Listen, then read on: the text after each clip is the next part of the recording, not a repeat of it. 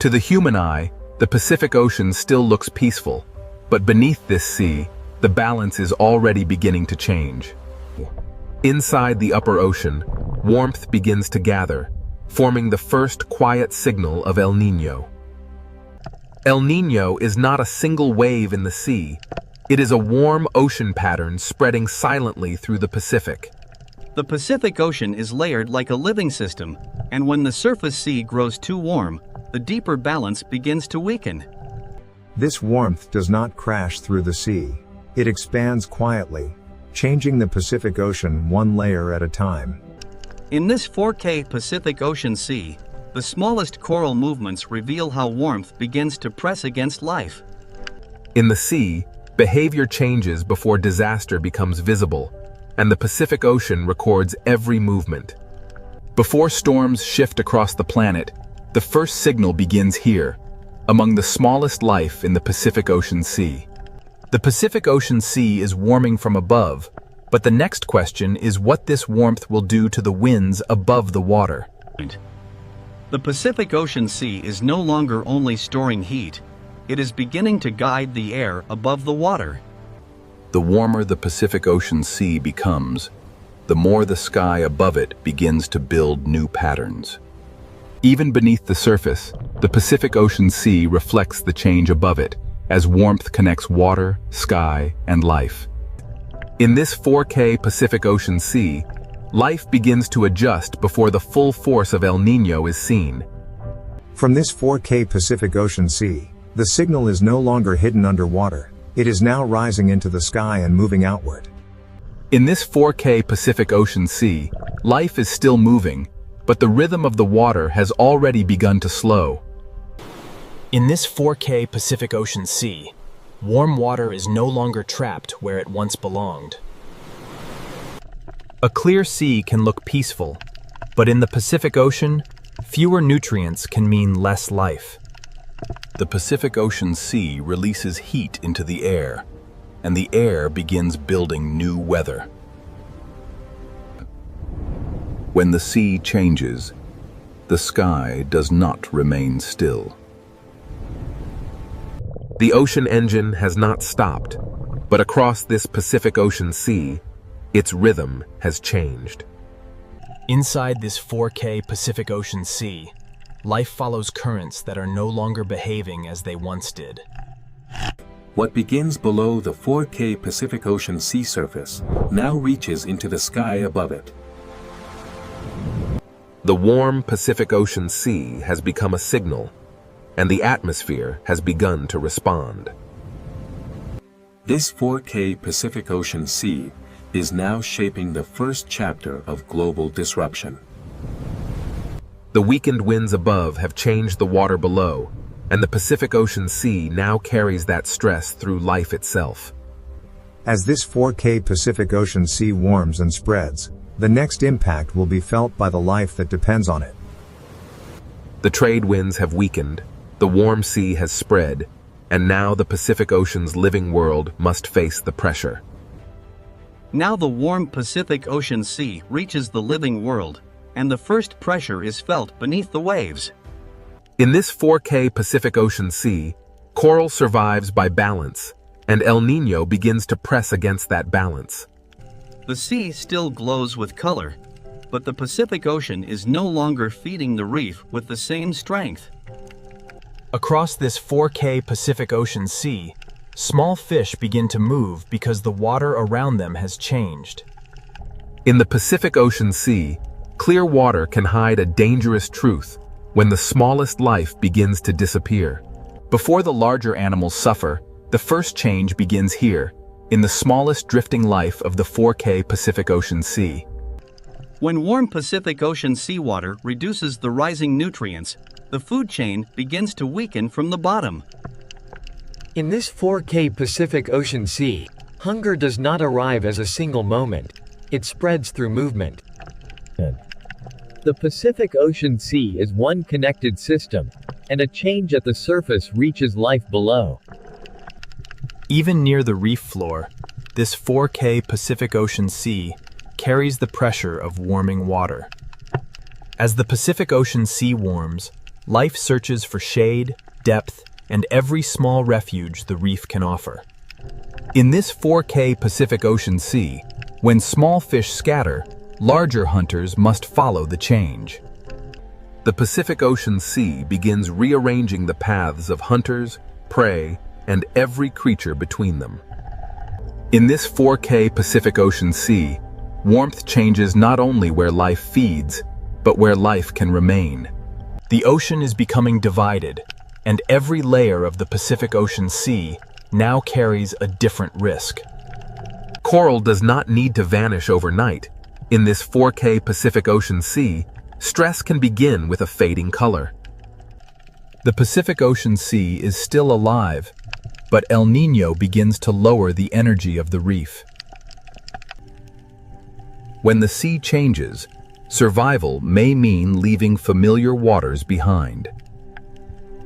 In this 4K Pacific Ocean Sea, even a school can begin to lose its shape when the ocean's rhythm changes. The living sea below and the changing sky above are now part of the same El Niño story. Across this 4K Pacific Ocean Sea, the absence of movement becomes as important as the movement itself.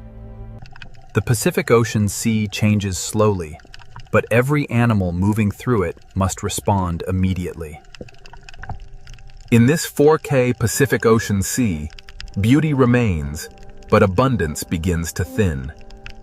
A reef inside the 4K Pacific Ocean Sea depends on movement, and when movement weakens, life waits. The open Pacific Ocean Sea can look endless, but during El Niño, it can also become strangely empty. In this 4K Pacific Ocean Sea, movement becomes a gamble between heat, hunger, and survival. Even when life finds another reef, the Pacific Ocean Sea carries the same warm pressure with it. The stress of the 4K Pacific Ocean Sea reaches into places the eye almost misses. When the sea holds less food, every feeding movement costs more energy. In this 4K Pacific Ocean Sea, the food web does not break all at once. It loosens strand by strand. The Pacific Ocean Sea reveals the chain of life through layers, and every layer now feels the warmth.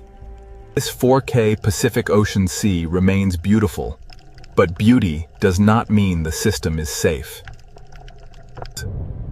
The Pacific Ocean Sea carries stress below and sends signals above. El Niño does not need to erase life at once. In the 4K Pacific Ocean Sea, it changes where life can thrive. The deeper sea may offer cooler water, but it also changes the rules of feeding and survival. In this 4K Pacific Ocean Sea, escaping warmth can mean leaving abundance behind. The Pacific Ocean Sea becomes a narrowing space where life must choose between light, food, and temperature. In this 4K Pacific Ocean Sea, stress changes not only where animals go, but how they meet each other. Even the strongest hunters in the Pacific Ocean Sea depend on the smallest drifting life. This 4K Pacific Ocean Sea shows the food web without words, from invisible life to visible struggle. The Pacific Ocean Sea has stressed its living world, and now the warmth begins to move rainfall across the sky. The Pacific Ocean Sea has stressed its living world, and now the warmth begins to move rainfall across the sky. In this 4K Pacific Ocean Sea, life below and rain above are connected by the same warmth. The Pacific Ocean Sea is not silent because nothing is happening. It is silent because life is adjusting under pressure. As the living sea adapts, the next signal rises into the air, where rain will shift and drought will spread. From this 4K Pacific Ocean Sea, the pressure now moves beyond marine life and into the movement of clouds.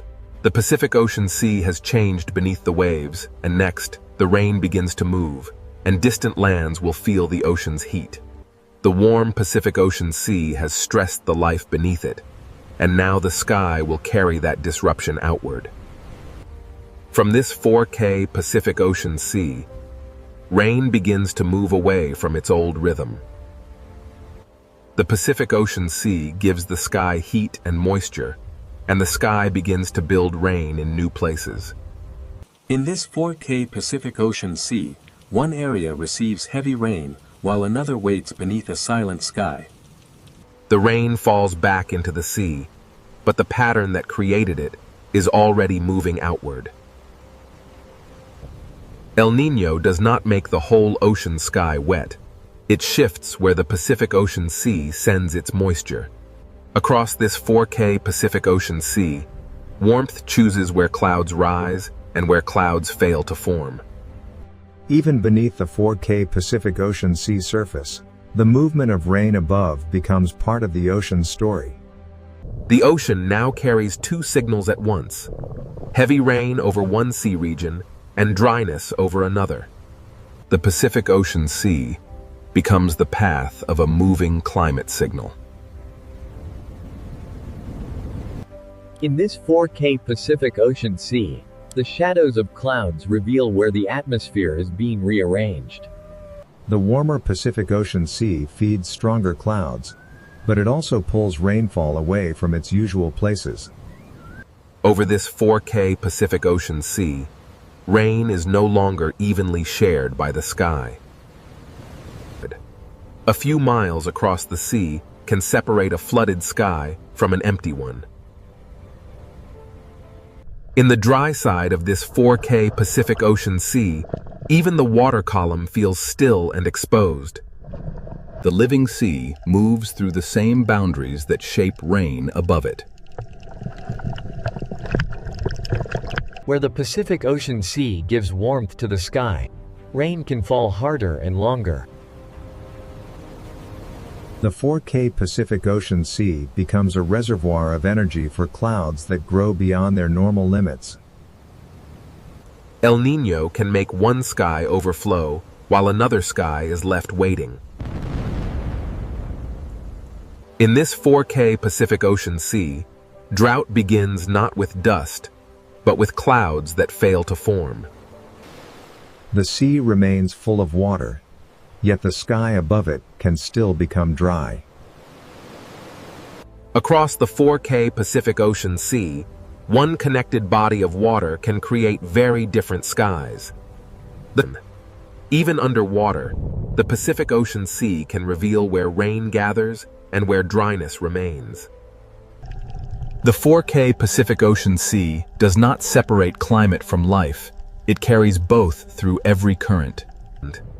Rain moves across this Pacific Ocean Sea like a shifting line between abundance and absence. This 4K Pacific Ocean Sea shows the pattern without words. Rain moves, and dryness spreads behind it.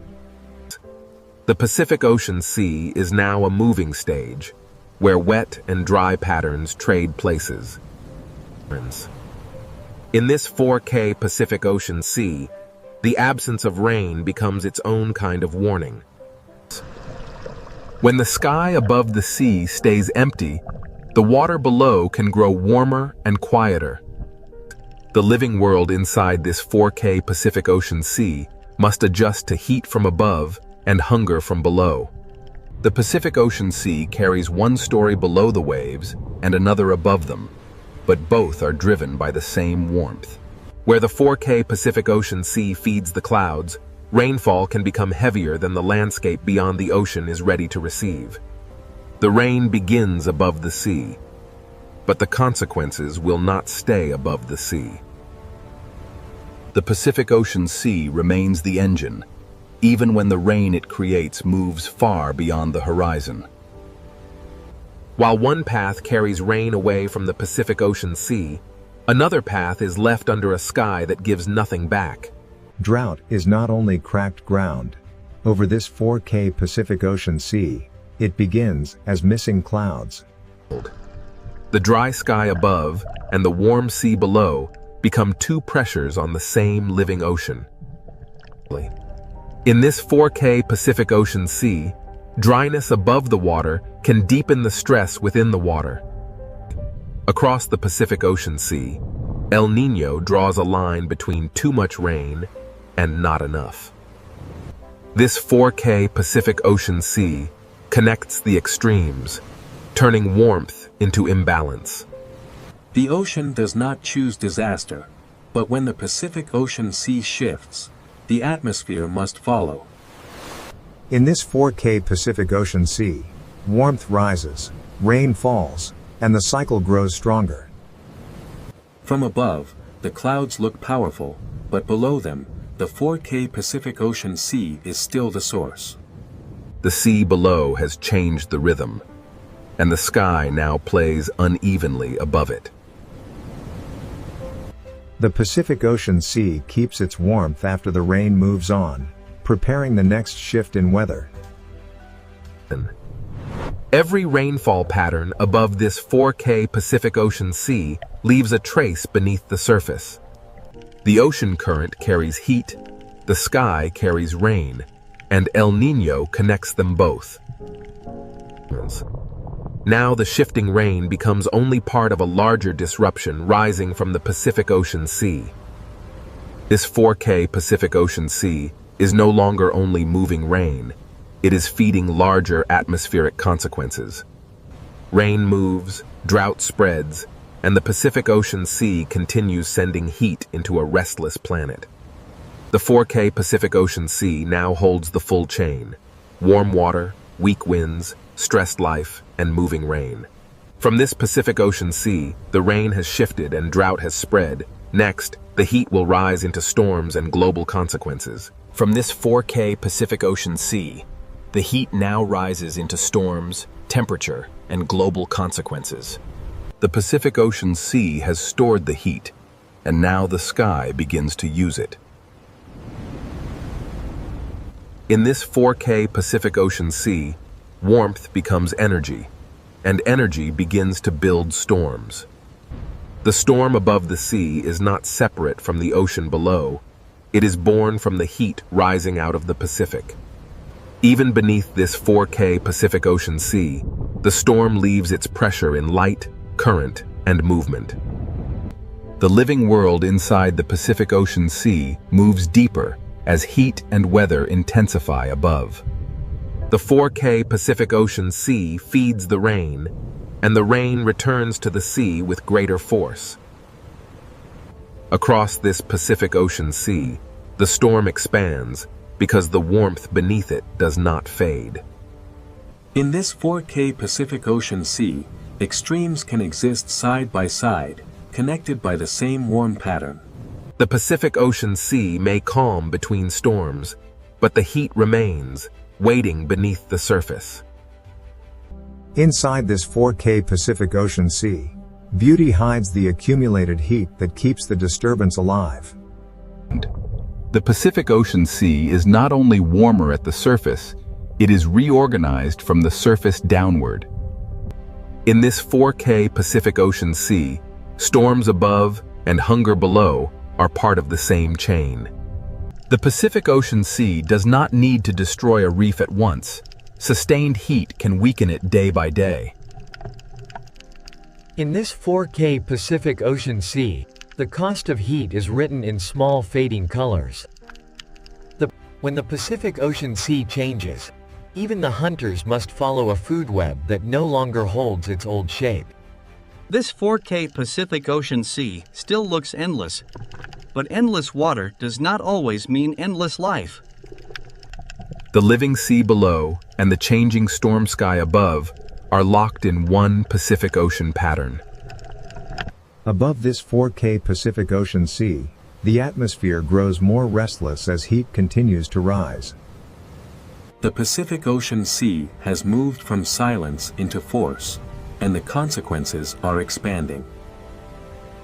In this 4K Pacific Ocean Sea, heat, rain, wind, and cloud now move as one disturbed system. The sea gives energy to the storm, and the storm gives motion back to the sea. Beneath this 4K Pacific Ocean sea storm, life continues, but every movement becomes more demanding. The Pacific Ocean Sea carries the storm downward, turning surface violence into underwater stress. Even away from the storm, this 4K Pacific Ocean Sea remains part of the same heat-driven pattern. The Pacific Ocean Sea does not only move storms, its warmth can lift the temperature of the planet. In this 4K Pacific Ocean Sea, heat rises quietly, but its reach can extend far beyond the water. For life inside the Pacific Ocean Sea, warmth changes where safety, food, and survival can be found. This 4K Pacific Ocean Sea is still living, but its living systems are working harder than before.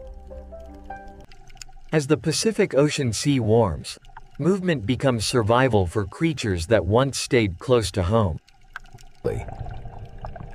In this 4K Pacific Ocean Sea, one pressure rarely travels alone. The Pacific Ocean Sea keeps feeding the sky, and the sky keeps answering with stronger signals. Across this 4K Pacific Ocean Sea, the consequences spread in waves of cloud, rain, heat, and wind. What began as shifted rain over the Pacific Ocean Sea now grows into larger atmospheric force. The 4K Pacific Ocean Sea carries the storm above into the behavior of life below. In the Pacific Ocean Sea, the consequences of El Niño are felt as heat, shadow, hunger, and caution. This 4K Pacific Ocean Sea changes the rules for prey and predator alike.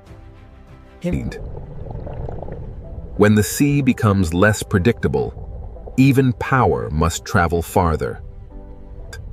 The storm moves on, but the Pacific Ocean Sea keeps the heat that helped create it.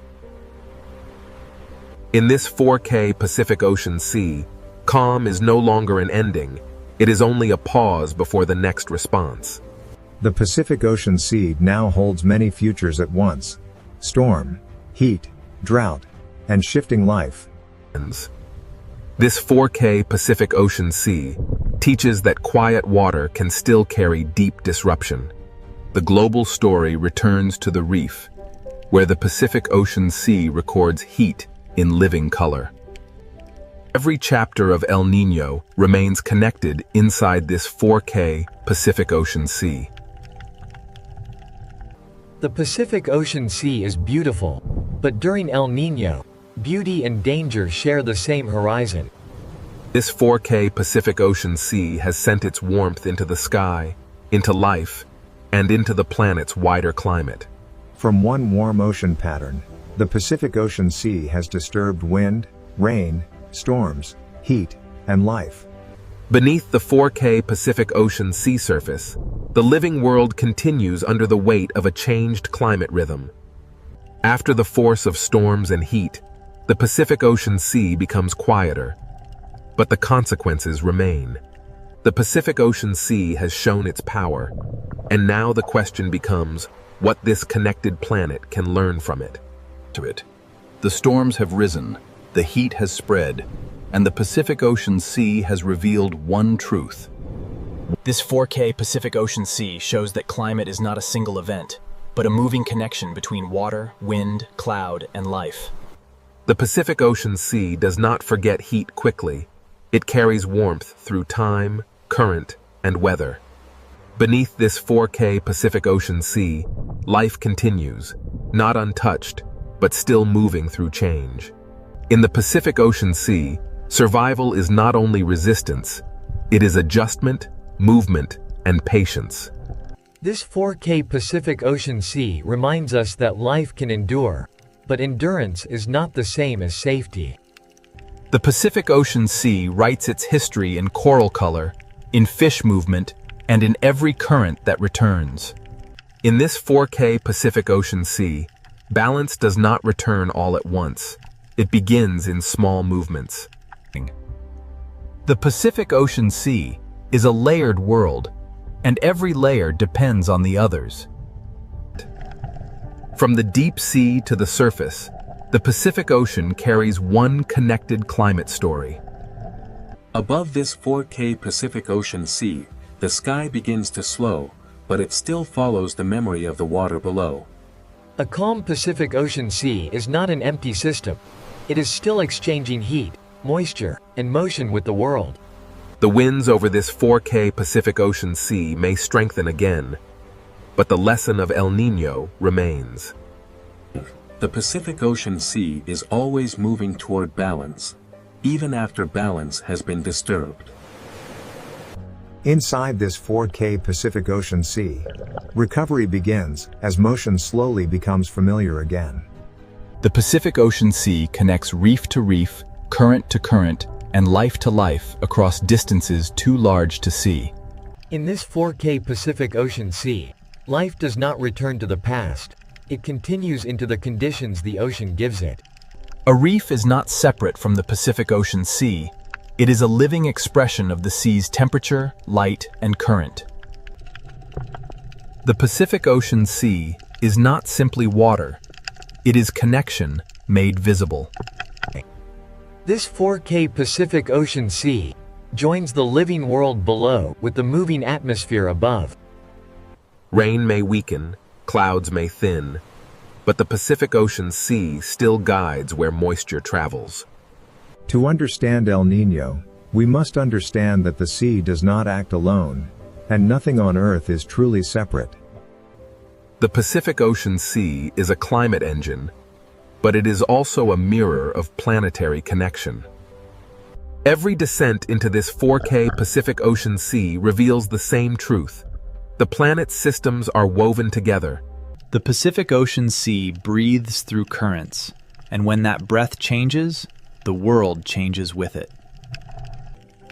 In this 4K Pacific Ocean Sea, the smallest life is connected to the largest climate pattern. The sea can recover in fragments, and those fragments matter. In this 4K Pacific Ocean Sea, adaptation is written in every turn of a fish school.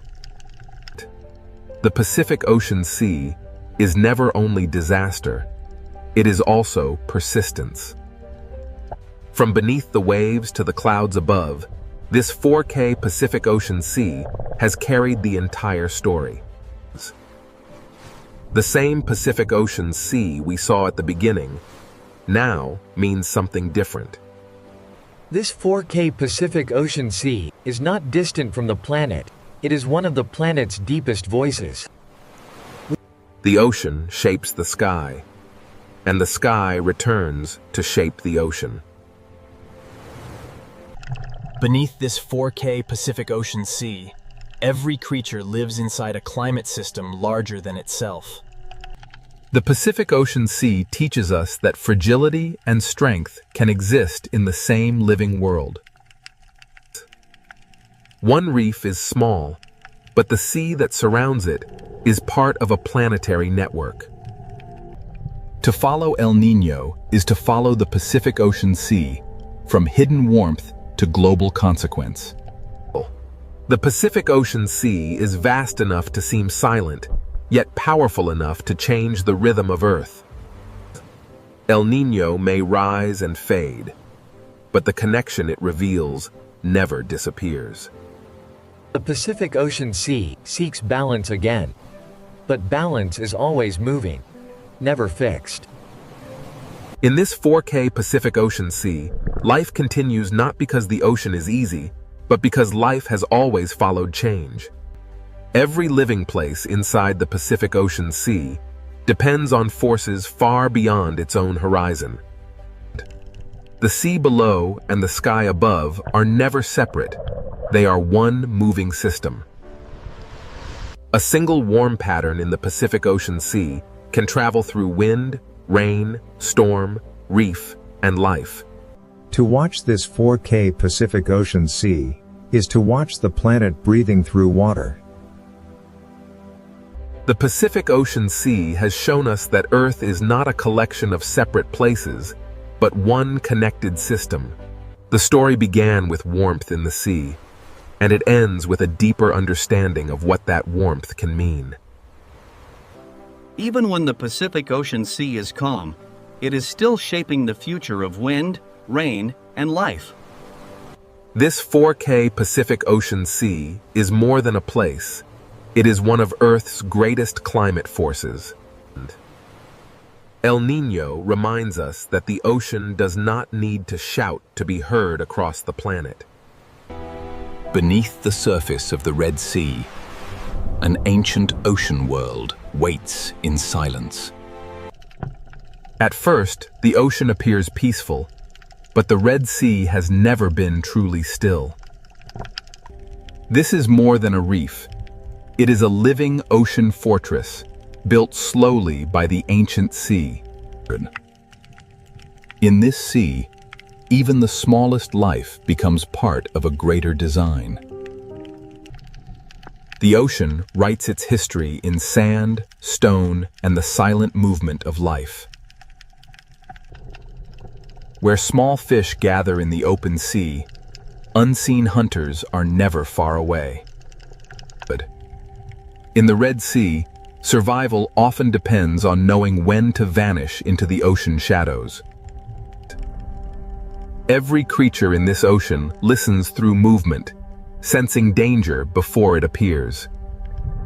The Red Sea does not always reveal its predators.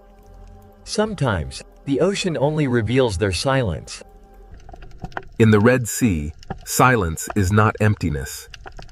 It is the language of survival. Every reef in this ancient ocean is both shelter and trap. To rise into open water is to trade darkness for exposure. In this sea, the smallest movement can travel farther than sound. The ocean often reveals danger through those who fear it first. Before a hunter appears, the Red Sea often becomes strangely calm. Here, beauty is camouflage, and color can hide both fear and hunger. The ancient ocean is built from thousands of hiding places, and each one has a story. To follow the reef inward is to enter the older memory of the sea. And in the quiet heart of the Red Sea, the first silent hunters begin to wake. The Red Sea ocean does not rush its stories. It lets the darkness speak first. In this ancient sea, every shadow belongs to the reef, and every reef belongs to the hunt. Peace returns quickly in the ocean, but never completely. The Red Sea is a world of openings, shelters, edges, and unseen paths. Where the reef begins to fall, the rules of the sea begin to change. Even the sand of this ocean is alive with movement, warning, and escape. Some predators in the Red Sea do not chase. They become part of the ocean itself. In this ancient sea, the difference between stone and hunter can disappear. The ocean teaches every creature to read shape, shadow, and silence. And beyond the reef, the Red Sea ocean begins to reveal the shape of its hunters. The Red Sea ocean gives only glimpses, never answers too soon. Out here, away from the reef, the ocean becomes a place of distance, patience, and hidden movement. A school survives because many eyes become one mind inside the sea. When the ocean suddenly opens around them, the warning has already begun. In the Red Sea, the first sign of a predator is often the silence it leaves behind. Every crack in this ocean wall can become a doorway for hunger. The ocean does not need noise to create fear.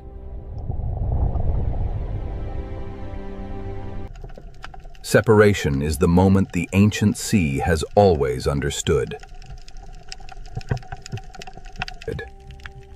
For the hunted, the ocean is measured in inches, shadows, and seconds. And ahead, where the Red Sea bends into darkness, the hunters wait without a sound. The deeper the Red Sea ocean draws us in, the more its silence begins to feel alive. In this ancient sea, the hunter does not need to be seen to be felt. The Red Sea records every movement, even when the creature that made it has already vanished. Every arch, cave, and hollow in this ocean can become a waiting mouth. Here, survival belongs to those who can become invisible inside the sea. The Red Sea does not separate beauty from danger. It weaves them into the same silence. The hunted may escape one shadow, but the ocean is filled with many. This ancient ocean is not random. Every ledge, current, and shadow shapes the lives within it. In the Red Sea, peace is only a pause between movements. And now, beneath the beauty of this ancient sea, the silent predators of the Red Sea begin to emerge. Beneath the beauty of the Red Sea ocean, the hunters are already in position. Some predators in this ancient sea do not chase. They wait beautifully. In the Red Sea, danger can be graceful enough to be mistaken for beauty. Inside the reef, the Red Sea shelters hunters built for patience. The ancient ocean gives even its fiercest hunters a place to remain unseen. Every hollow in this sea may be empty, or it may be waiting. Strength in the Red Sea ocean is often hidden beneath stillness. A hunter does not always need speed. Sometimes it only needs the perfect place. On the ocean floor, the Red Sea teaches predators how to become stone. In this sea, survival may depend on seeing what does not wish to be seen. The Red Sea ocean has hunters that hide not in darkness, but beneath the sand.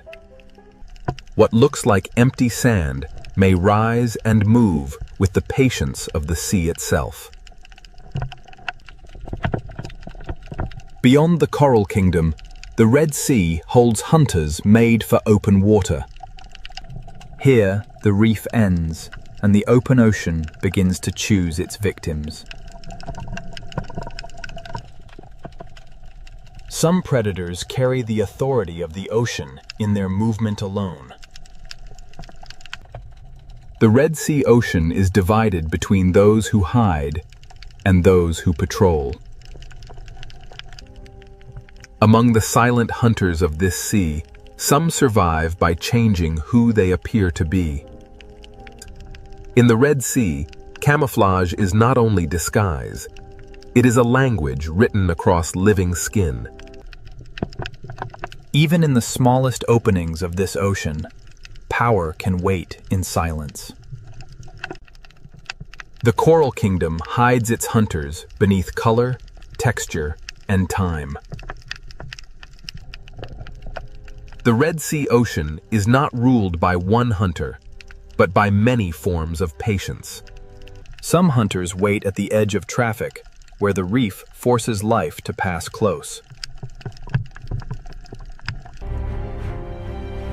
For small life in the Red Sea, every shortcut may pass through danger. The ancient sea rewards those who can wait longer than fear can last. In this ocean, shape can become a mask. The reef does not need cages. It builds its traps from current, shelter, and habit. The Red Sea hides power inside narrow spaces. In this ancient sea, the hunters do not need to gather. The reef gathers prey for them. The coral kingdom is beautiful because it is alive, and dangerous because everything alive must feed. To leave the reef is to enter another kind of silence. Some hunters are built for the moment when stillness breaks. In the ocean, fear travels faster than the hunter itself. The Red Sea turns beauty into a wall and patience into a weapon. Here, the line between animal and landscape becomes almost impossible to draw. Below the coral, the Red Sea holds a second world of tunnels and teeth. Not all hunters in this ocean hide in shadow. Some hide beneath light. The ancient sea is full of hunters too small to cast a shadow. In this ocean, intelligence can hide inside a changing shape. The Red Sea does not always show the hunter leaving. Sometimes, it simply closes around it. At the edge of the reef, silence becomes distance, and distance becomes threat. The Red Sea Ocean is a kingdom of levels, and each level has its own hunter. Each predator holds one piece of the ancient sea's balance.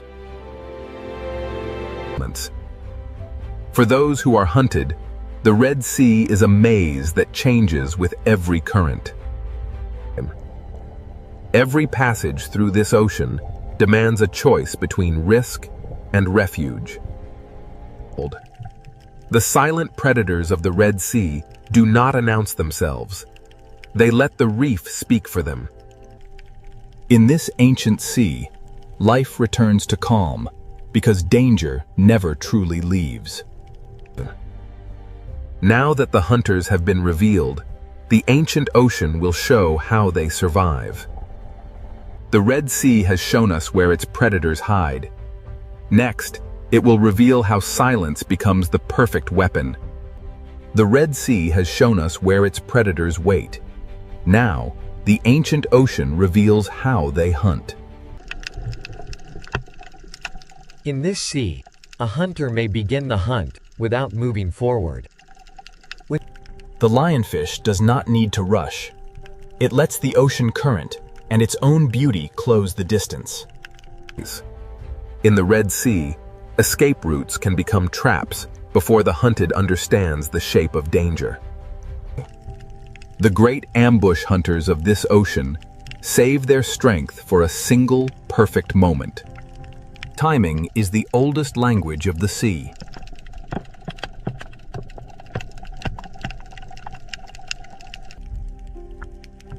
Some hunters in the Red Sea survive by becoming the place where they wait. In this ancient ocean, the most dangerous shape may be the one that seems to have no shape at all. The Red Sea turns ordinary pathways into hunting lines.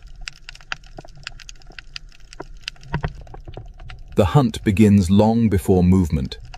It begins with choosing where the sea will bring life next. In the coral kingdom, even a body shape can become camouflage. To vanish in the Red Sea, a predator does not always need darkness. Sometimes it only needs imitation. Few hunters in this ancient sea understand disguise as deeply as the octopus. Across its skin, the ocean writes a disguise that can change from one breath to the next. The Red Sea rewards hunters that can move without becoming a signal.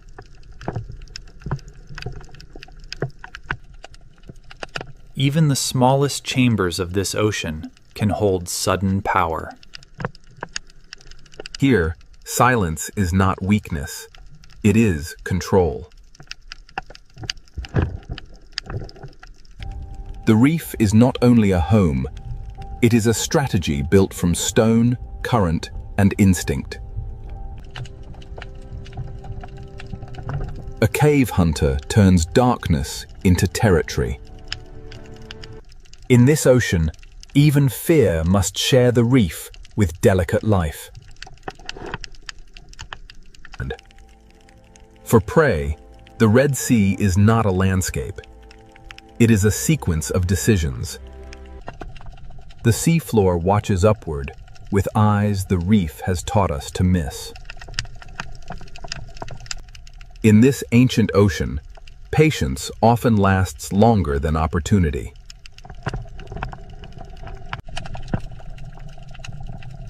Open water hunters use distance the way reef hunters use shadow.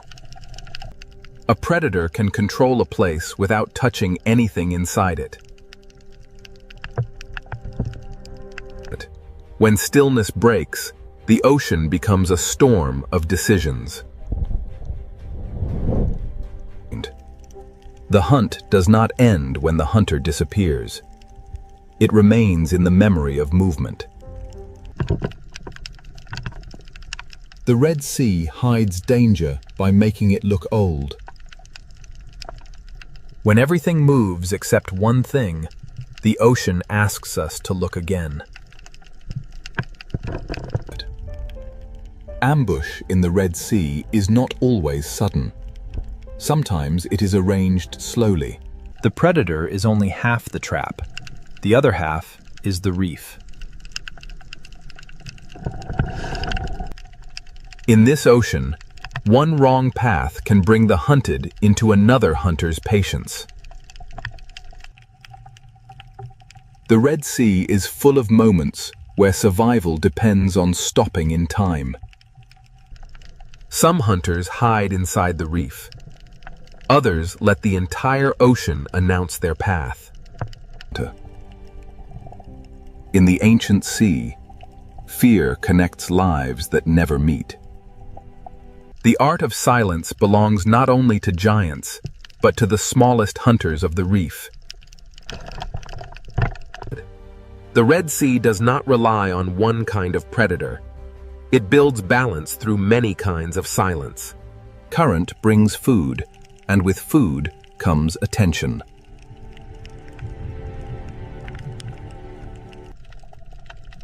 Every feast in this sea has an audience.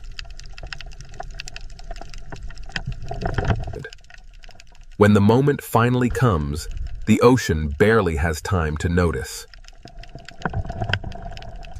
The Red Sea closes over every hunt, leaving only movement where fear had been. For the hunter that can change its skin, the reef itself becomes a mask. Not every opportunity is taken.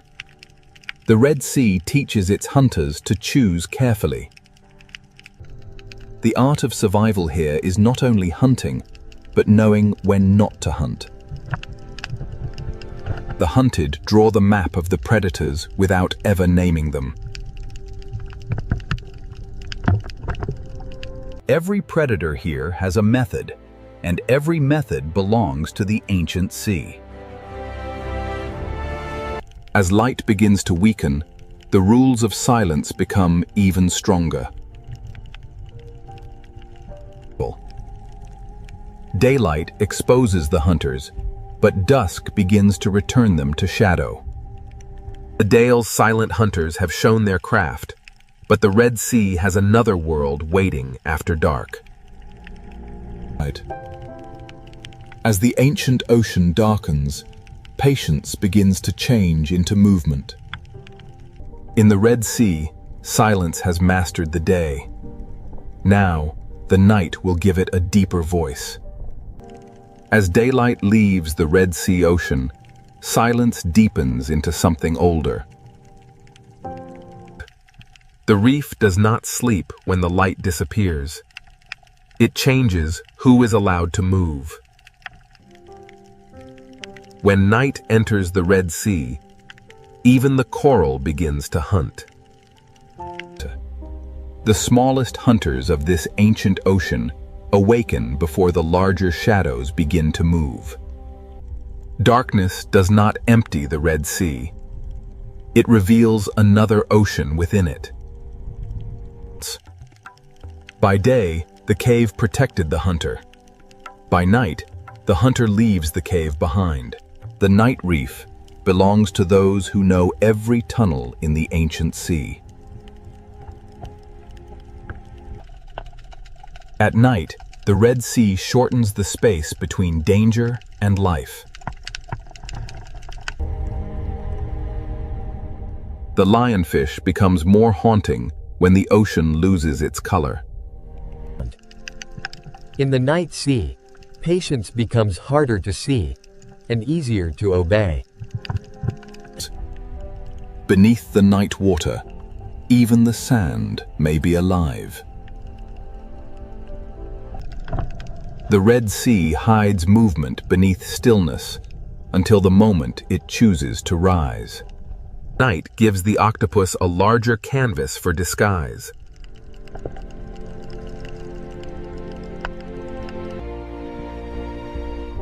In this ancient sea, intelligence moves without footsteps. The best hunters of the night know that not every movement must become an attack. At night, the ocean hides the hunter until the hunted begins to move differently. The open sea grows wider in darkness, and the hunters of distance become harder to read. In daylight, distance can be measured. At night, distance becomes mystery. The night reef feeds in every direction, from the smallest tentacle to the largest shadow. Under darkness, the Red Sea becomes a universe of small hunters. Night does not silence the Red Sea. It changes the scale of its voices. A hunter built for tunnels becomes bolder when the sea itself turns dark. Below the coral, the Red Sea keeps secret roads for those who know how to follow darkness.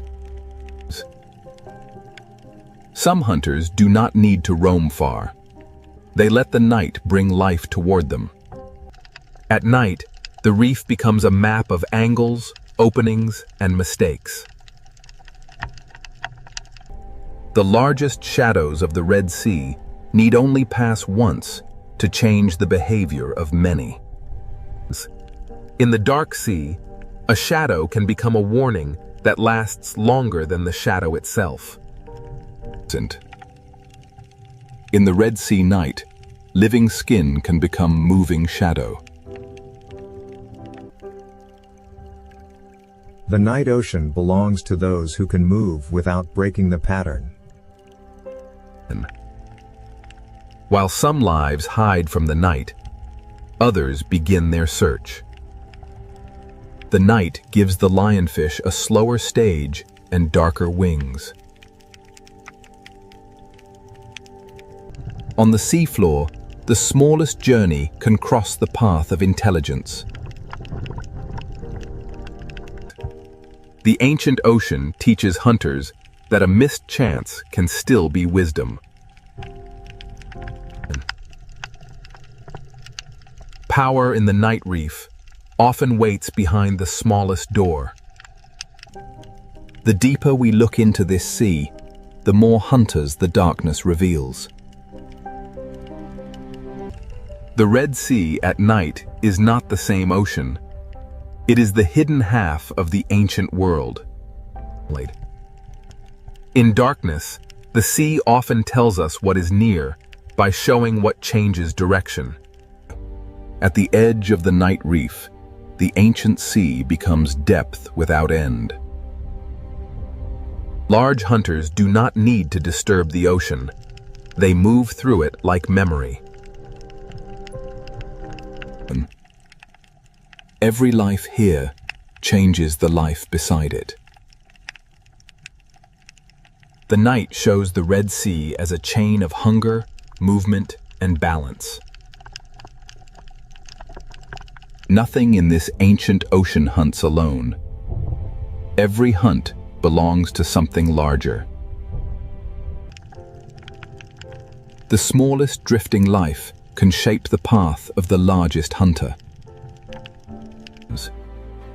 By night, the Red Sea reveals the hidden pattern that daylight disguises. Even before dawn arrives, the night sea begins to prepare for another change. The Red Sea does not change all at once. It trades one silence for another. The hunters of darkness do not vanish. They become part of the reef again. By morning, the Red Sea looks peaceful, but the night has left its mark in every movement. Night has shown us the hidden hunters of the Red Sea. Now, the ancient ocean will reveal how every life feeds the next. Every story of survival in the Red Sea ocean begins with something almost too small to see. The current does not simply move water. It carries the first meal of the reef. The coral that builds this ocean world also joins the endless act of feeding.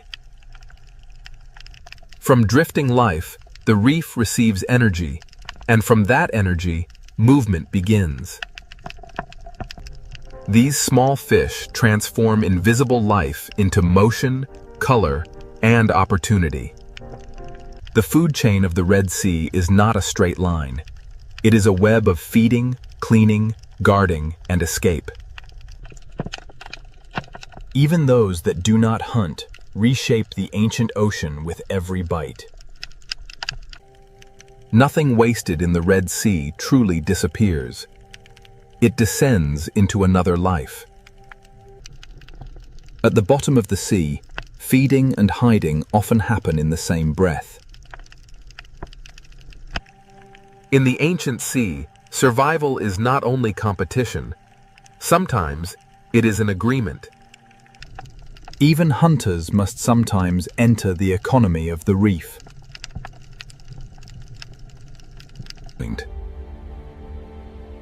Where food gathers life, life gathers danger.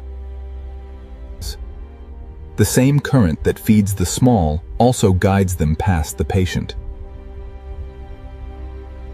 The Red Sea turns feeding routes into hunting routes.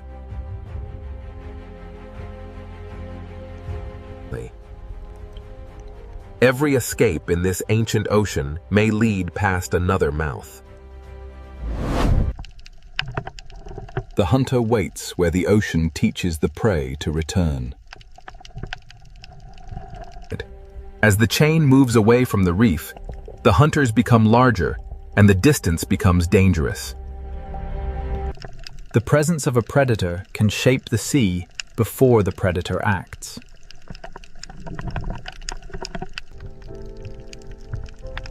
Hunger pulls life outward.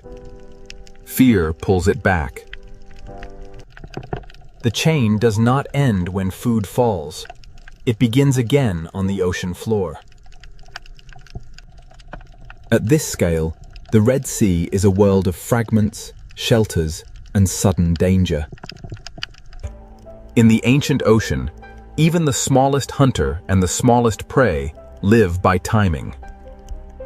Some feeding protects the very home that makes feeding possible.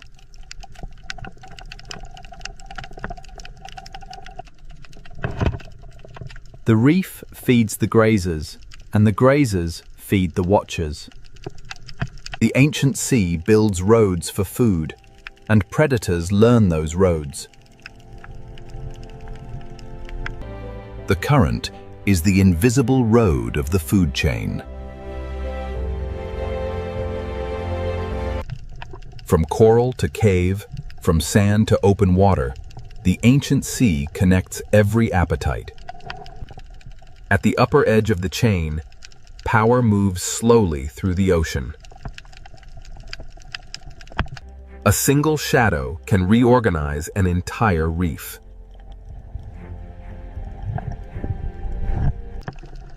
The Red Sea survives because fear pauses life, but hunger restarts it. This is the architecture of hunger beneath the Red Sea. The ancient ocean does not separate beauty from hunger, or hunger from balance. In the Red Sea, endings often become places for new life to begin. Every hunter is also part of a larger pattern, and no creature stands outside the chain. The rules of the reef can change with a single body moving away.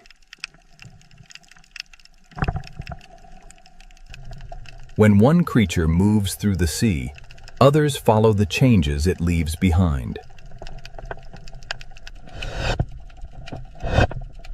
Opportunity in the ocean rarely belongs to only one life. The ancient reef is not a battlefield alone. It is a living arrangement. The hunted are not passive in this sea. Their movement helps shape the hunt. Survival is not only escaping the strike, it is learning the shape of pressure. Some lives move in bursts. Others keep the reef alive through constant work. The foundation of the ancient ocean is built from lives that pass unnoticed. The farther life moves from shelter, the more the ancient ocean tests it. The Red Sea is not ruled by hunger alone. It is held together by the balance hunger creates. The silent predators of the Red Sea are not outside the reef's balance. They are part of what keeps it alive. Now that the chain of life has been revealed, the Red Sea will show us why its silent hunters are guardians of an ancient marine world. Now, the Red Sea ocean shows us why its silent predators are not destroyers, but guardians of balance. To understand this ocean, we must see every life as part of one long rhythm. The smallest life in the Red Sea carries the strength of the largest hunters. The ancient sea begins with delicate mouths, reaching into the current. The reef gives them food, and the predators teach them movement. The lionfish waits in beauty, and through that waiting, the reef remains alert. Even the teeth of the Red Sea have a place inside the reef's fragile order. The great reef hunters preserve their strength, and the ocean learns their patience. Beneath the sand, the Red Sea keeps another layer of balance.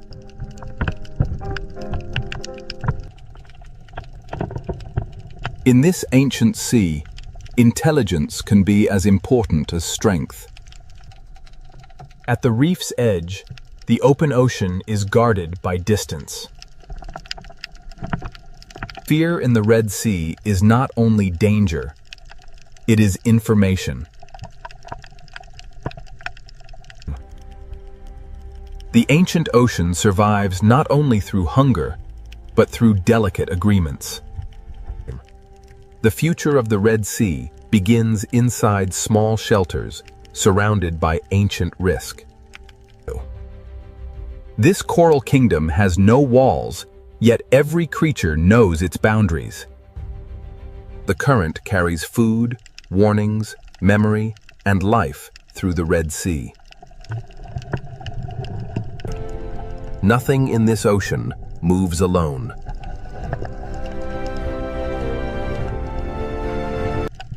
The Red Sea carries the memory of night into the daylight. Day and night trade the reef between them, but the ocean remains one. The reef is a monument built not by stone alone, but by life repeating itself. One coral tower can hold an entire history of hunger and shelter. The hunted are also teachers of the sea.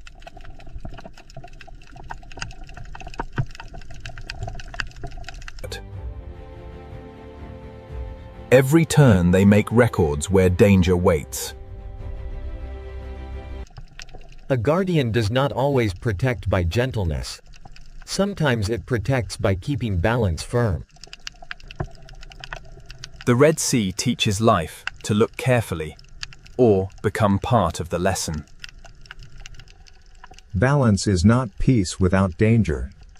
It is life continuing with danger understood.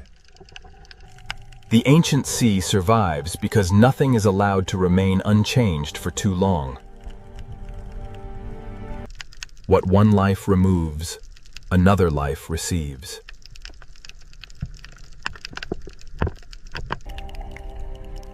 The ancient ocean survives not only through hunger, but through delicate agreements. The future of the Red Sea begins inside small shelters surrounded by ancient risk. This coral kingdom has no walls, yet every creature knows its boundaries. The current carries food, warnings, memory, and life through the Red Sea.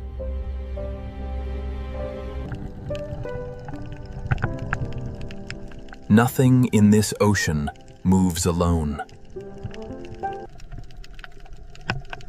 The Red Sea carries the memory of night into the daylight. Day and night trade the reef between them, but the ocean remains one. The reef is a monument built not by stone alone, but by life repeating itself. One coral tower can hold an entire history of hunger and shelter. The hunted are also teachers of the sea.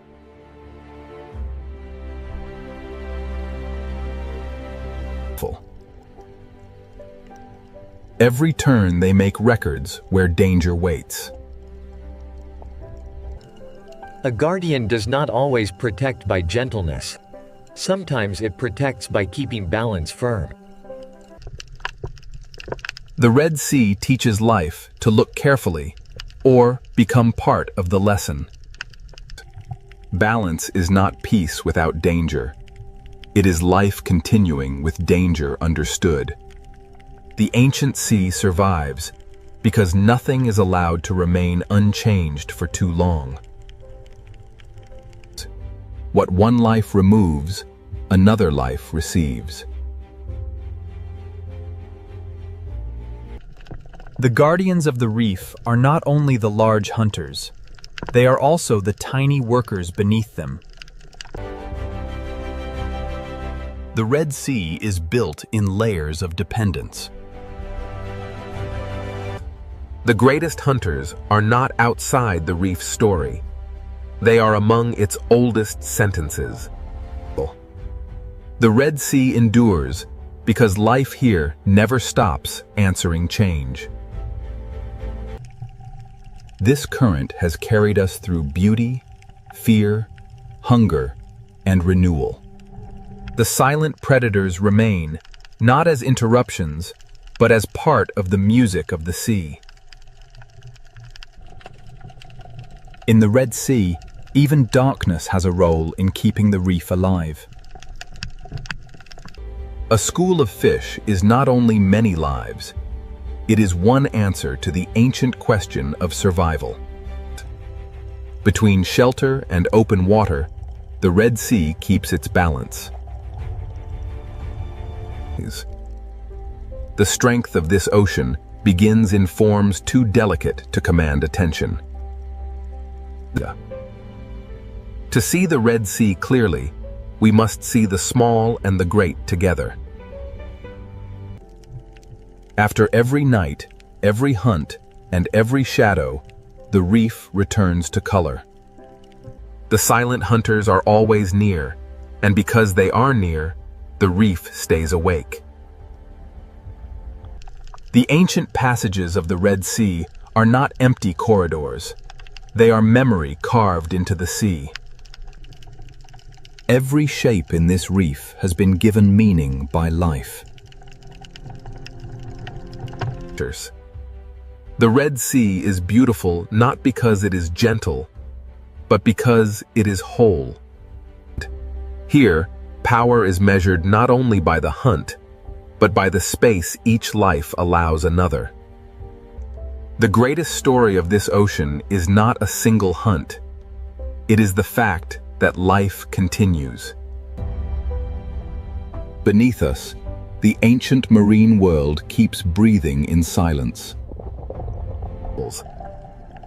What once appeared as danger now reveals itself as part of the ocean's design. Above the surface, the Red Sea seems quiet. Below it, an ancient world keeps its balance. The silent predators remain below, unseen by most, yet essential to everything that lives there.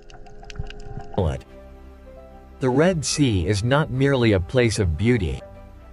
It is a living memory of survival. And beneath this surface, the ancient reef continues, without witness, without applause, without rest. In the Red Sea, silence is not emptiness. It is the sound of balance. The silent predators of this ancient sea do not end the story. They keep it alive.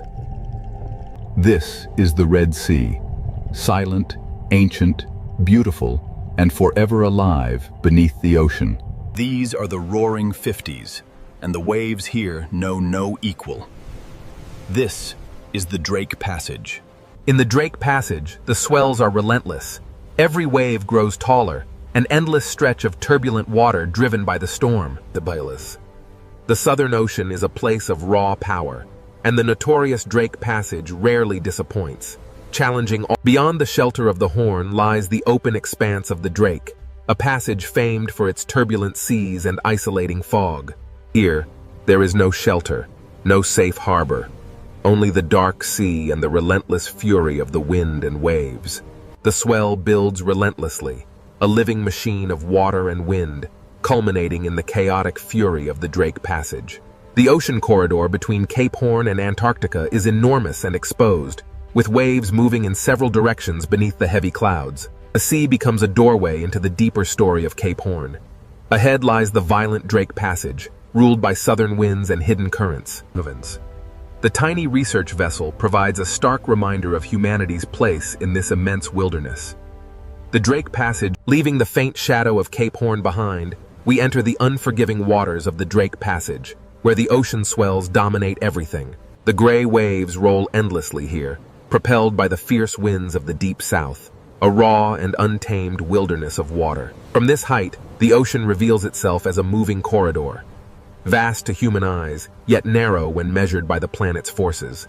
Beneath the gathering storm clouds, the ocean stirs, a vast engine waking, its power unleashed by the relentless wind. Here, in the infamous Drake Passage, the true force of the Southern Ocean is unleashed as massive swells rise and collapse with unimaginable power. The powerful swell dissipates into churning foam, only to be met by a fierce gust, scattering the spray across the relentless currents. Away from the sight of land, the waves themselves form a continuous chain, pulling us deeper into the profound blue-black heart of the ocean.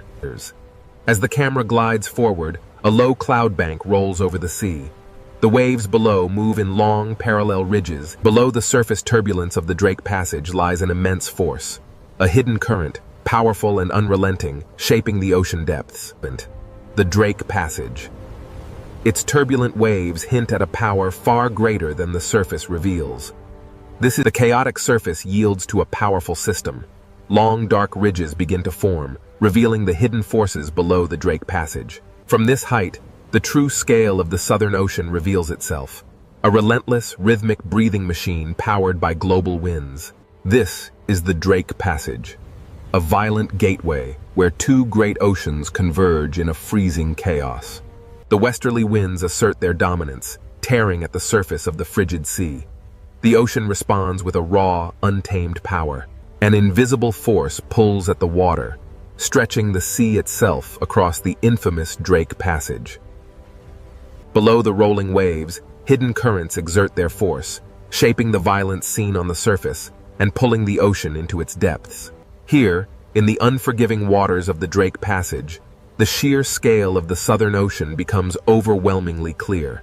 This is the Drake Passage, a volatile stretch of water where the visible storm gives way to the unseen forces below. Below the mist lies the true heart of the Southern Ocean, a vast and dangerous realm where wind meets current in an eternal struggle. Beneath these waves lies a pressure few vessels can withstand. This is the Southern Ocean, and it demands respect. This is the Drake Passage, where the Atlantic and Pacific converge, creating towering waves and chaotic currents far below the surface. The sea no longer looks random. Every ridge and trough is connected to the wind, distance, and invisible currents flowing through the Drake Passage. Beneath the violent surface, a deeper engine moves, folding the dark water into itself. A powerful gust tears across the surface, transforming the ocean into streaks of silver-white motion. But this is the Drake Passage, where the sea itself rises like a dark wall, unleashing the raw energy stored within its depths as it breaks into foam. As the chaos of the impact subsides, the true scale of the Antarctic waters is revealed, stretching endlessly towards the ice. Here, where the continents end and the true ocean begins, the Drake Passage guards the gateway to the deep unknown. The Drake Passage holds secrets beneath its turbulent waves. Deep below the surface, a massive current flows. As we journey deeper into the Drake Passage, the true force of the wind and the hidden currents beneath the waves begins to reveal itself. The Drake Passage, a violent, restless sea where two oceans collide before the final approach to the ice. The Drake Passage, a place where every second changes the shape of the world. Descending into the trough reveals the true scale of the Southern Ocean's power, a chaotic gateway into forces unseen. The Drake Passage is endless and exposed. There is no island, no harbor, and no peaceful coastline to soften the ocean's violence. In the infamous Drake Passage, the wind is the undisputed master. It rips across the water, tearing spray from the waves and drudged. The Southern Ocean holds the memory of distant storms. These waves, growing heavier now, carry that immense. The unforgiving swells of the Drake Passage offer no mercy. Here, swallowed by the immense power of the Southern. And so the ship vanished beneath the swell. The ocean, timeless and untamed, simply closed over the space. This is the Drake Passage, a visual threshold between the world we know and the mysteries that lie beneath the ice. Legend. Behind the mist lies Cape Horn, the final sentinel of the land. Now, the violent expanse of the Drake. The Southern Ocean tolerates no weakness. Here, the waves are the true masters, and the land merely a fragile witness to their power. Here, at the edge of Cape Horn, the Southern Ocean unleashes its full fury against the Black Rock, a violent prelude to the infamous Drake Passage. For countless millennia, the cliffs of Cape Horn have endured the ocean's endless assault, a testament to the raw, untamed power of the sea. This coastline offers no refuge. It is the final stone edge before the exposed, endless ocean swallows the horizon. As the cliffs of Cape Horn recede, the true scale of the Drake Passage begins to emerge. As the shelter of Cape Horn recedes, the true nature of the Southern Ocean reveals itself. Here, the swells run unimpeded toward Antarctica. Beyond the cliffs of Cape Horn, the ocean asserts its dominance. The small vessel is dwarfed by the immense. As the cliffs of Cape Horn vanished into the churning wake, the vessel pushed into a sea that grew darker, wider, and less forgiving with every passing moment. Here, in the unforgiving Drake Passage, the ocean demonstrates its power, quickly erasing the fleeting presence of the ship's passage. We leave the shelter of Cape Horn now, entering the infamous Drake Passage. Ahead lies the raw power of the Southern Ocean, Cape Horn, the very edge of the world's navigable waters. Beyond this churning chaos lies the frozen expanse of Antarctica, and the coastline stands as a warning. Every wave impact reminds us that even the land itself is shaped by the ocean's relentless force. The coastline ends here, swallowed by the mist. Southward, the ocean stretches like an open gate into unimaginable violence. This is Cape Horn, the gateway to the vast, untamed waters of the Drake Passage. As the swell travels outward, Cape Horn recedes into the mist, and the immense power of the open ocean takes control of the narrative. Here, between the continents, the wind blows unimpeded, driving the largest waves on Earth across the notorious passage. The wave crests move in long, organized rows, driven by an unseen force. What feels wide to us is... As the final coastline disappears, the sea becomes a complete world. A realm with no shelter, no returners. The last sight of land recedes into the mist, and the sea becomes more than water. It is a boundary, both physical. As the waves subsided, Cape Horn vanished. We were now truly exposed to the raw power of the Drake Passage. Now, with no continent or island left to break the force of the wind, the sea grows rougher. The waves rise unchecked across the open ocean. Here, in the Drake Passage, the sea is an exposed arena. Wind, water, and distance combine into a larger, relentless force. We push farther now from Cape Horn, drawn closer to the violent heart of the Drake Passage. Here, Here, at the edge of the world, the Southern Ocean shows its true power. The small research vessel is merely a toy in the hands of the Drake Passage. The sea cares little for the machines of man. It rolls on, indifferent to our passage, reminding us that this crossing belongs to the water. The sea erases scale, direction, and certainty. The vessel is but a fleeting moment in the ocean's eternal power. As the land disappears, the sheer emptiness of the Drake Passage becomes apparent. Nothing but water, wind, and the humbling scale of the open ocean. Below the waves, the water turns to an impenetrable black. Here, in the heart of the passage, the horizon vanishes completely. The true scale of this desolate ocean world remains hidden, obscured by the endless fog and the relentless churning of the waves. Watch closely as the waves lift in sequence. This is how energy truly moves across the vast, open ocean, uninterrupted. As the spray clears, the immense breadth of the Drake Passage is revealed. A world swallowed by the sea. Standing here, you understand the true meaning of isolation. The sea is absolute, and we are merely guests in its domain. As the land disappears behind the mist, we turn south. Now, there is only the sea, and the realization that we are truly alone. As we move south, away from the land, the sea grows colder, rougher, and more commanding with every passing moment. We leave the steep ridges behind as the crossing moves from geography into the raw power of the weather-driven ocean. We leave the shelter of the continent now, entering the infamous Drake Passage. Here, the Southern Ocean winds. Here, at the edge of the world, the Southern Ocean unleashes its full power. This is the infamous Drake Passage. Here, at the convergence of the Atlantic and Pacific, lies the infamous Drake Passage, a place where the ocean swells run unimpeded around the globe. With Cape Horn behind us, the wind pulls the sea into motion, a natural bridge toward the atmospheric engine ahead. These waves, bending under the immense pressure of the wind, carry an energy that travels across the vast expanse of the open sea. With Cape Horn now gone, the sea becomes the only landscape, the only road, and the only danger between us and Antarctica. As the clouds race overhead, the immense power of the Southern Ocean winds begins to organize the sea into massive, unstoppable rows. Without land masses to slow them, the westerly winds howl across the open water, turning this passage into Earth's most violent and unpredictable marine corridor. Now fully exposed to the Southern Ocean, the westerly winds begin their relentless assault on the Drake Passage. This is the Drake Passage, where the Atlantic and Pacific converge in a violent clash of wind and water. As we rise, the true force of the westerly winds becomes visible. Long lines of foam sweep across the water. The relentless wind writes across the ocean's surface, etching temporary patterns into the rolling waves before they vanish into the deep blue. Here, in the unforgiving Drake Passage, the atmosphere and the ocean move as one powerful, interconnected machine. The sea carries energy from distant storms, and each wave feels like a message traveling across thousands of kilometers of Southern Ocean water. With thousands of miles of open water, the Southern Ocean builds immense power, culminating in these towering walls of water.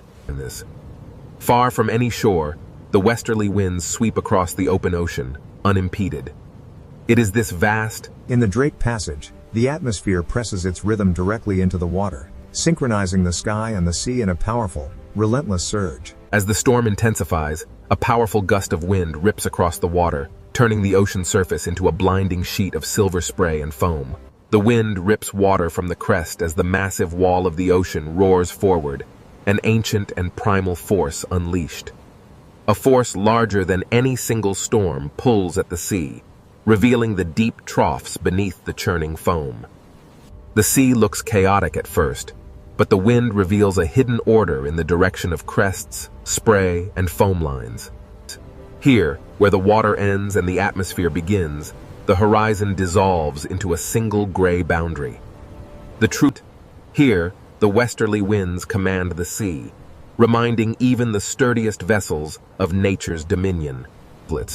The ship departs, and the relentless wind-driven spray sweeps across the surface, allowing the sea to reclaim its untouched, powerful... The Drake Passage is infamous for its massive seas. Driven by the relentless westerly winds, these waves form endless ridges of raw, moving energy. Driven by the relentless circumpolar winds, the ocean surface is pulled eastward, a massive conveyor of energy linking these waves to the icy continent beyond. Here, the wind is not just a presence, it is the undisputed master, whipping the waves into a frenzy. Navigating the Drake Passage means facing some of the most treacherous waters on Earth, where waves emerge suddenly from the gray mist.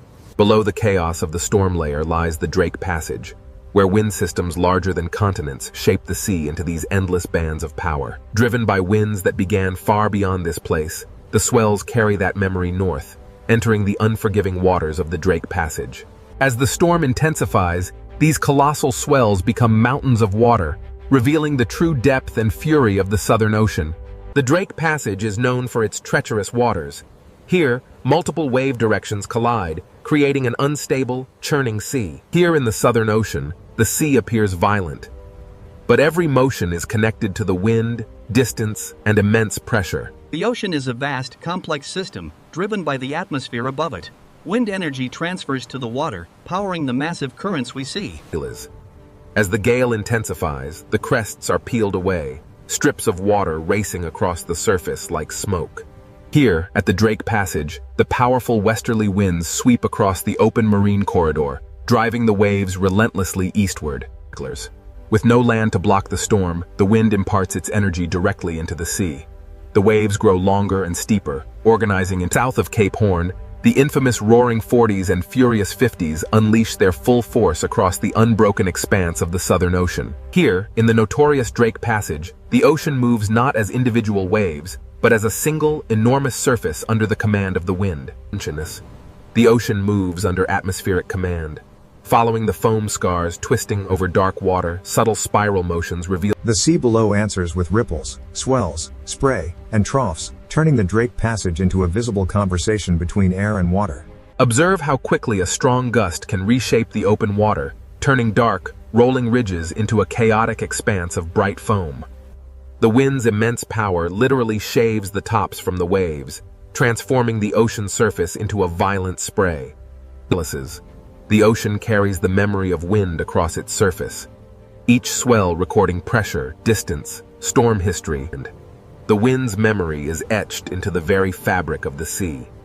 Here, in the immense Southern Ocean, westerly winds, the transparent currents, invisible to the naked eye, are the silent architects of the waves beneath the storm's fury.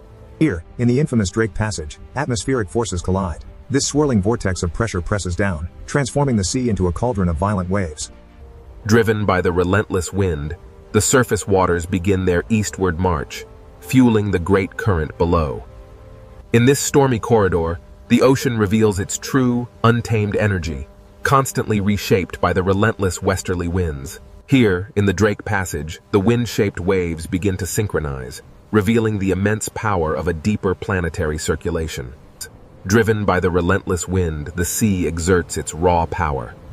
We push onward toward the pale, ethereal glow of the... Driven by the relentless westerly winds, the Antarctic storm gathers strength, turning the ocean surface into a chaotic landscape of rising waves and sideways spray. While the wind tears at the surface, deep beneath the churning waves, a far larger, ancient power begins to rise. Below the storm-tossed waves lies a world unseen, where the ocean's deepest secrets flow in powerful, hidden currents. Here, at the surface, the storm rages, but beneath the churning foam, an ancient power stirs, waiting to be revealed. The camera plunges into the crushing darkness, where these colossal structures have stood undisturbed for millennia. Stabilized beneath the churning surface, the deep water of the Drake Passage moves with a slower, more powerful rhythm, far from the sun's reach. The Drake Passage Sea is not only waves, but a layered ocean system moving beneath the storm. Beneath the Drake Passage, the greatest ocean current on Earth begins its endless journey around the pole. The ocean. A river without banks, wide and powerful, flowing silently beneath the violent surface. Here in the Drake Passage, the wind whips the surface layers into a turbulent frenzy, while far deeper, the massive currents move steadily onward. The Drake Passage.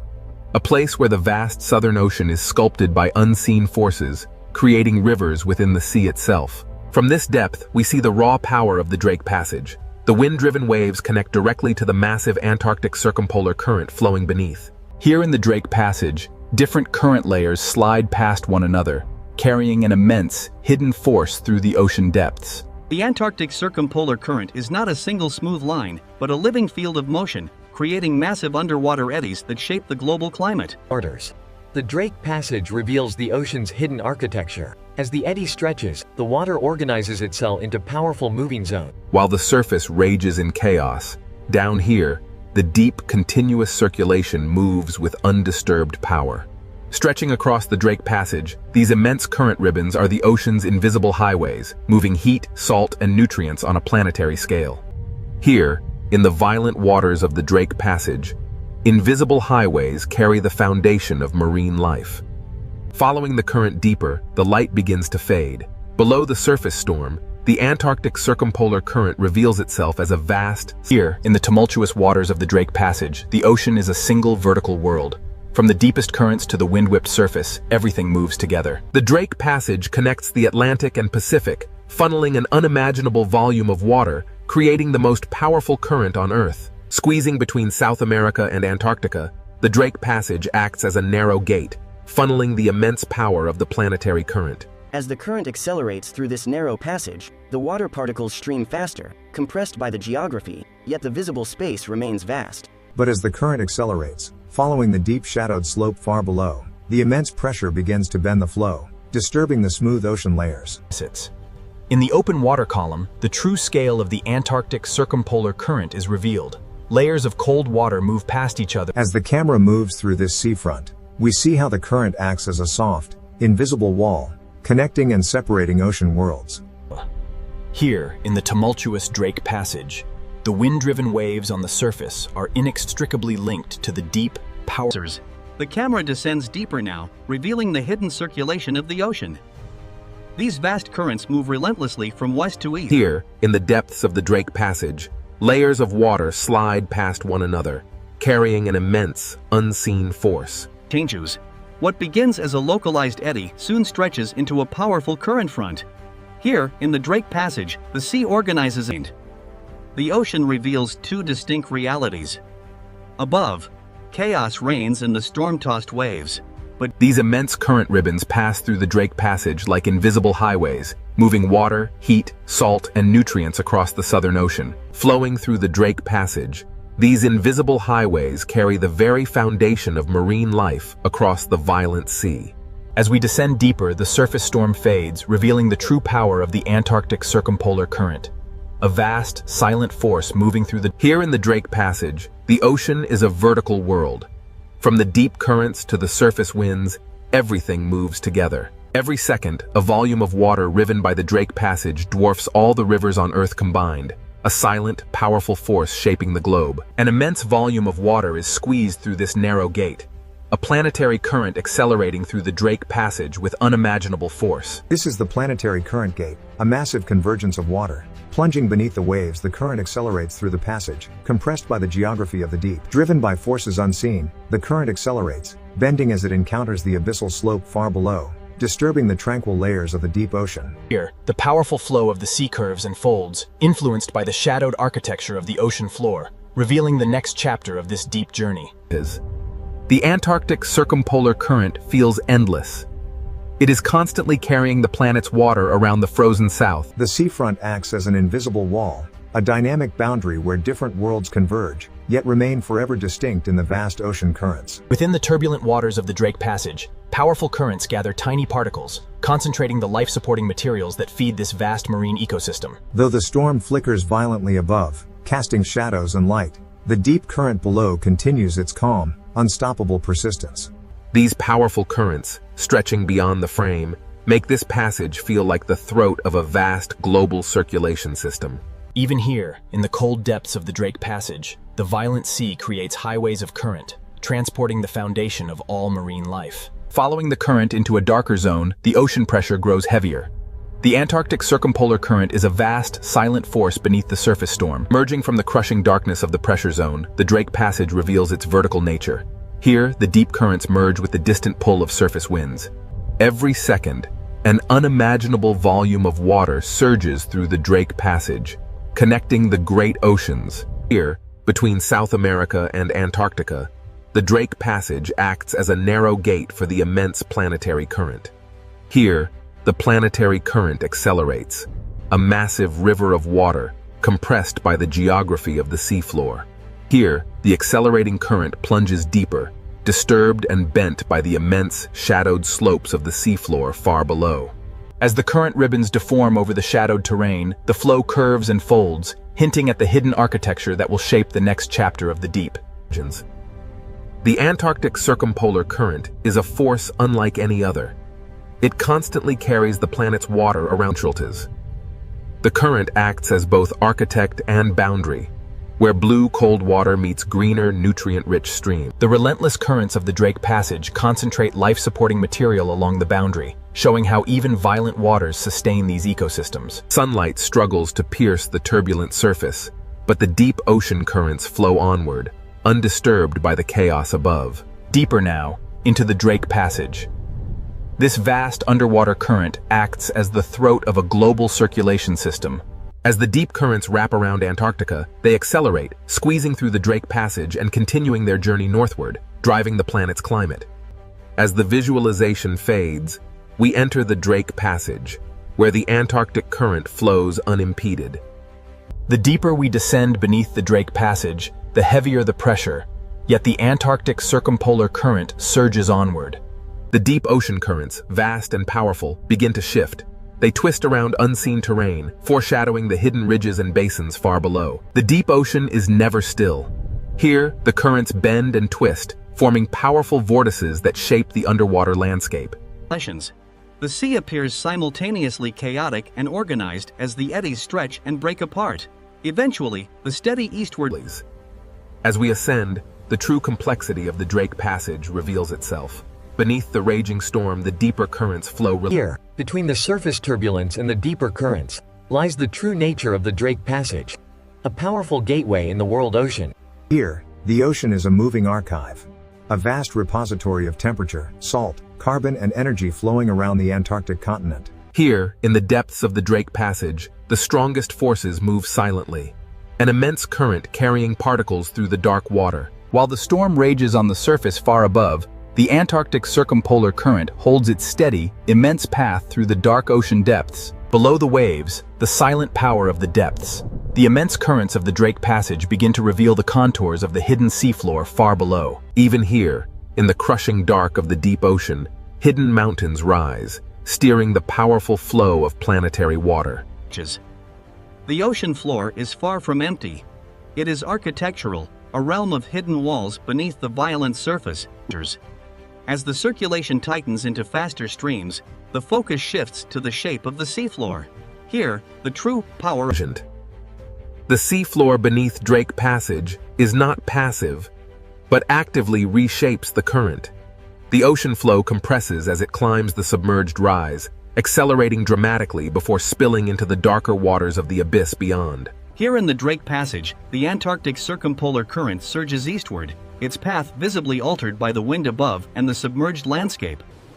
As we rise from the hidden currents below, the true violence of the Drake Passage reveals itself on the surface.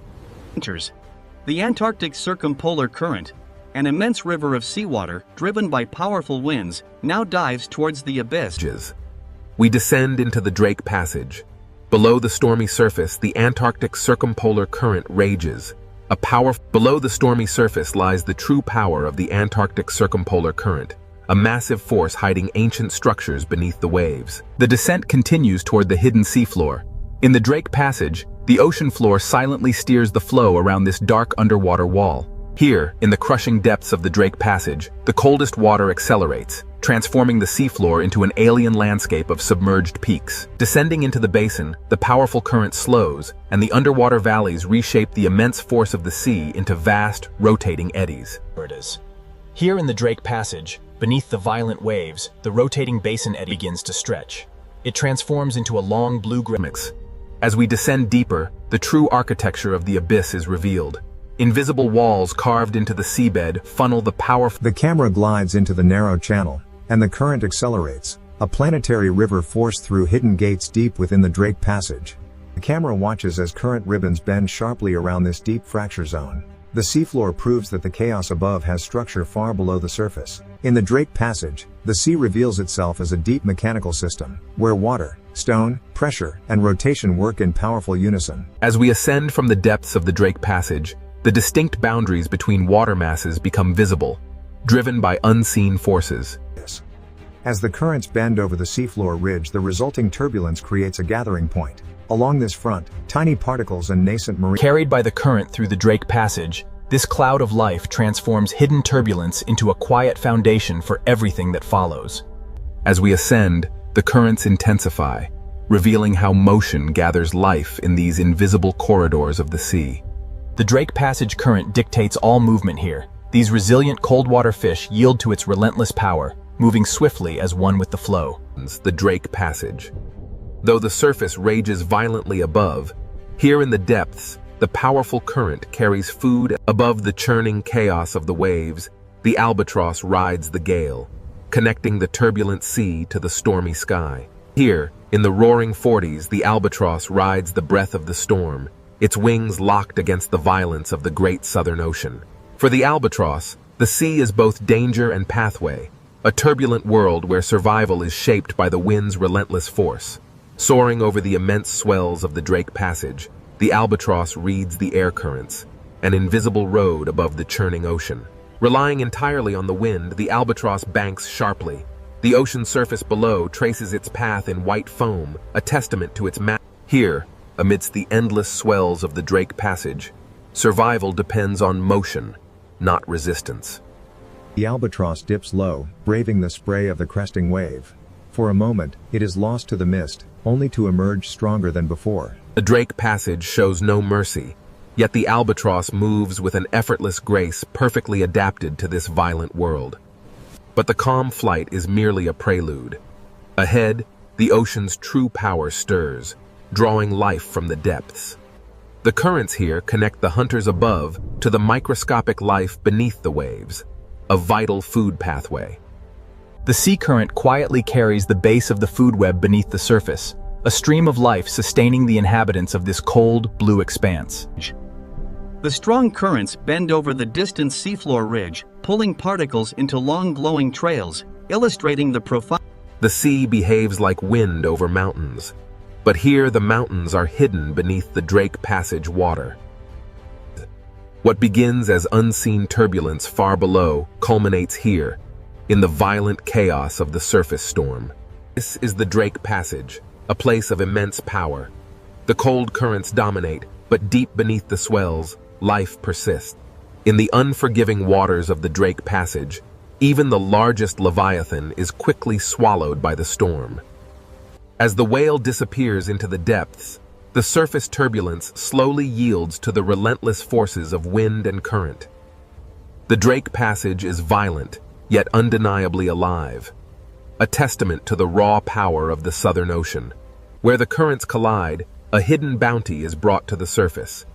These upwellings drive the ocean's most vibrant ecosystems. Beneath the storm front, the Drake Passage current begins its powerful flow.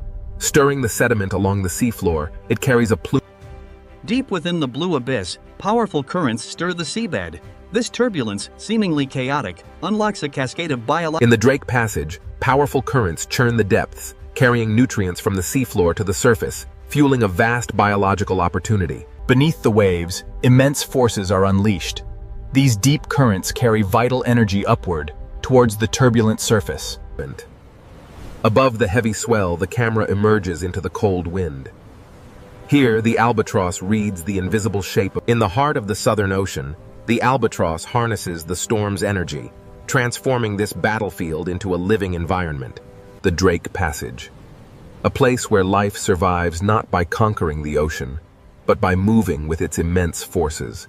The same powerful forces that shape the life within these waters will soon carry the immense icebergs of Antarctica north, altering everything in their path. Here, in the tumultuous waters of the Drake Passage, the powerful currents signal a dramatic shift towards the icy frontiers of the south. Types. But through the churning mist and violent swells, something emerges on the horizon, a shape unlike water or cloud. Signals. As the great ice sheets meet the warming ocean, they release ancient bubbles of air, trapped for millennia. The camera follows the faint freshwater ribbons as they mix into the darker seawater. Here, the ocean layers bend. From the silent depths, we rise through the mixing waters to witness the ocean's raw power as it sculpts the ancient ice. The Drake Passage, a crucible of storms, now carries these fragments of Antarctica out into the wider world, a journey fueled by the powerful Southern Ocean currents. Driven by the relentless power of the waves, these fragments begin their journey, evidence of the ocean's transformative force on the ancient ice. Here, at the edge of the world, massive icebergs begin their long, arduous journey north, battling the ferocious power of the Southern Ocean. Here, the raw power of the polar sea is unleashed, a dramatic display of nature's relentless force against the ancient ice. Turning seaward, the icebergs recede into the mist. This is where the frozen realm meets the turbulent, living waters. In the relentless churn of the Southern Ocean, even the most colossal ice formations are fleeting. The water is eternal. Beyond the frozen gateway lies the Weddell Sea, an unbroken expanse, stretching toward the Antarctic Peninsula. Here, in the Drake Passage, the relentless Antarctic circumpolar current pulls the ice fragments eastward, a hidden force beneath the waves. Here, beneath the surface, the sea moves both ice and water through the same planetary pathway. Here, the ancient ice surrenders its form. The cold freshwater descends, a memory merging with the deep, shaping the currents of tomorrow. This is where temperature, salt, and ice converge. A visible climate space formed by the meeting of distinct ocean currents and freshwater plumes. Driven by powerful winds, the Antarctic circumpolar current relentlessly circles the frozen continent, accelerating as it is forced through the gauntlet of the Drake Passage. The abstract visualizations give way to the raw power of the ocean. Here, where warm and cold waters collide. The storm rages, yet life persists even here. And amidst the chaos, this small buoy measures the ocean's violent power. Monitoring the relentless movement of the Drake Passage, this silent sentinel measures the vital statistics: temperature, salinity, current, and pressure. While the surface rages, the true symphony of the deep remains hidden. Here, science listens passively to the ocean's uncontrolled voice as the instrument recedes, the true observatory reveals itself. The Drake Passage carries secrets through its layers. The data reveals a stark reality. Deep currents are accelerating, linking the silent depths to the increasing violence of the sea. Here, beneath the waves, we witness the raw power of the Drake Passage, a crucible where atmosphere, ocean, and ice collide. As the atmosphere meets the ocean and the ice, the relentless waves continue to carve its base, slowly reshaping this fragment of the frozen continent. A powerful yet subtle shift.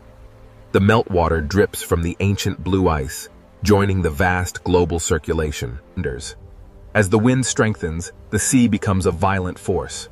Waves crash against the ice, a stark reminder of the raw. From this sweeping view, the immense power of the ocean currents becomes clear, relentlessly moving ice, heat, and vital elements through the Drake Passage. Every visible wave belongs to a larger circulation pattern moving far beyond the Drake Passage. Down here, beneath the churn of the surface, the ocean currents move silently, carrying with them the clearest signals of our changing climate. The Drake Passage, where the immense physical power of the ocean converges with life, signaling profound planetary change. Rising from the depths, we witness the relentless power of the current. The ocean carries this fragment of ancient ice. Even the ice, once part of a towering glacier, now drifts aimlessly in the vast, cold expanse. The albatross navigates the Drake Passage, a crucible where wind, ice, and sea converge in this untamed ocean. This is the Drake Passage, a place where the immense power of the ocean dwarfs even the largest mountains of ice, reminding us of nature's overwhelming scale. As the storm finally relents, the ocean begins its slow, rhythmic breathing once more. Here, in the Drake Passage, the Earth's motion is laid bare. The storm may soften, but the camera descends toward the restless sea. Here, the ocean remains ancient and unfinished, a corridor for the relentless currents of wind. The journey south reveals the immense power of the Antarctic, a vast reservoir of ice and cold water influencing every ocean on Earth. Turning north from the Antarctic glow, we enter the Drake Passage, a place defined by the immense scale of the pure ocean and the raw power of the wind. The journey north reveals the true scale of the oceanic realm, where every force, from the deep currents to the high winds, the Southern Ocean is a place of raw power, beautiful in its terror, indifferent to those who cross its path. Here, the waves roll endlessly into the mist, carrying the memory of the wind, the hidden currents, and the cold breath of Antarctica. Here, in the dark sea, the last iceberg drifts slowly, the memory of Antarctica carried on it. This is the Drake Passage, a place where the true power of the ocean is felt.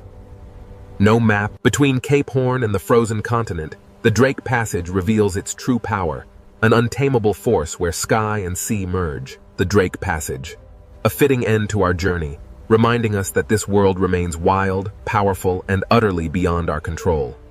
From above, the Pacific Ocean looks peaceful, endless, and almost motionless. But beneath this beautiful ocean surface, the planet is not still. The ocean hides a world of pressure, heat, stone, and movement. What seems like silence is only the surface of a much larger story.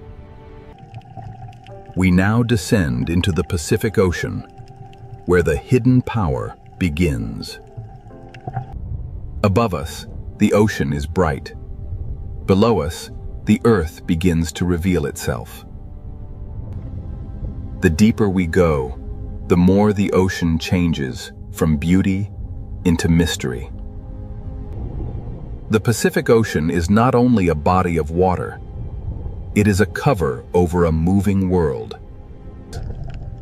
Below this ocean, entire plates of rock move slowly through time. They move too slowly for the eye to see, yet strongly enough to shape the planet. This ocean floor is not an empty place. It is a map written in stone. Every crack beneath the ocean tells us that Earth's crust is under pressure. Here, beneath the Pacific Ocean, pressure builds where no sunlight reaches. The surface above may be calm, but this hidden ocean floor is constantly changing. If the ocean water vanished, the Pacific would not look smooth at all.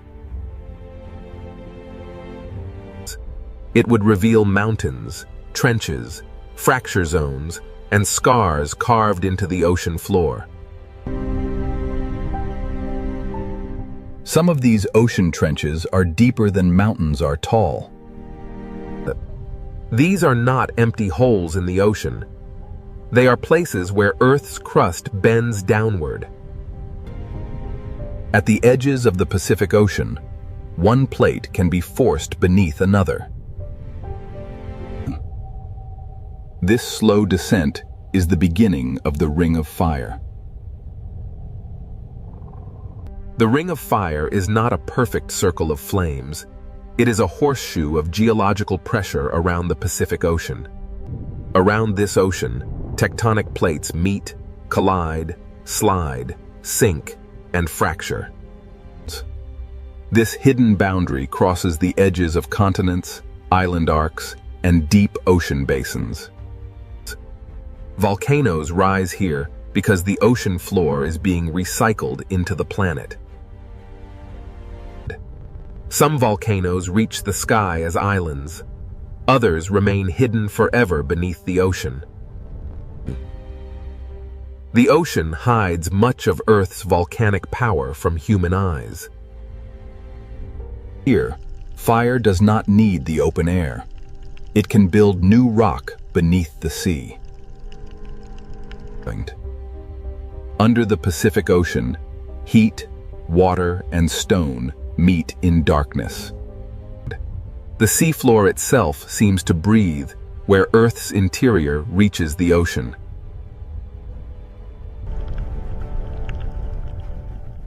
These hidden vents show that the ocean floor is not dead rock. Even in darkness, the ocean can turn heat into life. The same force that creates life here can also store enormous danger. Along these boundaries, the ocean floor can become locked in place. The plates keep trying to move, but friction can hold them together.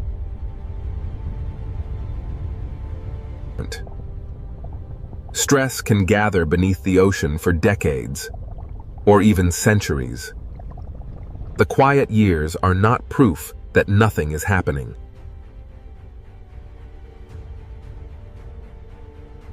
When a locked boundary finally breaks, slow motion becomes sudden release. This is how the hidden ocean floor can become the source of a powerful earthquake. If the movement is strong and shallow beneath the ocean, the water above can be displaced. A tsunami does not begin as a wall of water. It begins when the seafloor moves.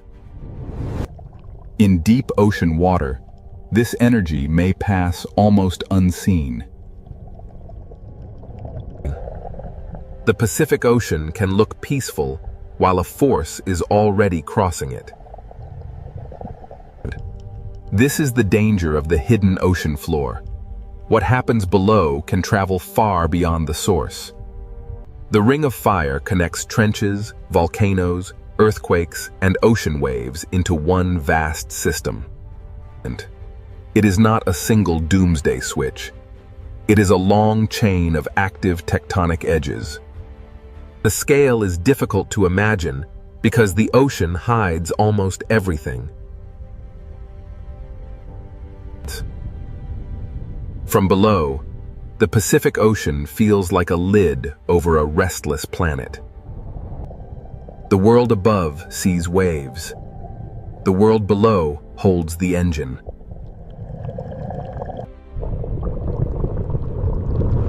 Now we understand why the calm ocean surface can be misleading. Beneath the Pacific Ocean, stone descends, melts, rises, locks, and waits. To understand this hidden power, we must follow the ocean floor downward into the process that drives it all. The Ring of Fire begins not with flame, but with descent. In the next part, we enter the subduction zone, where the ocean floor is pulled back into Earth. Here, beneath the Pacific Ocean, the Ring of Fire begins not with flame, but with descent. At the edge of the Pacific Ocean, one massive plate is being pulled beneath another. This process is called subduction. the slow return of the ocean floor into Earth. Oceanic crust is colder and denser than the rock above it, so gravity helps pull it down. The movement is slow, often only a few centimeters each year, but its power is enormous. A motion too slow to watch can still reshape the entire ocean basin. As the ocean floor sinks, it drags sediment, water, and ancient rock downward with it. Water trapped inside minerals begins a journey deep beneath the Pacific Ocean. As the slab sinks, pressure rises, temperature increases, and the hidden chemistry begins to change. The ocean floor does not simply disappear. It transforms the world around it. Water released from the descending ocean plate lowers the melting point of surrounding rock. This is where magma begins, not from random fire, but from pressure, water, and heat. Above the sinking slab, the deep earth starts to melt. The magma rises because it is hotter and lighter than the rock around it. Over time, these rising paths can feed volcanoes beneath the Pacific Ocean. This is why the Ring of Fire is lined with volcanoes. The fire begins deep below, but the ocean hides its first signs. Some magma builds new seafloor without ever touching the sky. When lava meets cold ocean water, it cools quickly and hardens into new stone. The Pacific Ocean floor is not only being destroyed at trenches, it is also being created by volcanic heat. Subduction destroys old crust, but it also gives birth to volcanic arcs and new terrain. This hidden engine creates seamounts, volcanic islands, and entire underwater mountain chains. A seamount may look still, but its origin is written in the movement of plates. Where heat escapes into the ocean, the seafloor begins to breathe.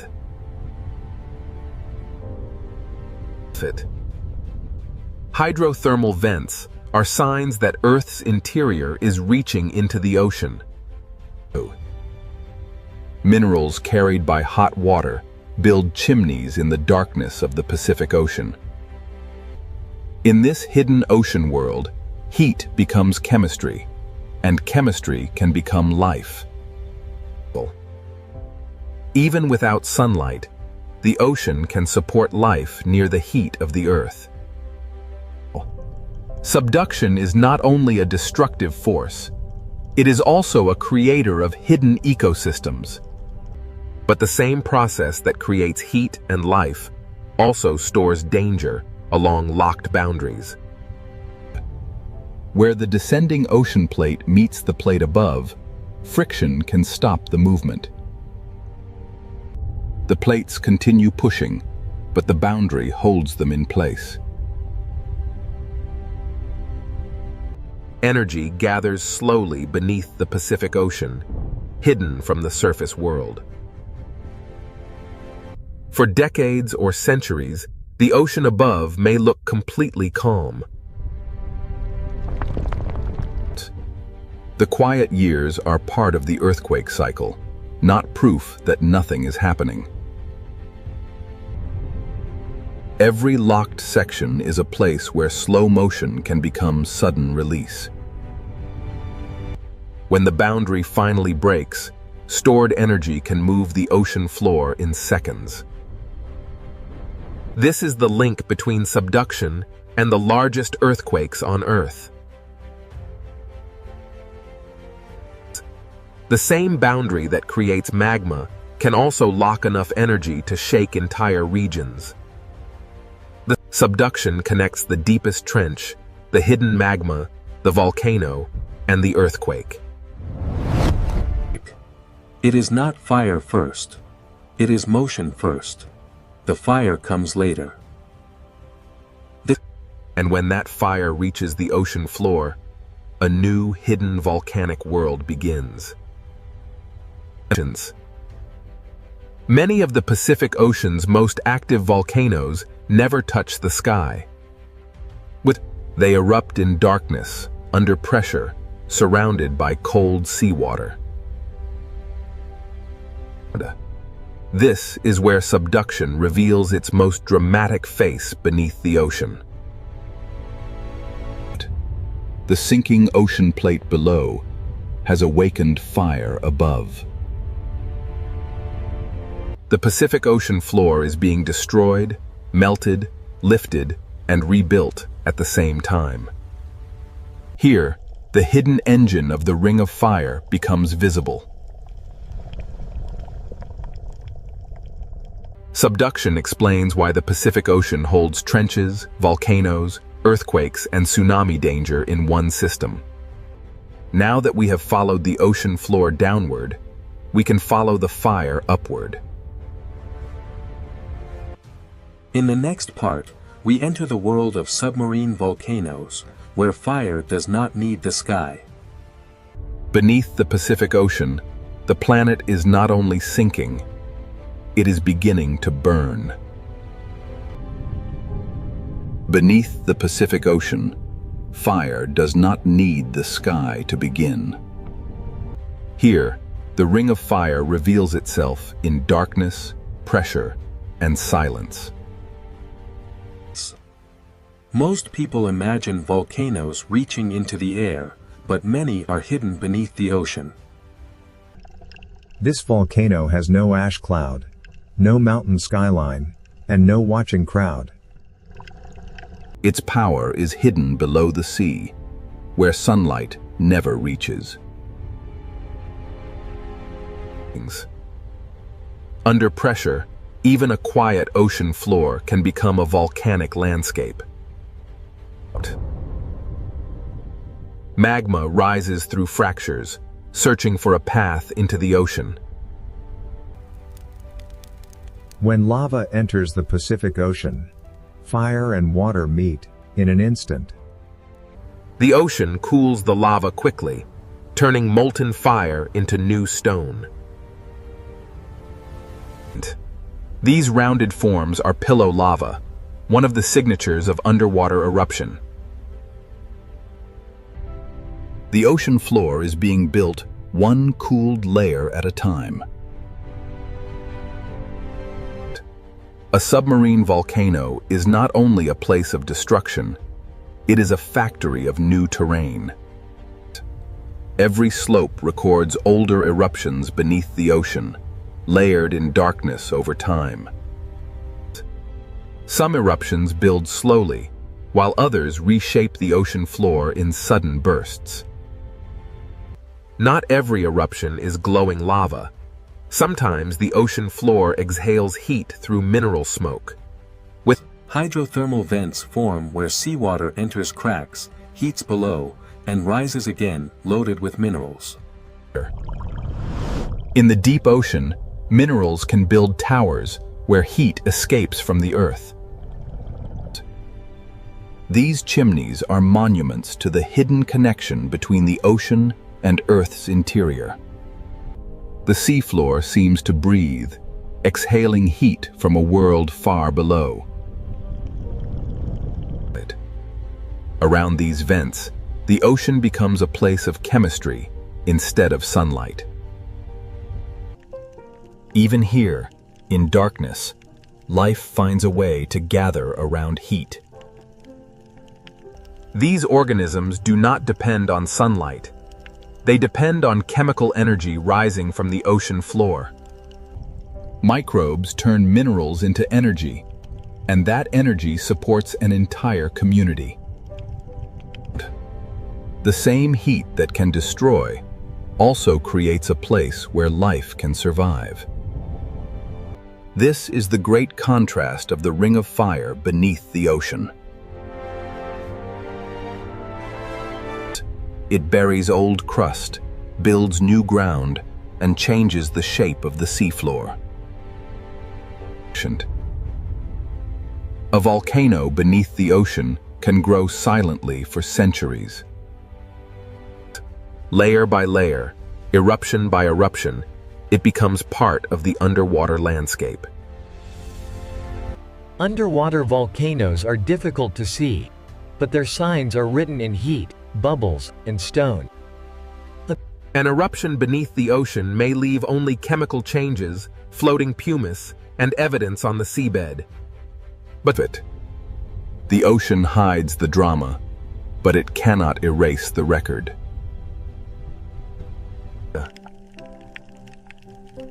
After the heat passes, the ocean floor keeps the memory of eruption.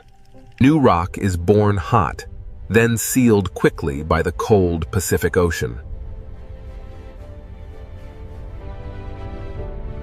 Here, time is layered across the ocean floor. Submarine volcanoes can build, collapse, fracture, and rebuild beneath the waves. Even underwater, volcanic slopes are shaped by instability and pressure. Gas, heat, and pressure rise through cracks long after an eruption begins to fade. The volcano becomes a living machine of rock, water, heat, and chemistry. This hidden world proves that destruction and creation are not separate beneath the ocean. Life gathers at the edge of heat, where the deep ocean should seem impossible. Above the vents, the Pacific Ocean remains cold and silent, hiding everything below. From the surface, none of this fire can be seen. The ocean hides not just one eruption, but a long history of volcanic change. Across the Pacific Ocean, countless volcanic worlds rise from the seafloor. Some will never become islands, but they still shape the ocean around them. Minerals from these vents paint the ocean floor with traces of Earth's interior. Old vents die, new vents open, and the volcanic system keeps changing. But even in the deep ocean, nothing here is truly frozen in time. The same heat that feeds the vents also reminds us that pressure is still rising below. A submarine volcano is connected to forces much larger than the vent itself. Behind the lava and vents lies the same tectonic engine that bends the ocean floor downward. The volcano is the visible breath of a hidden system beneath the Pacific Ocean. But the same boundary that creates volcanic fire can also lock dangerous energy in place. The Ring of Fire does not separate volcanoes from earthquakes. It connects them. Where the plates become stuck, the next story begins. The hidden fire builds new worlds, but the locked boundary stores the power to shake them. In the next part, we enter the locked boundary, where a megathrust earthquake can begin. Here beneath the Pacific Ocean, the hidden fire gives way to a different kind of power. This is where the ocean floor can become locked by friction. The plates continue trying to move, but the boundary resists. The movement does not stop. It becomes stored energy.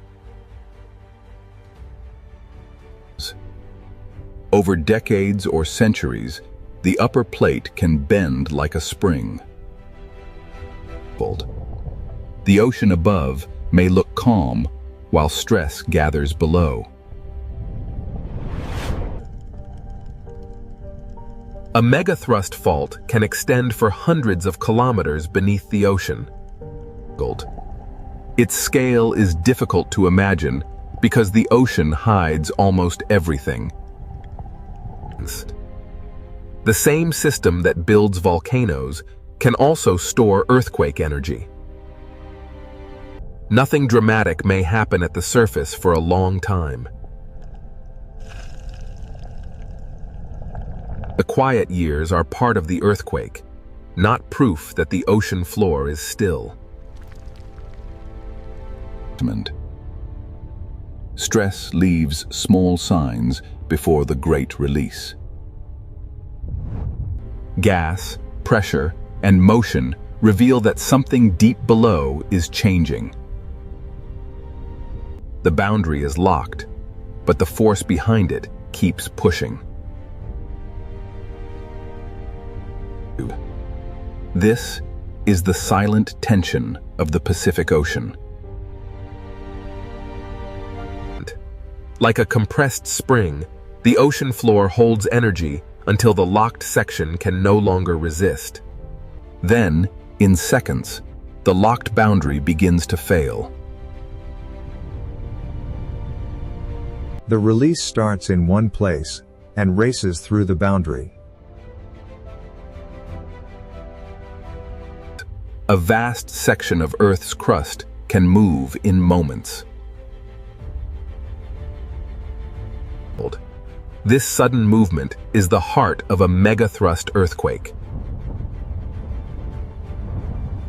The shaking begins below the ocean, where no city lights can see it.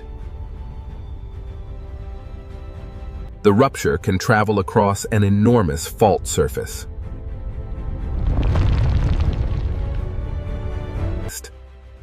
This is why the largest earthquakes on Earth are often born at subduction zones.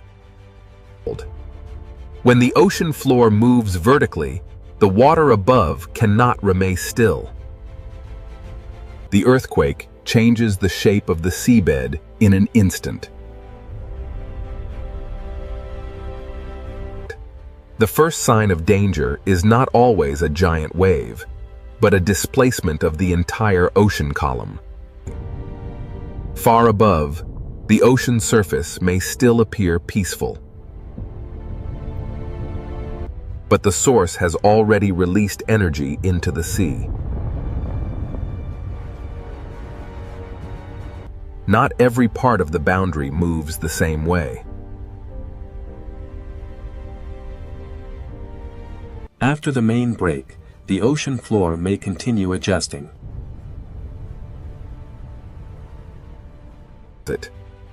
Each adjustment reminds us that an earthquake is not a single simple moment. The surface can hide the scale of what has happened below. The earthquake leaves behind a landscape of broken rock, lifted sediment, and changed pressure. A fault scar on the ocean floor is the visible wound of hidden energy release. If enough seafloor moves upward or downward, the ocean itself begins to respond. This is the moment when an earthquake can become something more than shaking. The entire column of ocean water can be disturbed from seafloor to surface. A movement in darkness can send energy toward distant coastlines. In deep water, this energy may travel almost unseen.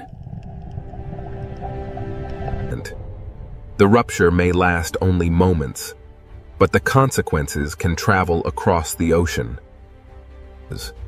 Subduction, friction, rupture, and displacement are linked in one hidden chain. Even after one section breaks, other parts of the ocean boundary may continue to store energy.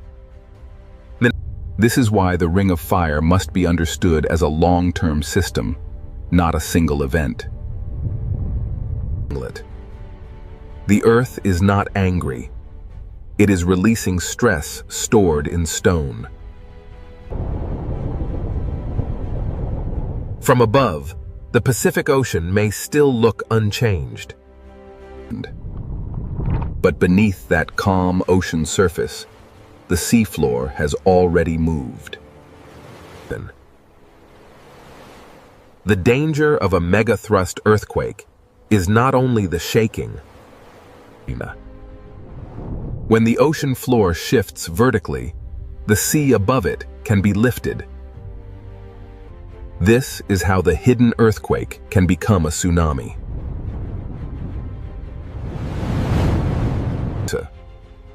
A tsunami begins not as a towering wave, but as the ocean being displaced. In deep water, the first movement may be almost impossible to see. In the next part, we follow that energy as it crosses the Pacific Ocean and becomes a tsunami. Beneath the ocean, the boundary has broken. Now the water begins to move. Beneath the Pacific Ocean, the boundary has broken, and now the water begins to move. A tsunami begins when the ocean floor moves and displaces the water above it. But this is not a wind wave. It is the movement of the ocean from bottom to surface. The entire ocean column is disturbed, and the energy begins to travel.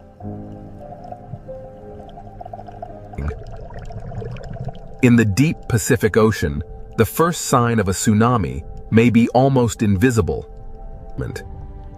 The source may be hidden beneath the sea, but the energy does not stay there. A tsunami can cross enormous distances while the ocean surface still looks calm. But far from shore, the Pacific Ocean may show almost no dramatic height. The danger is not always in what the eye can see.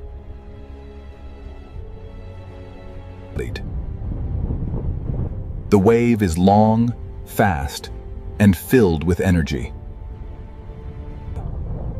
Across the Pacific Ocean, the energy moves over landscapes hidden far below the surface. Even underwater mountains feel only a passing motion as the energy continues outward. In deep water, the tsunami is not yet the image people fear. It is not a wall from nowhere. It is energy moving through water. Rock moved first, water followed, and now the ocean carries the message. From above, the Pacific Ocean can still look peaceful while the force is already traveling. This is why tsunamis are so dangerous. The ocean can hide them until they approach shallow water. As the wave nears of shallower ocean, the story begins to change. The ocean becomes shallower, and the long wave begins to slow. The seafloor starts to slow the wave from below.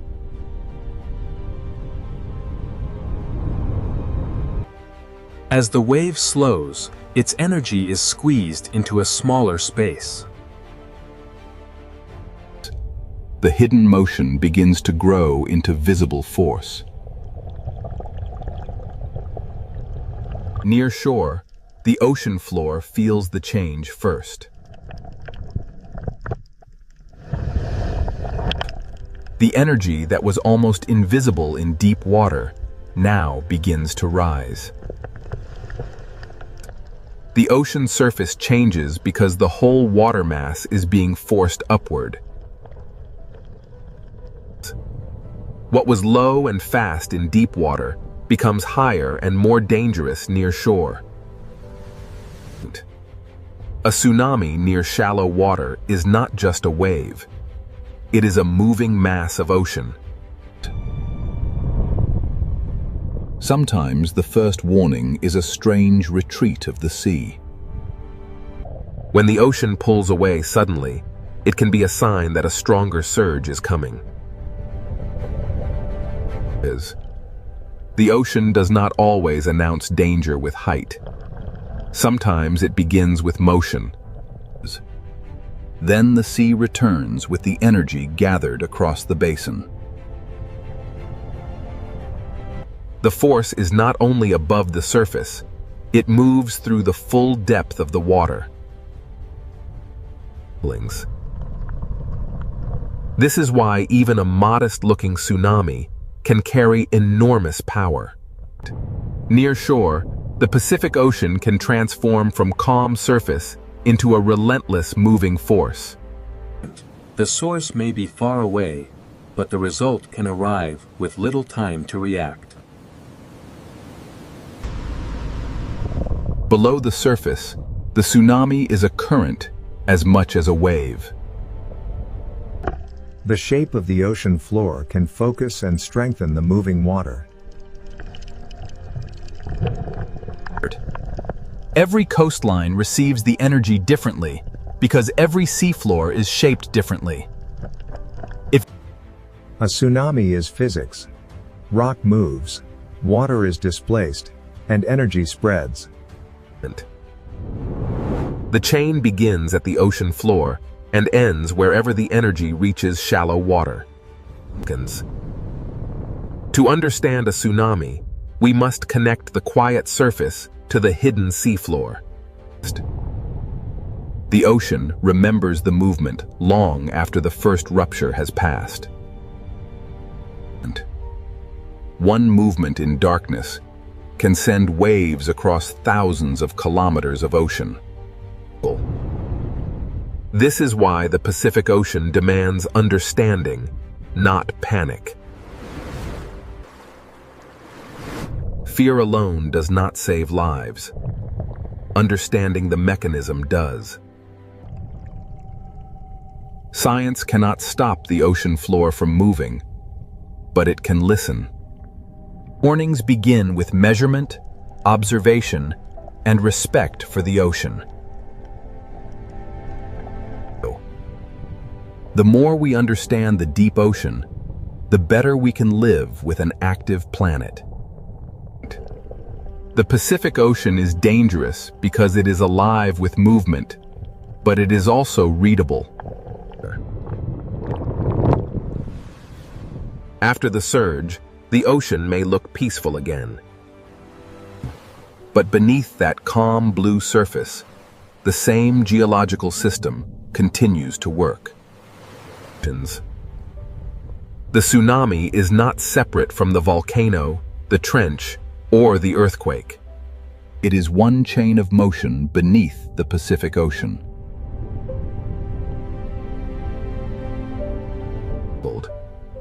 Even after disturbance, the deep ocean continues to create life around heat. The same hidden forces that can threaten coastlines also build new worlds beneath the sea. The Ring of Fire is both warning and creation, danger and renewal. Here, life survives not by conquering the ocean, but by moving with its relentless forces. The same forces that sculpt these waves will soon carry the influence of Antarctica north, bringing with them the deep, cold breath of the ice. We are now entering the Drake Passage, the gateway to the frozen continent. Here, the ocean currents collide with the first signs of ice. Moving beyond the ice, the ocean reveals its power. And there, on the edge of the world, a shape unlike any cloud or wave beckons. As we push through the swirling mist of the Southern Ocean, the first signs of the Antarctic ice begin to emerge. Plunging beneath the surface reveals the true architects of this world. Immense ribbons of current flow across the seabed, moving mountains of ice unseen. Rising from the depths, the ocean reveals its true power. The living wind of the Drake Passage gives way to the silent majesty of Antarctic ice. Here, the Drake Passage reveals itself as a living system. We move now towards the story of the ice. Emerging from the mist of the violent Southern Ocean, the first giants appear. Blue and white sentinels, beginning their long voyage north. Emerging through the mist, the great glacier stands silent, a wall of frozen history, while the dark waves crash below. Against these walls of blue ice, the waves of the Southern Ocean spend their fury, a timeless battle between water and frost. Antarctica holds its secrets in the ice, a vast, frozen memory, contrasted by the restless sea. Adrift in the formidable swells of the Drake Passage, this solitary iceberg begins its final voyage, a silent messenger from the deep south. Rising from the turbulent ocean, the iceberg's visible peak suggests the immense mass hidden beneath the waterline. Below the turbulent surface, the true scale of the iceberg is revealed, a colossal structure of ancient ice extending deep into the dark ocean abyss. Here, beneath the waves, the ancient ice begins its slow, inevitable return to the sea. Meltwater streams carry. Here, frozen land meets the moving sea. This quiet exchange of meltwater fundamentally alters the ocean's chemistry and currents. Rising from the depths, we witness the sheer magnitude of the iceberg. Here, wind and wave collide with millennia of compressed ice. The Drake Passage possesses a raw power unmatched anywhere on Earth, constantly reshaping the Antarctic coastline. The ocean slowly breaks, moves, and transforms the frozen landscape, demonstrating an unstoppable force. Wonders. Here, at the edge of the Antarctic, the Drake Passage lives up to its fearsome reputation. A place of raw power. Between these towering monoliths, the ocean's fury is trapped, a violent contrast to the stillness of the ice. Leaving the icy embrace of the bergs, the open ocean beckons. Here, the world of ice merges with the dark, The Drake Passage is a place of immense power. Here, the ocean's ceaseless current demonstrates that even the most ancient. Passing through the arch, the true scale of the Southern Ocean reveals itself. Dark waters and floating ice stretch toward the distant peninsula. The dramatic currents of the Drake Passage carry these ice fragments, a visual testament to the hidden power of the Antarctic circumpolar current below. Beneath the surface, the cold currents begin their journey, a vast planetary pathway moving ice and water in a cycle spanning the entire globe. As the meltwater trails sink and spread, the ocean absorbs the cold freshwater memory, fundamentally altering the deep currents. Here, the ocean reveals its true complexity. Layers of temperature, salt, and melting ice converge in a dynamic, global climate space. Emerging from the depths, the visualization reveals the vast currents circling Antarctica, accelerating as they funnel through the narrow Drake Passage. What appears as energy from space is revealed at the surface as the immense power of the ocean, where the exchange of cold water drives global circulation. The sheer power of the ocean is evident here. Yet, this small autonomous research buoy shows us that even this battered by the relentless waves of the Drake Passage, this solitary buoy continues its silent vigil, recording the vital statistics of the Southern Ocean. Even as the storm rages above, deep beneath the waves, the true power of the ocean currents remains constant, observed by silent scientific sentinels. Here, in the vast expanse of the Drake Passage, the ocean itself becomes an observatory without. Rising from the depths, the ocean's true power becomes evident. The hidden currents measured below reveal a climate story unfolding violently at the surface. The Drake Passage, a turbulent gateway where the world's oceans converge, driven by forces that shape the global climate. As the massive iceberg slowly turns, the powerful waves carve deep into its base, demonstrating the relentless force of the warming sea. Here, the ancient ice surrenders to the sea. Drop by drop, the Antarctic meltwater begins its long voyage. As the wind strengthens, the ocean reminds us that even climate processes are wrapped in violence, motion, and the profound cold of the water. Here, at the edge of the world in the Drake Passage, the ocean reveals itself as a vast, powerful transport system. Look closely at the foam lines stretching eastward. They reveal a massive circulation pattern moving far beyond the confines of the Drake Passage. Hidden beneath the waves, the deep currents silently carry the signals of a changing climate, a powerful force shaping the planet's future. These luminous currents represent the raw, physical power of the Drake Passage, connecting surface life with the deepest reaches of the ocean. The ocean currents are relentless. They transport these fragments across the globe, even as the warming waters slowly begin to break them apart. Cast adrift from the frozen continent, these fragments begin their final journey, surrendered to the warming currents. Life here is defined by the elements, The albatross, master of the wind, navigates the turbulent sea and the towering ice of the Drake Passage. These waters are a reminder that some forces are far greater than any single creature. As the storm finally recedes, the ocean reveals its true, powerful rhythm, a reminder of nature's enduring strength. In the Drake Passage, where Earth's motion becomes visible, the softening storm reveals the relentless drift of ancient ice. We descend into the ancient currents, a restless ocean, shaped by the relentless wind and the slow march of ice, a world unfinished. As the camera turns south, we see the true source of global ocean influence. Antarctica. As the last signs of the continent vanish behind us, we face the raw power of the open ocean. Pure wind, pure water, planetary scale. Here, the ancient forces of geography, wind and current converge, shaping the very face of the planet. Here, at the edge of the world, the clouds momentarily part, revealing the terrifying beauty of the Southern Ocean. Each wave carries the memory of wind, hidden current, deep seafloor, drifting ice, and the cold breath of Antarctica.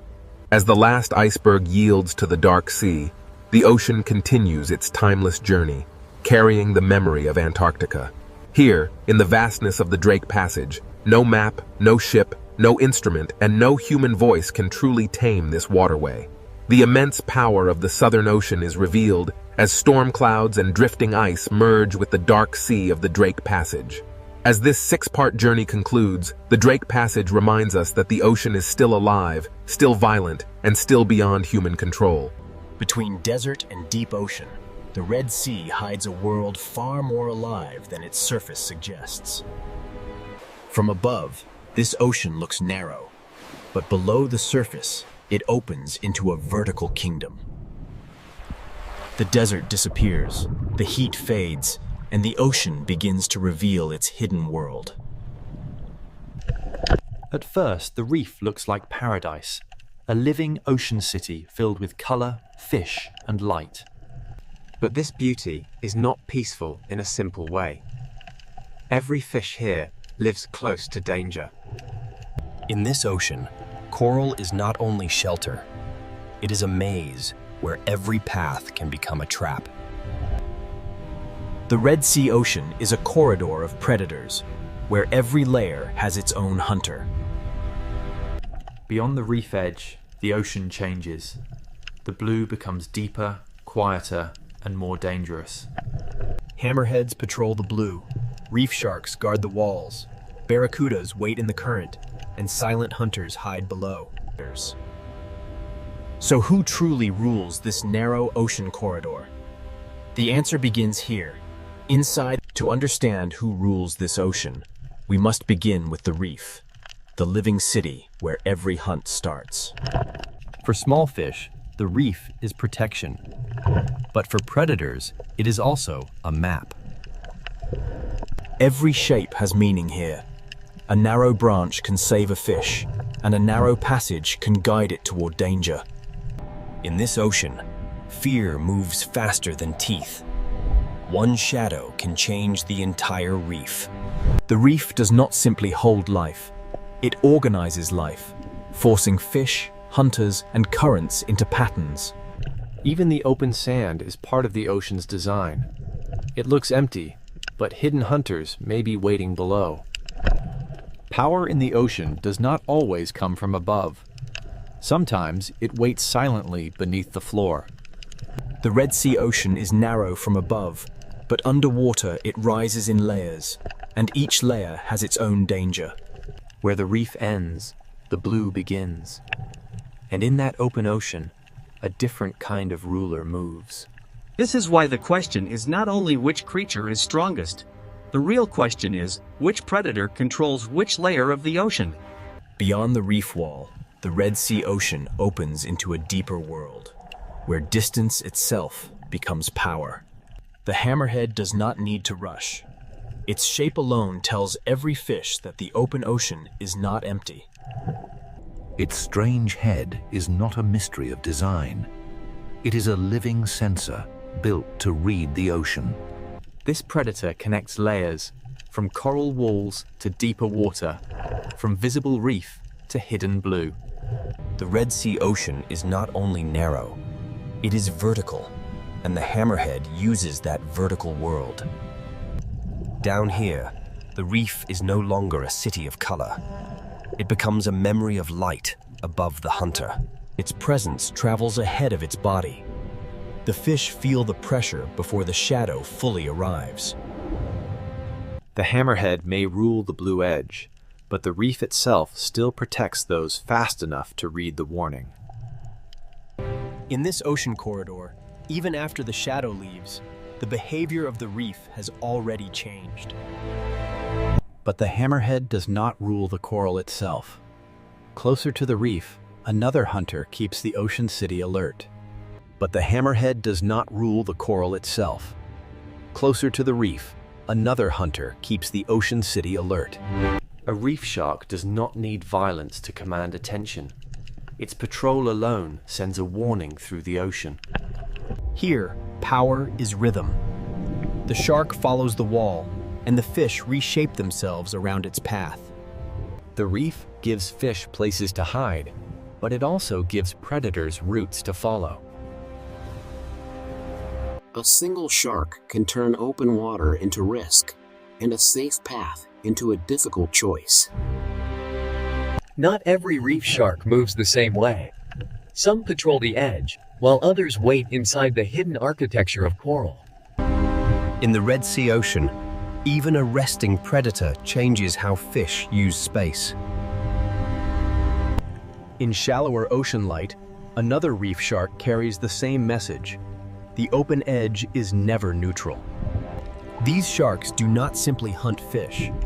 They shape the behavior of every fish that shares the reef.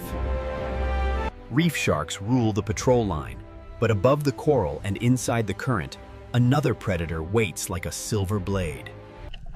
Reef sharks rule the patrol line, but above the coral, another predator waits in perfect stillness.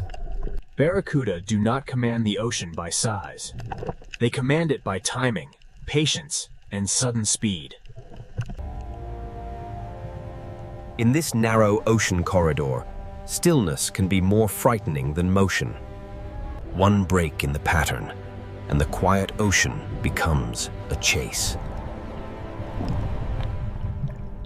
The reef saves some fish, but the open water always demands a price for hesitation. But not every hunter in the Red Sea Ocean needs speed.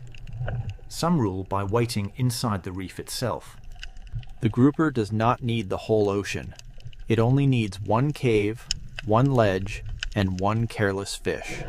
Below the reef, the ocean hides another kind of power, silent, flat, and almost impossible to see. The ray does not patrol the wall or chase through the current. It reads the ocean floor like a secret map. So who truly rules this narrow ocean corridor? The answer is not one creature. The Red Sea Ocean does not begin with predators alone. It begins with the reef that makes predators possible. The Red Sea Ocean does not begin with predators alone. It begins with the reef that makes predators possible. A reef is a city built by living animals, filled with streets, rooms, tunnels, and hidden doors. Every narrow path can protect a fish, but every narrow path can also guide it toward danger. In this ocean, danger often arrives first as pressure, not as teeth. The reef creates choices, and in a predator's ocean, every choice has a cost. Grazing fish feed in the open, but they never forget the shelter behind them.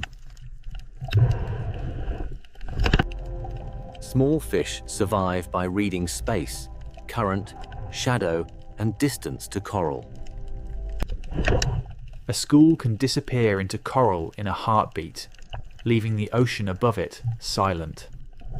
The reef protects life by hiding it, releasing it, and hiding it again. But the same shelter that protects prey can also conceal a hunter. Predators learn these paths because the reef teaches fish where they must pass. A gap that lasts only a second can become the most dangerous place in the ocean. Safety is never permanent here. It is borrowed from the shape of the reef. This is why the Red Sea Ocean feels larger than it looks. It is narrow, but it is layered. Between coral walls, even sand becomes part of the hunting system.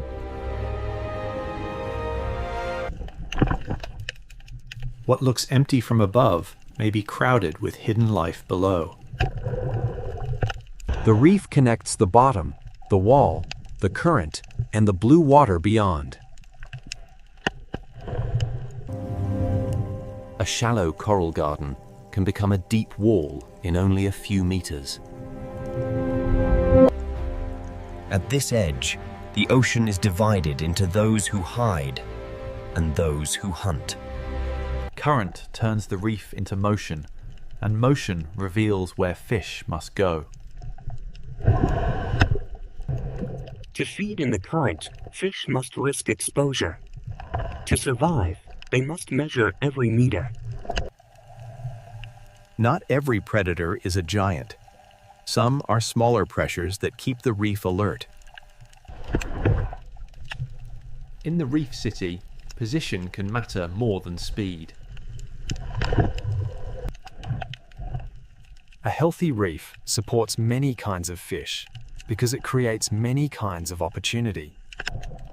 Where there are many fish, there are many eyes, many warnings, and many chances for a hunter. The reef can look peaceful until every fish vanishes at once.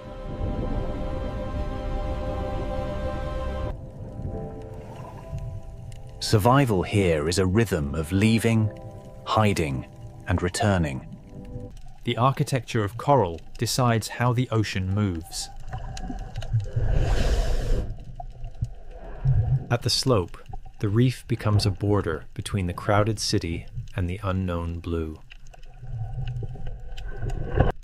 The closer fish stay to structure, the more choices they have when danger arrives. The blue beyond the wall is not empty space. It is another hunting ground. This is the first lesson of the Red Sea Ocean. Predators are not separate from the reef. They are products of it. The reef keeps fish alert, and alert fish keep the entire ocean city moving. Every meal is a calculation. How far from shelter? How long in the open? How close to the current? The reef is not one solid wall.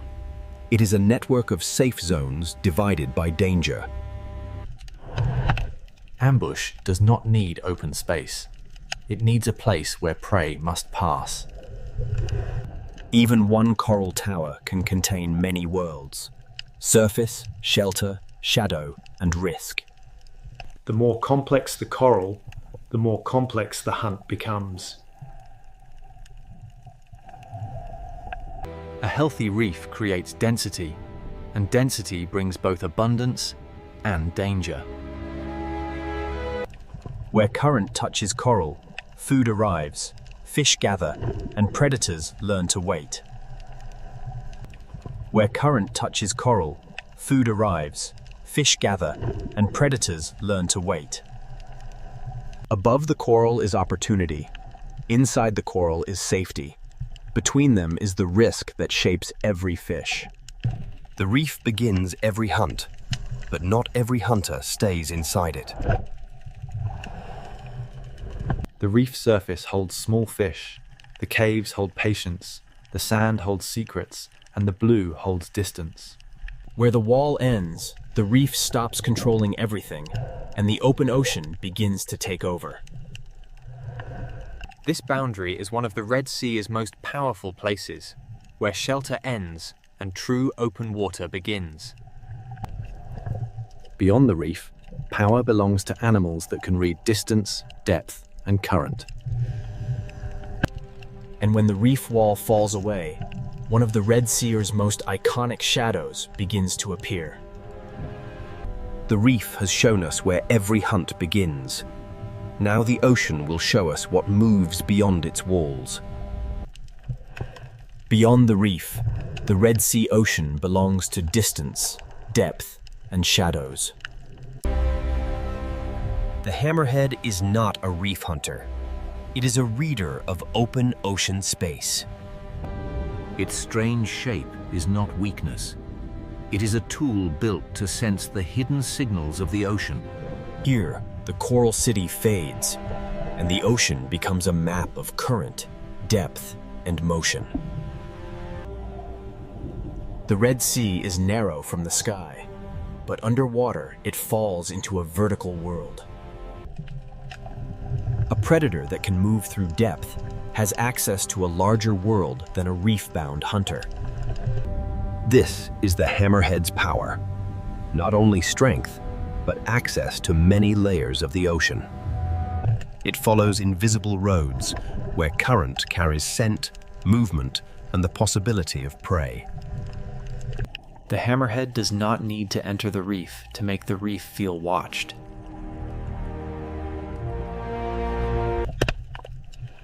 Small fish answer the shark with distance, shelter, and sudden silence. This is not the rule of constant attack.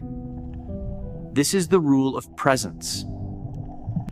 Its body is built to search, to sense, and to move across ocean space with patience. Farther from coral, the ocean becomes less visible, but not less alive. Out here, the hunter belongs to the space between what can be seen and what can only be sensed. When it returns toward the reef, the ocean reacts before the shadow reaches the wall. The hammerhead rules the open edge, but coral still gives smaller fish a chance. From inside the reef, the blue ocean is not empty beauty. It is exposure. A single passing shadow can freeze a reef more completely than a sudden strike. When the hammerhead leaves, the fish move again, but the memory of the open blue remains. When the hammerhead leaves, the fish move again, but the memory of the open blue remains. But the hammerhead does not rule the coral itself.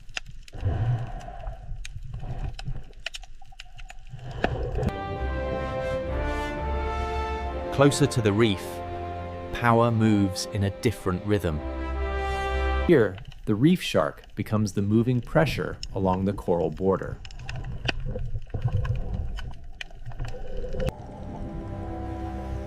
It does not need to be the largest predator to change the order of the reef. The reef gives fish shelter, but the shark turns every open lane into a decision. A channel is not just a passage. With a shark nearby, it becomes a test. The reef shark reads edges, walls, current, and hesitation.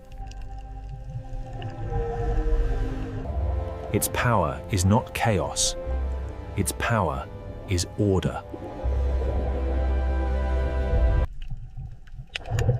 Once the patrol passes, the reef relaxes, but never completely. Some reef sharks patrol in motion. Others turn the hidden spaces of coral into quiet danger. Even resting, a predator changes the way fish approach the reef. In shallower light, another shark carries the same ancient pressure. The blacktip moves through sunlight, but its message is the same. Open water is never neutral. The shark does not simply search for food. It shapes the movement of everything smaller than itself. From inside the coral, even a passing shark becomes the sky of danger. Predators create caution, and caution shapes where fish feed, hide, and travel.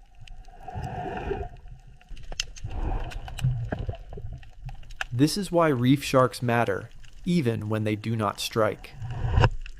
Walls, channels, slopes, and currents give sharks edges to follow. The reef learns the rhythm of patrol, and every fish inside it learns to answer. Current brings information, and a shark knows how to read it.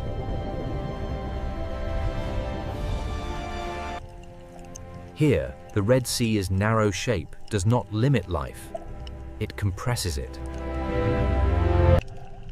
Reef sharks rule not by owning every space, but by making every space matter.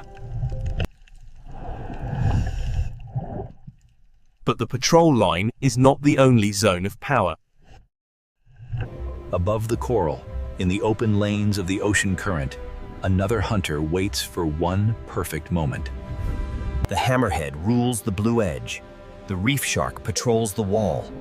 But speed is about to change the rhythm of the ocean. Part of the Red Sea is ruled by depth, part by patrol, and now the current belongs to the silver blades. In the current above the reef, the Red Sea Ocean changes rhythm again.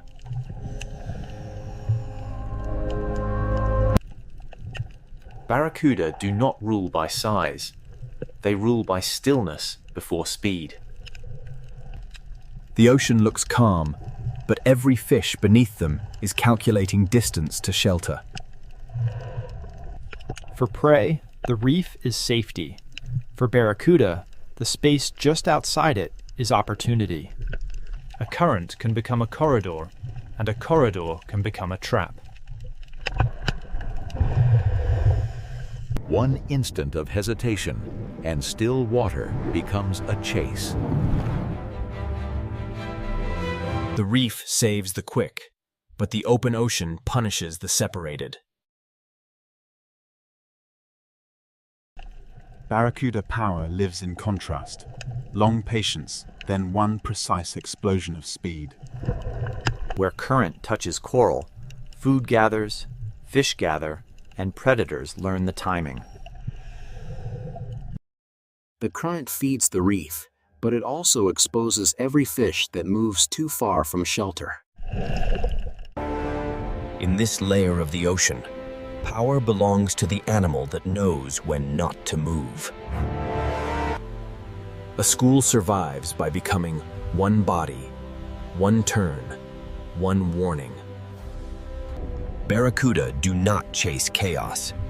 They look for the one place where order breaks. A few meters of separation can turn a bright ocean lane into danger. Speed is not only movement, it is the ability to arrive before escape becomes possible.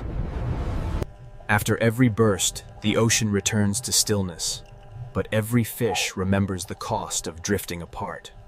The reef shark controls the wall, but barracuda control the open lane above it.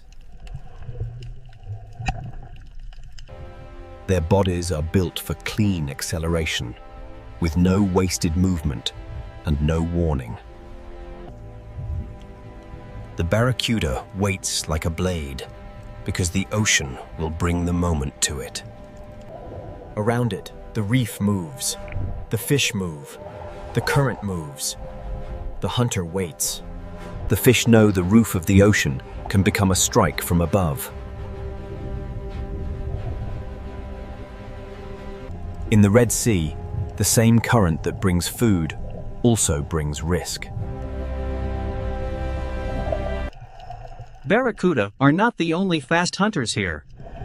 The current attracts many predators built for sudden pursuit. Trevally bring weight to speed, turning the open lane into a moving wall of pressure. Every fast predator makes the reef more valuable to the fish that can reach it. Here, speed has many shapes, each one reading the same current in a different way. The open lane rewards hunters that can cross distance before prey can organize. But among these fast hunters, barracuda remain the masters of the sudden moment. The reef creates the passage, the current sets the direction, and the barracuda waits where both become one. This is not random hunting. It is structure, timing, and reaction. In the rule of reaction time, survival belongs to those who turn first. Speed rules the open lane, but coral still rules the final refuge. This is why no predator controls the whole ocean. Each ruler has a boundary. After the chase, the reef becomes more cautious, more organized, more alive to danger. Predators shape the ocean even when they do not feed.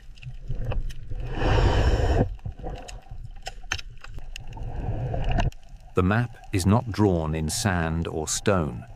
It is drawn in movement. For the viewer, they are beautiful. For the reef fish, they are the shape of the open water's danger. The Red Sea Ocean gives them a perfect stage. Clear water, strong current, and fish forced close to structure. But the reef has predators that do not need open water or sudden acceleration. Below the silver hunters, the reef holds a slower kind of power. Here, dominance is not measured in speed, but in position.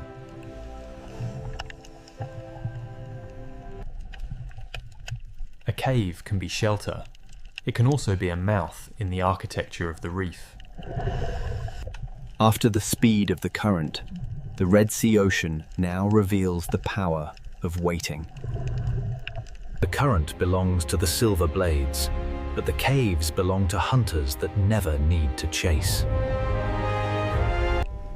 To understand the next ruler of the Red Sea, we must leave speed behind and enter the shadows.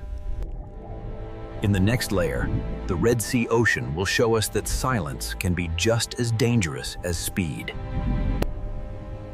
Here, the Red Sea Ocean leaves speed behind and enters the kingdom of patience. The grouper does not need open ocean speed. It controls one place completely. Its greatest weapon is not only its body, it is position. The reef builds the stage, and the grouper chooses the best place on it.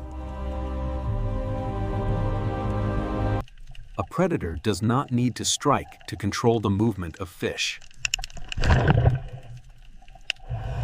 This is ownership through stillness, a small kingdom ruled by waiting. In the reef, the most dangerous distance can be the last few inches. A ledge is not just rock. It is a boundary between visibility and surprise. The Red Sea Reef is full of doors, but not every door leads to safety. The grouper's world is not wide like the hammerheads, but inside this structure, its control is complete. And in smaller cracks of the same ocean city, another hidden hunter waits. The moray does not need a wide territory.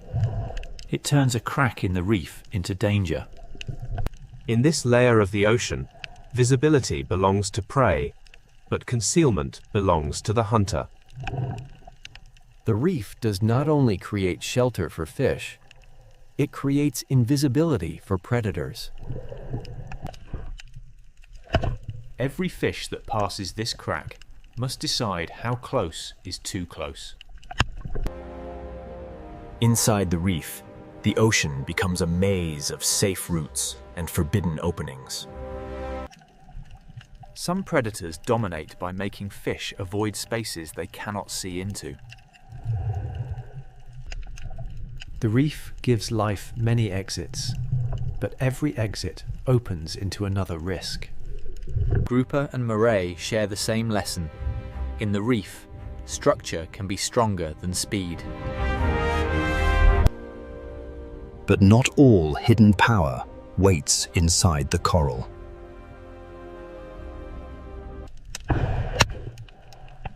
Below the reef, the ocean floor hides a quieter kind of hunter.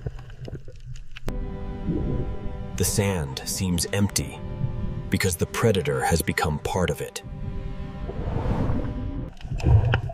The ray does not chase through open water.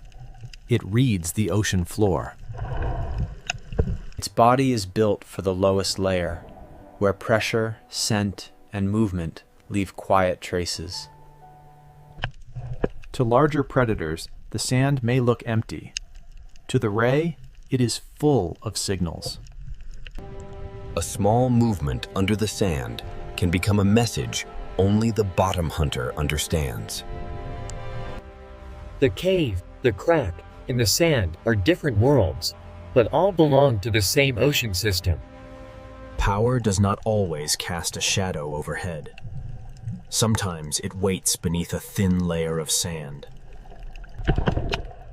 The danger disappears not because it leaves, but because it becomes invisible again. The sand is not a gap between important places. It is an entire layer of the hunt. In this lower world, the hunt happens through contact, pressure, scent, and patience. Each hidden predator controls a different part of the reef's lower architecture. The grouper holds the cave, the moray holds the crack, and the ray reads the sand. For a small fish, one journey across the reef can pass through several kingdoms of danger. This is not chaos. It is a layered order built by coral, sand, and patience. The Red Sea is not ruled from one throne. It is divided into many small territories. Some rulers move across great distance. Others make one small place dangerous every day. But none of these hunters owns the whole ocean. Each rules only the layer it understands best. Now the answer becomes clearer.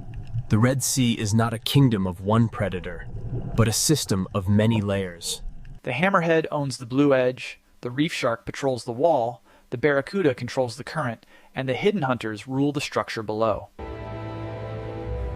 Above all of them, the reef itself writes the rules. It creates shelter, ambush points, current breaks, sand borders, and the density of life that makes predators possible. To ask who rules the Red Sea is really to ask who controls which layer. The final answer is not hidden in one bite, one cave, or one shadow. It is hidden in the balance between them. In the final layer, the Red Sea Ocean will reveal that dominance is not a crown. It is balance. After all these layers, the answer begins to emerge. The Red Sea is not ruled by one creature. It is ruled in layers.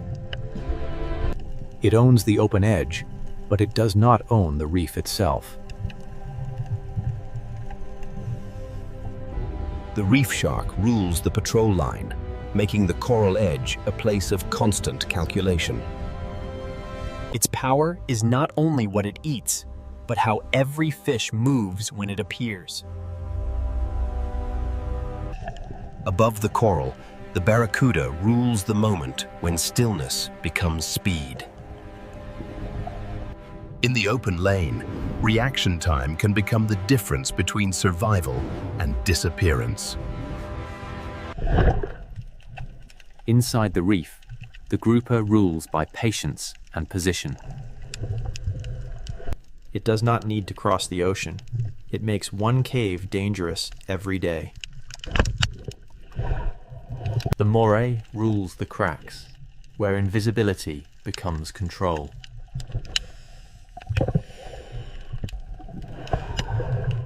On the sandy floor, the ray rules the world that many predators ignore.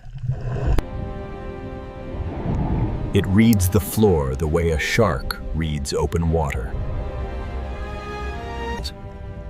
Each predator rules a place, but none of them rules the entire ocean alone. The real structure is not a throne. It is a map of layers. For small fish, survival means knowing which layer belongs to which hunter. Predators create caution. Caution shapes movement. Movement shapes the reef. A reef is more than coral. It is coral plus fish, grazers, predators, current, sand, depth, and time. When predators disappear, the ocean does not simply become peaceful. It becomes different. A reef may still look alive, but one invisible layer of control can be missing. A predator's presence is part of the reef's rhythm. The grouper changes how fish use the cave.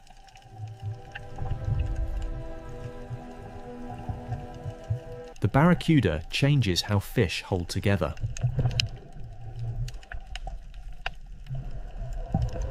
The ray changes how life moves across the bottom.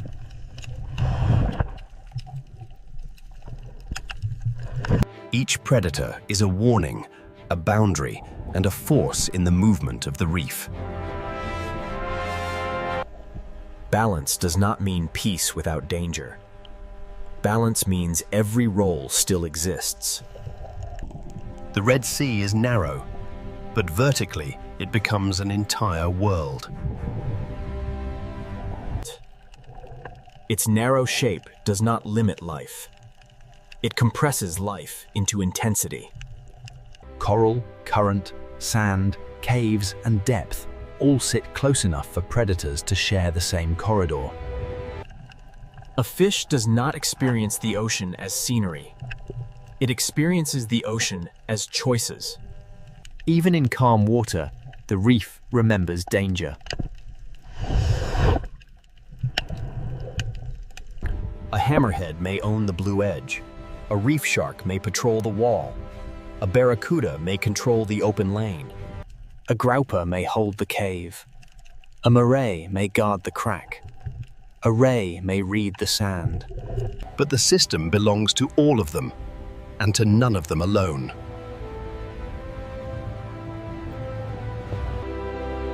Above all predators, the reef itself rules the rules.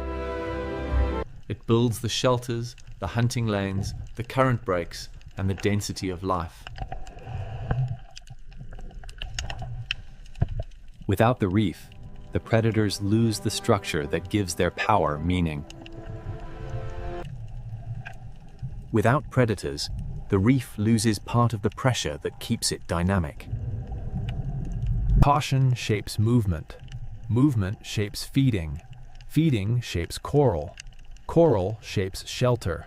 And shelter shapes the next generation of reef life.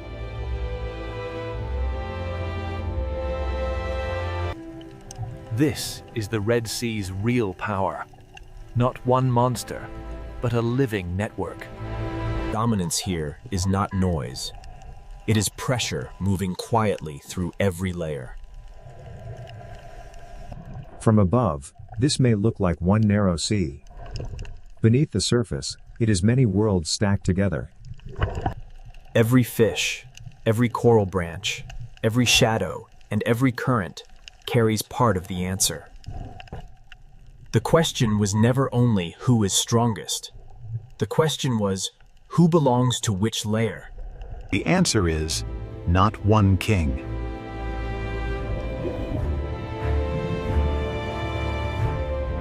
The Red Sea is ruled by balance, fragile, ancient, and moving quietly through every layer of the reef. A hammerhead. In northern Norway, land does not end gently. It breaks apart into fjords. Here, the ocean is not scenery. It is the force that decides where life can remain. The coast is shaped by wind, ice, and ocean, and every edge feels exposed to the next storm. In winter, the light can fade for weeks, and the ocean turns almost black beneath the Arctic sky. Small fishing villages cling to the ocean's edge, as if one more storm could pull the world into the dark water below. These houses do not stand apart from the ocean. They survive by staying close to it, and by respecting its power. The ocean gives fish movement, memory, and danger. It feeds the coast, then tests it without warning. This is not the soft coastline of a warm sea. It is a place of cold currents, rough weather, and sudden life. The ocean cuts into the land through fjords, carrying salt, cold, food, and the rhythm of survival. From above, the coast looks frozen and severe. But beneath the ocean surface, nothing is still. The secret of this coast begins below the waves, where the ocean moves long before life becomes visible. Above the sea is wind and ice. Below the sea is current, darkness, and hidden energy. In this cold ocean, life begins quietly, almost invisibly, in the movement of water and light. The smallest life in the ocean prepares the way for fish, birds, whales, and people. When the ocean gathers enough food, small fish arrive, and the silence begins to change. A single fish is fragile, but in the ocean, thousands can move like one living body. The Arctic Ocean teaches life to move together, to read pressure, shadow, current, and danger. Above the sea, wings begin to gather. Below the sea, silver movement calls the coast awake. The birds read the ocean from above, searching for the first signs that fish have risen. Even the wind becomes part of life here, lifting wings above the restless ocean. The fjord looks silent from far away, but the ocean beneath it is beginning to concentrate life. Then, from the cold ocean, a breath appears, proof that giants have followed the fish. The ocean has sent a signal, and the largest hunters in these waters are beginning to answer. Nothing here is random. The ocean gathers prey, and every predator must arrive at the right moment. The same fish that shine beneath the sea also lift life into the sky. Here, ocean, mountain, bird, fish, whale, and village are not separate stories. They belong to one system. Northern Norway is alive because warm and cold meet at the edge of the ocean. The sea gives, and the sea tests. It opens the coast, then closes it with storm and ice. People do not conquer this ocean. They build beside it, waiting for weather, fish, and season to allow life forward. A harbor here is more than shelter. It is the thin line between the village and the open ocean. In winter, the ocean becomes a dark mirror, reflecting a sky that barely remembers the sun. Yet even in darkness, the sea keeps moving, carrying warmth from far beyond the frozen north. The first answer to this coast lies under the waves, where currents soften the Arctic edge. Warm Atlantic water pushes north into a polar world, and the ocean becomes a living boundary. Where ocean water mixes, nutrients rise. Where nutrients rise, the smallest life begins to bloom. Plankton feeds small life. Small life feeds fish. Fish will soon call the giants back into the ocean. Plankton feeds small life. Small life feeds fish. Fish will soon call the giants back into the ocean. Before the whales arrive, before the birds scream, the ocean gathers itself into one shining mass. The fjord becomes a stage, and the sea prepares the first great drama of winter. One breath appears, then another. The ocean has brought the hunters into the fjord. Orcas arrive with intelligence, patience, and the precision required by this unforgiving ocean. The fish tighten, the water changes, and the ocean begins to organize around the hunt. Above and below the sea surface, every movement is connected by the ocean.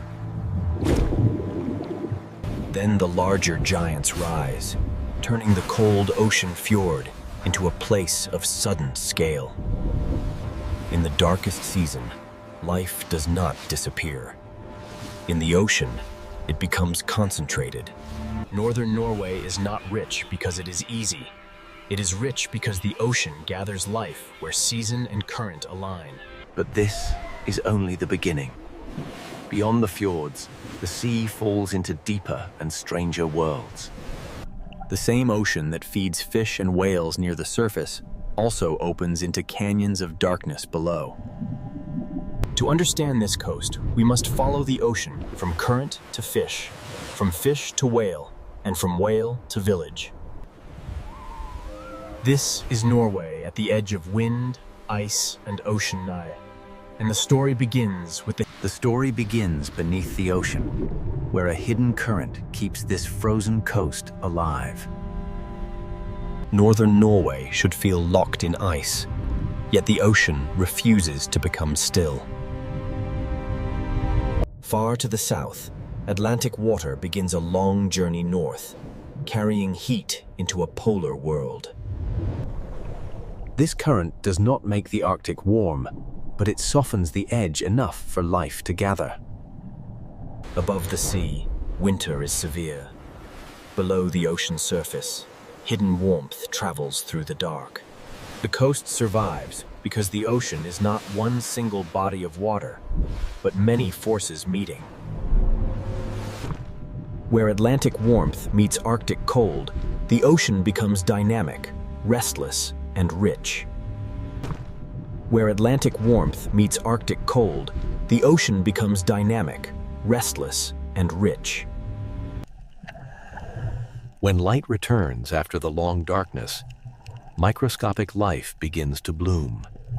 A bloom this small can change everything, because the entire visible drama begins with the invisible. Plankton feeds smaller animals, and those smaller animals become the first bridge toward fish. Small fish follow the bloom, and the cold ocean begins to concentrate energy.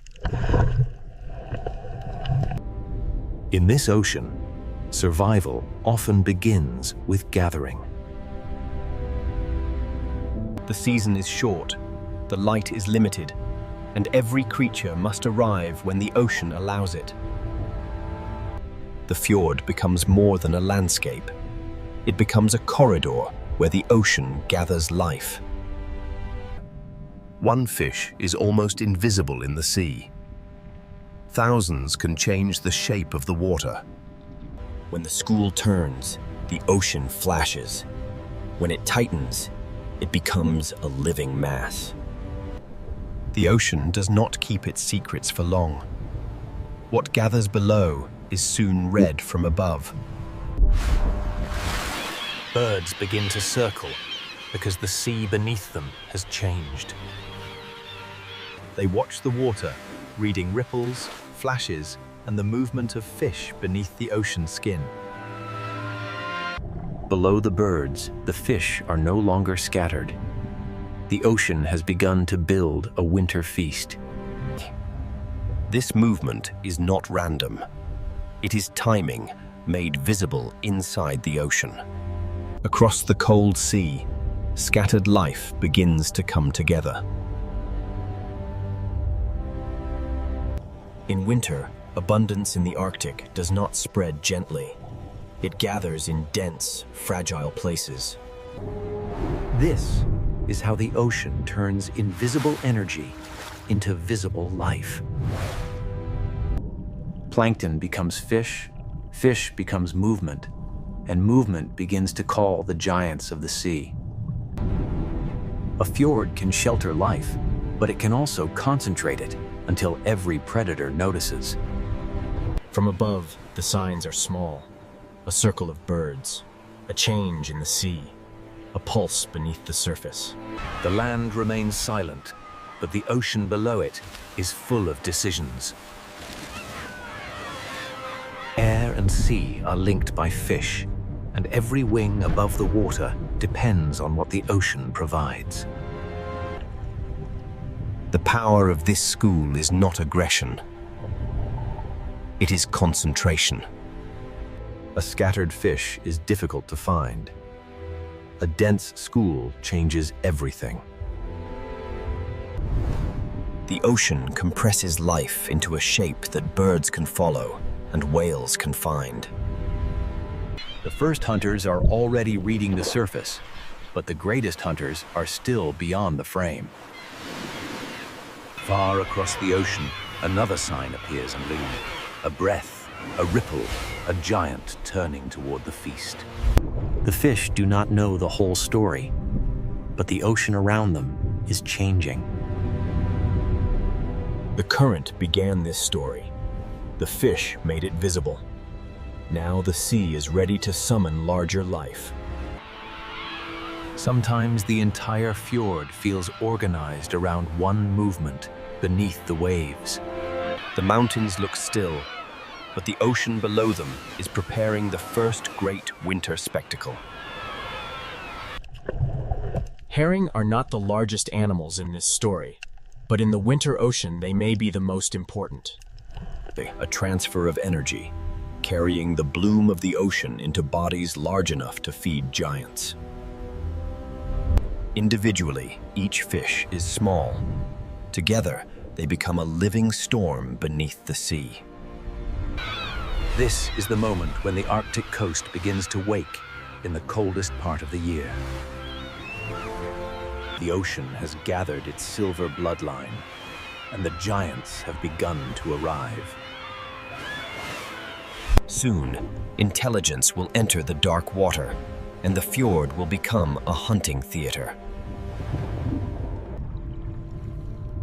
The entire drama of northern Norway begins with invisible changes in water. The land may be frozen, the sky may be dark, but the ocean continues to carry energy north. Fish feed whales, seabirds, seals, and people. The ocean connects them all. A current alone does not create a winter spectacle. For that, the sea needs a smaller creature. It needs herring, the silver bloodline of the Arctic winter. And when the herring are forced upward beneath the cold ocean surface, one of the most intelligent hunting scenes in the sea is about to begin. Now, beneath the cold ocean surface, one of the most intelligent hunting scenes in the sea begins. In the winter fjords of Norway, the herring become the center of the season. Orcas do not enter this ocean as random hunters. They arrive with memory, coordination, and purpose. They begin to work around the school, reading its shape and guiding its movement. The herring respond as one body, folding inward as pressure builds from every side. The power of the orca is not speed alone. It is strategy. Above the water, birds follow the signs. Below the sea, the hunt is being arranged. The fjord becomes a single connected world, with fish, whales, birds, and mountains in one frame. Movement, bubbles, and pressure turn the open ocean into a carefully shaped trap. To the viewer, it may look chaotic, but inside the sea, every movement belongs to a pattern. A tail strike breaks the order for a moment, and the silver wall shivers through the ocean. The school tightens again, because in this ocean, scattered life is fragile. At the surface, black fins cut through the cold ocean, like signals from another intelligence. The birds know what the ocean is hiding, and the orcas know how to bring it within reach. The scene becomes almost architectural, a structure built from pressure, movement, and fear. The herring form a living sphere, and the orcas hold the boundaries of the sea around it. The herring form a living sphere, and the orcas hold the boundaries of the sea around it. The land looks silent, but the sea below it is full of decisions. But the orcas are not the only giants drawn into the fjord.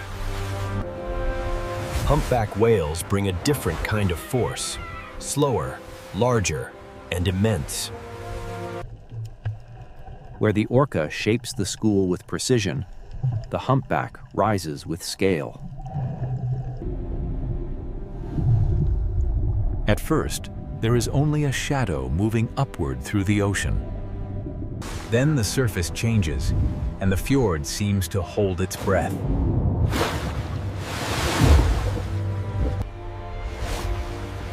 For 1 second, the ocean opens, and a giant becomes visible. Water drains away, the whale sinks again, and the surface closes over the feast. The school breaks, then gathers again, because the ocean keeps forcing life back into motion.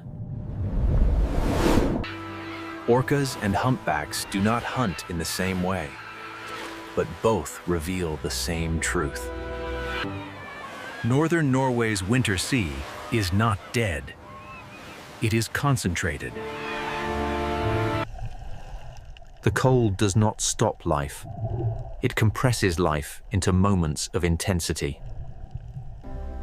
Under this different light, every animal must use the season before the season closes. Breath turns white in freezing air, fins cut the dark ocean, and birds scream over the waves. Below it all, the herring flash like a hidden silver storm. The fjord becomes a feeding theater, and the small village beyond it becomes part of the same ocean story. The sea that gathers whales also sustains the people who live beside it.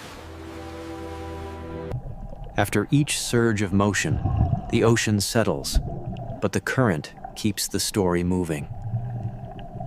The hunt is never permanent. Abundance in the Arctic is brief, and every creature must follow it.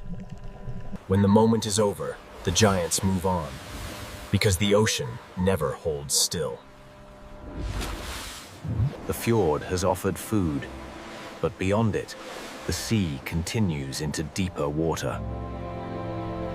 Not every giant hunts near the surface, and not every ocean story remains in the light. Farther west, beyond the winter fjords, the ocean floor begins to fall away. The same coast that holds herring and orcas also stands beside an abyss. Here, the ocean is no longer only wide, it becomes deep. Below the feeding fjords, another world waits, one built from darkness, pressure, and sound. The winter spectacle has shown how life gathers near the surface, but the next giant follows a different path. Beyond the fjords, the seafloor drops, and another whale enters the unseen ocean. The next chapter belongs not to the Silver School, but to the deep diver that follows darkness itself. From the hunting fjords of winter, we now descend toward the deep ocean canyons, where sperm whales search with sound. From the hunting fjords of winter, we now descend toward the deep ocean canyons, where another giant follows darkness itself. Farther west, the coast reveals one of its greatest secrets. Deep ocean water comes close to land. Here, the sea does not remain shallow for long. The ocean drops beside the shore. Beneath the waves, slopes and submarine canyons open a doorway into a deeper world. For humans above, the horizon may look simple. For a deep diver, It is an entrance. The sperm whale rises from this hidden depth to breathe at the surface.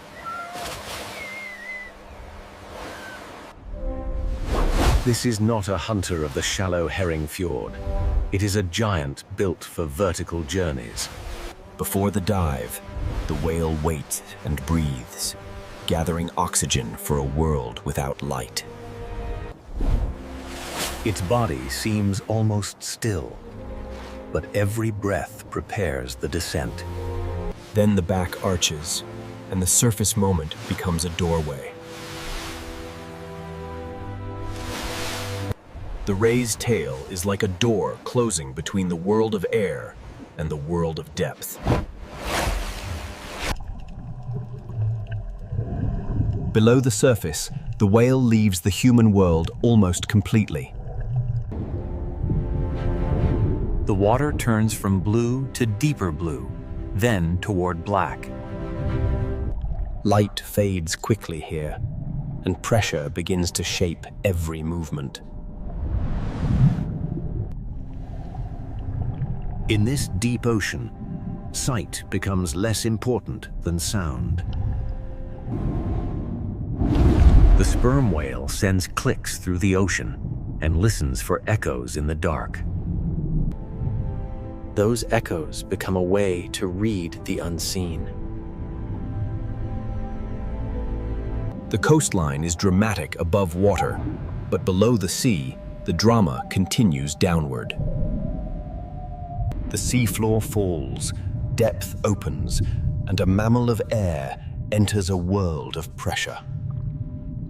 Above is the coast of villages and storms. Below is the acoustic world of the sperm whale. Somewhere in this darkness, squid and other deep-water prey move beyond human sight. The hunt is rarely seen, but the idea of it gives this ocean its weight.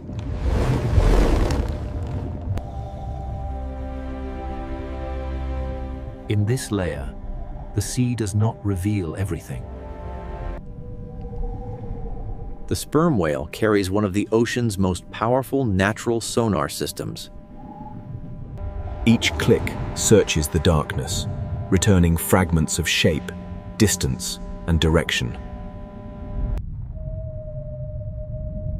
This is not the fast silver chaos of the herring fjord. It is slower. In northern Norway, the village and the abyss can be neighbors. On the surface are boats, weather, birds, and light. Beneath are canyons, pressure, and sound. The human world floats above, while the whale moves through a depth human senses cannot survive. After the descent, the whale must return to air. The journey is vertical, from breath to darkness and back again. Every dive reminds us that this coast is not only horizontal, but layered. The whale rises toward a world of wind, cliffs, islands, and winter ocean. Then the breath returns, and the hidden world briefly touches the surface. For a moment, the deep diver becomes visible again, and the ocean closes its secret behind it.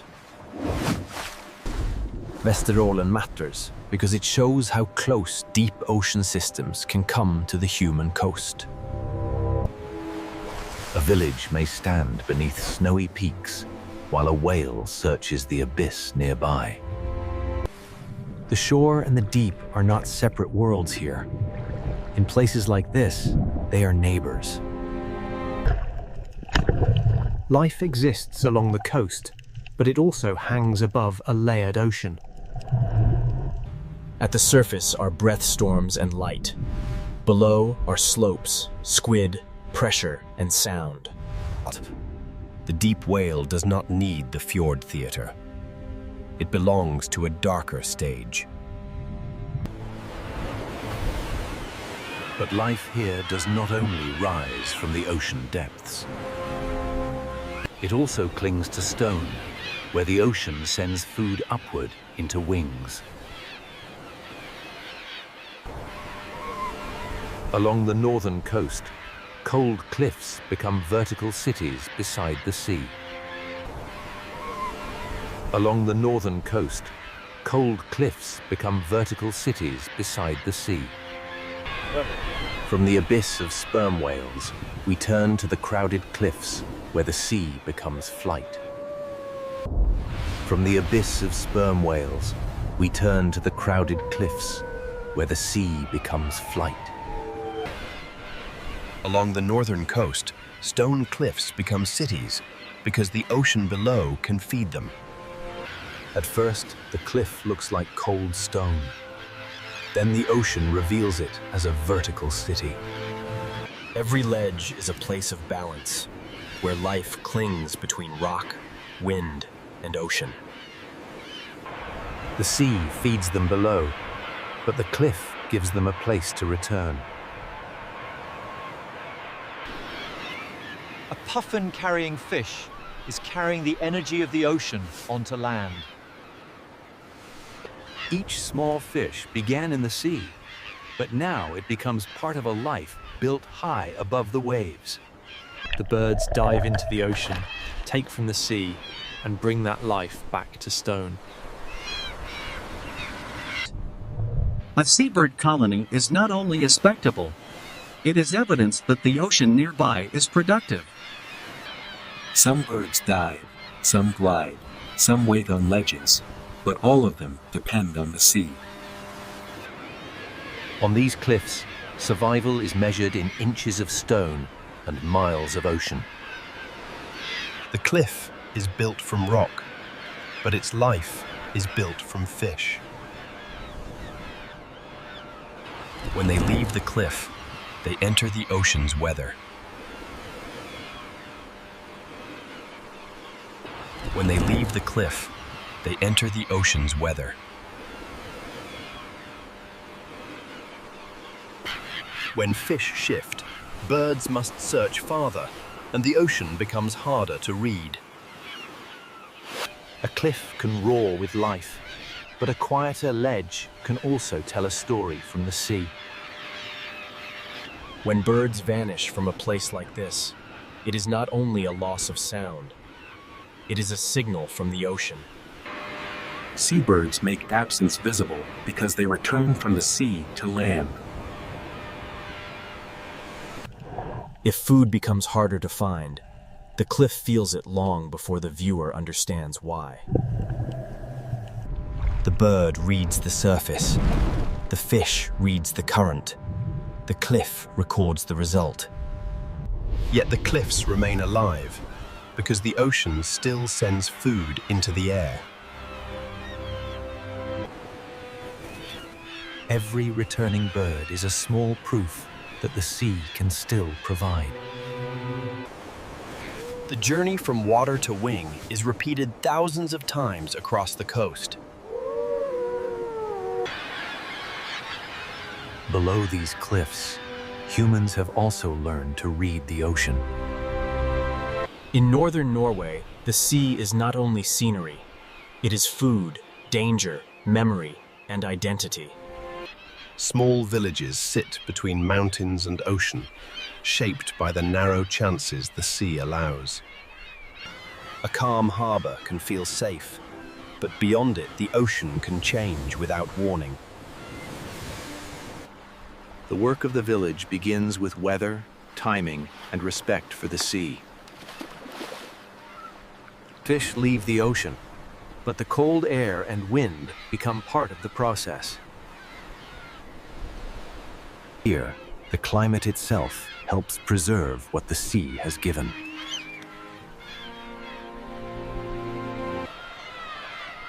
The village is not separate from nature. It is woven into the ocean's rhythm. People here have not lived by conquering the ocean. They have lived by negotiating with it. A fisher reads wind, current, fish movement, and season before trusting the sea. The coastline may look beautiful from far away, But the ocean does not forgive carelessness. Knowing when to turn back can be as important as knowing where the fish are.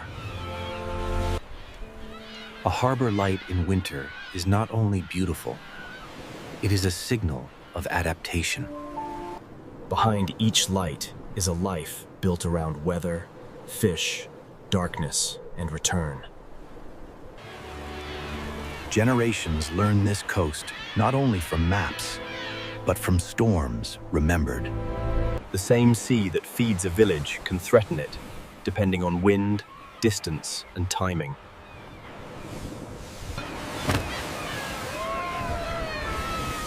The ocean gives and tests in the same breath.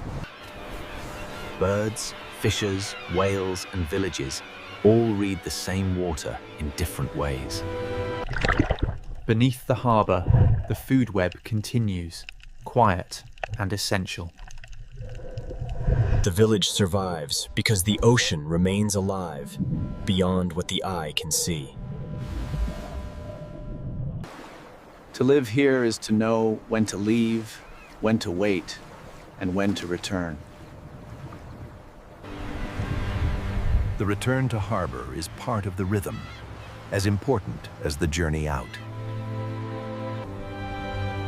This human layer keeps the coast from becoming only a wilderness postcard. The birds return to ledges, the boats return to harbor, and both returns depend on the sea. Northern Norway is a coastal system where ocean productivity climbs into wings and settles into villages. Everything here depends on reading the ocean accurately. The whale reads fish. The bird reads the surface. The fisher reads the wind. But this relationship is changing because the Northern Ocean is changing its rhythm. Fish may shift, seasons may move, and old knowledge must adapt to a sea that no longer behaves exactly as before. For the birds, for the whales, and for the people, survival depends on the ocean's pattern. And now, across the far north, ice is retreating, seasons are shifting, and the Arctic Sea... Across the far north, ice is retreating, seasons are shifting, and the Arctic Sea is beginning to change its rhythm. Less ice does not simply mean more open ocean. It changes the boundary between Arctic cold and Atlantic warmth.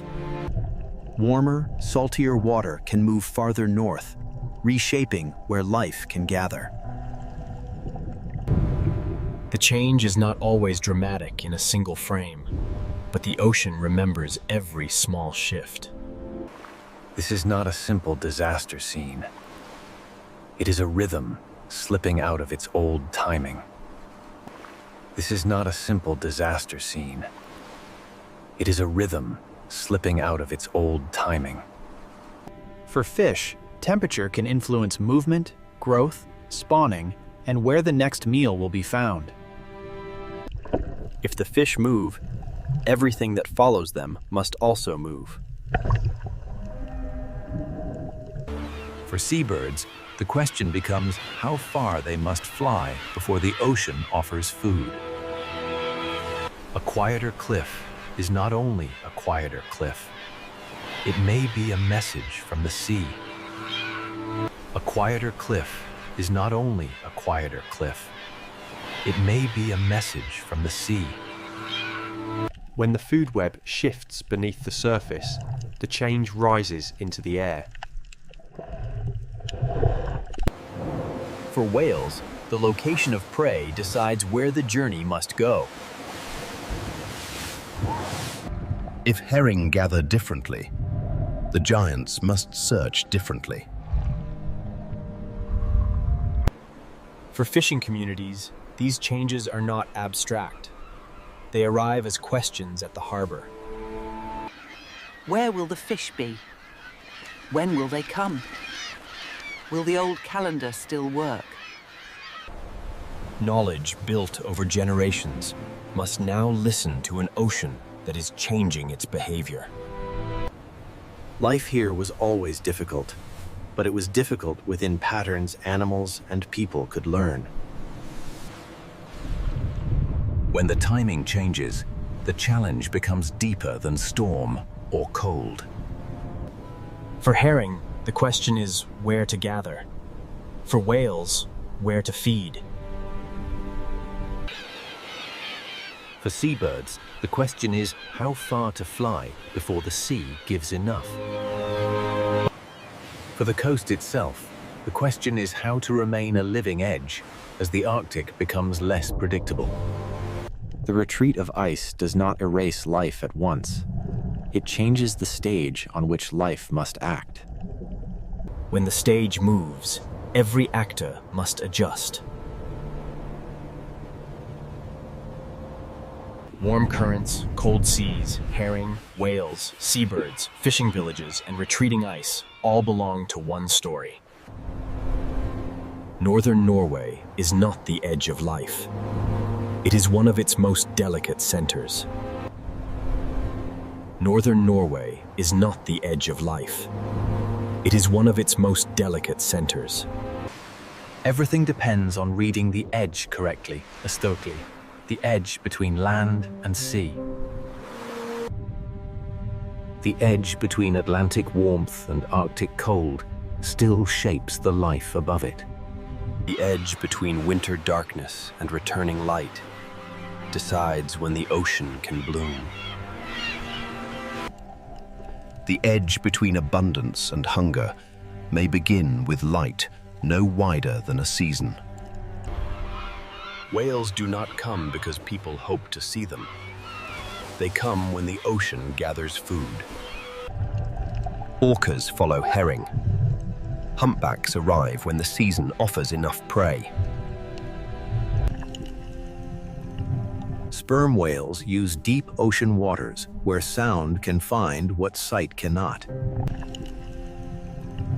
Sperm whales use deep ocean waters where sound can find what sight cannot. Humans are part of this system too, reading weather, current, fish movement, and season. A family drying fish in cold air is using the climate as part of the process. A harbor light in winter is not only beautiful, it is a sign that life has adapted. A harbor light in winter is not only beautiful, it is a sign that life has adapted. Edges are where forces meet. Warm water and cold water, mountains and fjords, birds and cliffs, whales and herring. Life here becomes precise because it must. A whale must be where the fish are. A bird must find food before the season turns.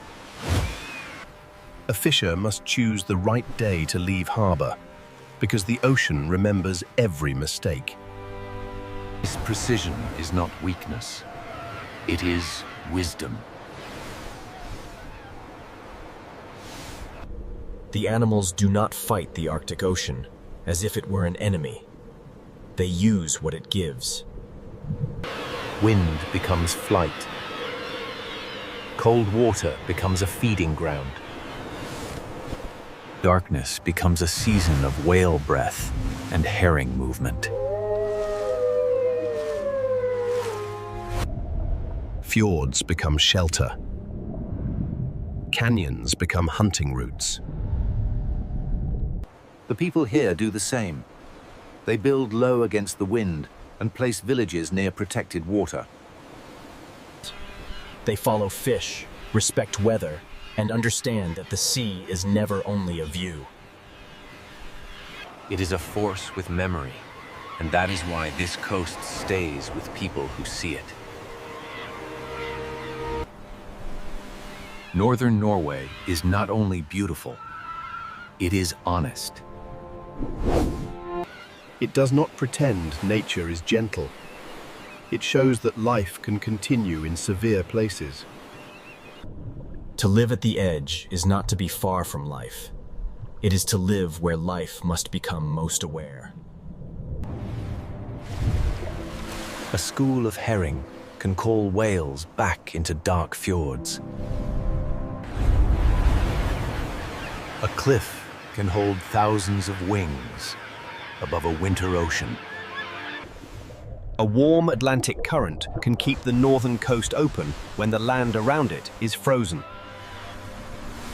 A small village can survive for generations, not by overpowering the sea, but by learning its rhythm.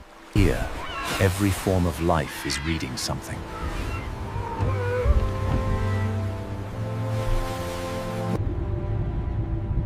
The blue whale reads the fish. The albatross reads the surface. The fisher reads the wind. The village reads the season. The coast reads the meeting of warm Atlantic water and Arctic cold. Northern Norway is not the end of life. It is where life becomes precise. Between wind, ice, and ocean, every breath, every wing, every returning boat. Not by conquering nature, but by listening carefully enough to remain. This is Norway. Life at the edge of wind, ice, and ocean.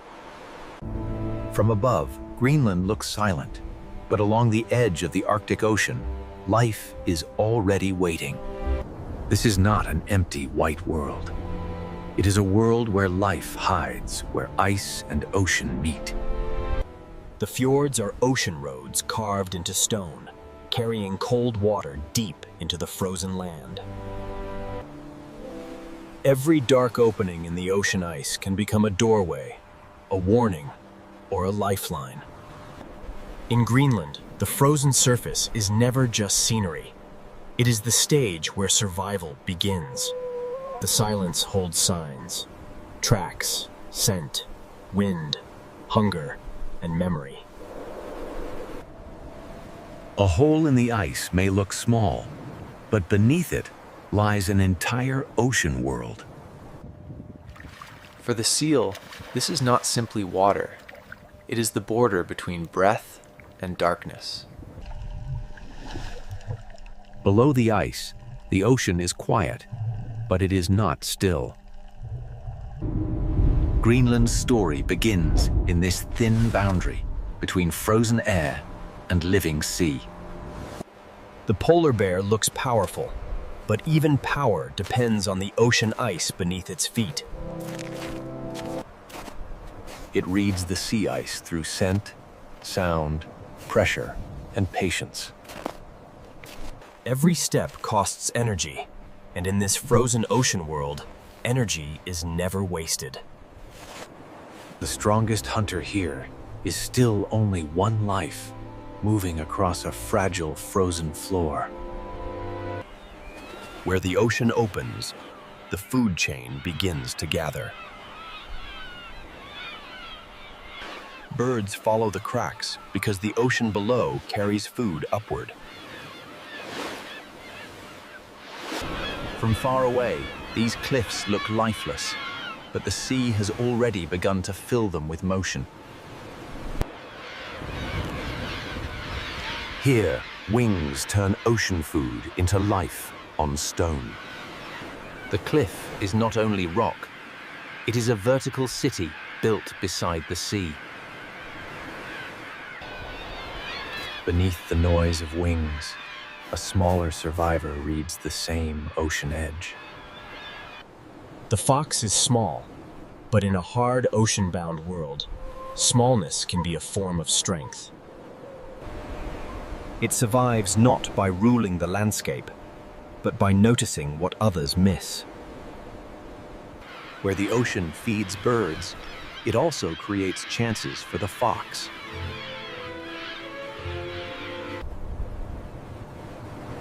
Life here is spread thin, but every edge has a purpose. Even the quietest animals are tied to the rhythm of snow, wind, and sea. Some survive by moving lightly. Others survive by standing together against the ocean wind. In Greenland, warmth is stored in bodies, in herds, and in every careful choice. Land and ocean are never separate here. The sea shapes the weather, the food, and the movement of life. The fjords carry the ocean into the frozen land, and with it comes the possibility of life.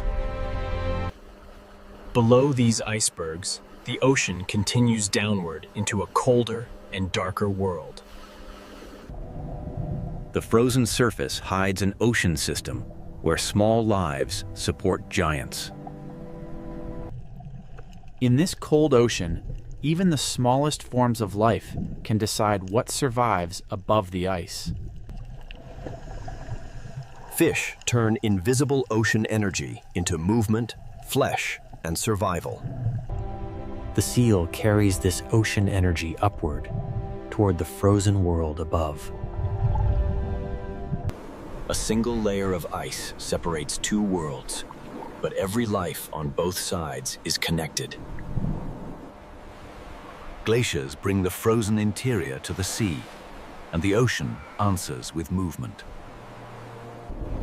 To the animals of Greenland, ice is shelter, distance, danger, and direction. Far beyond the cliffs, giants follow the same cold ocean rhythm.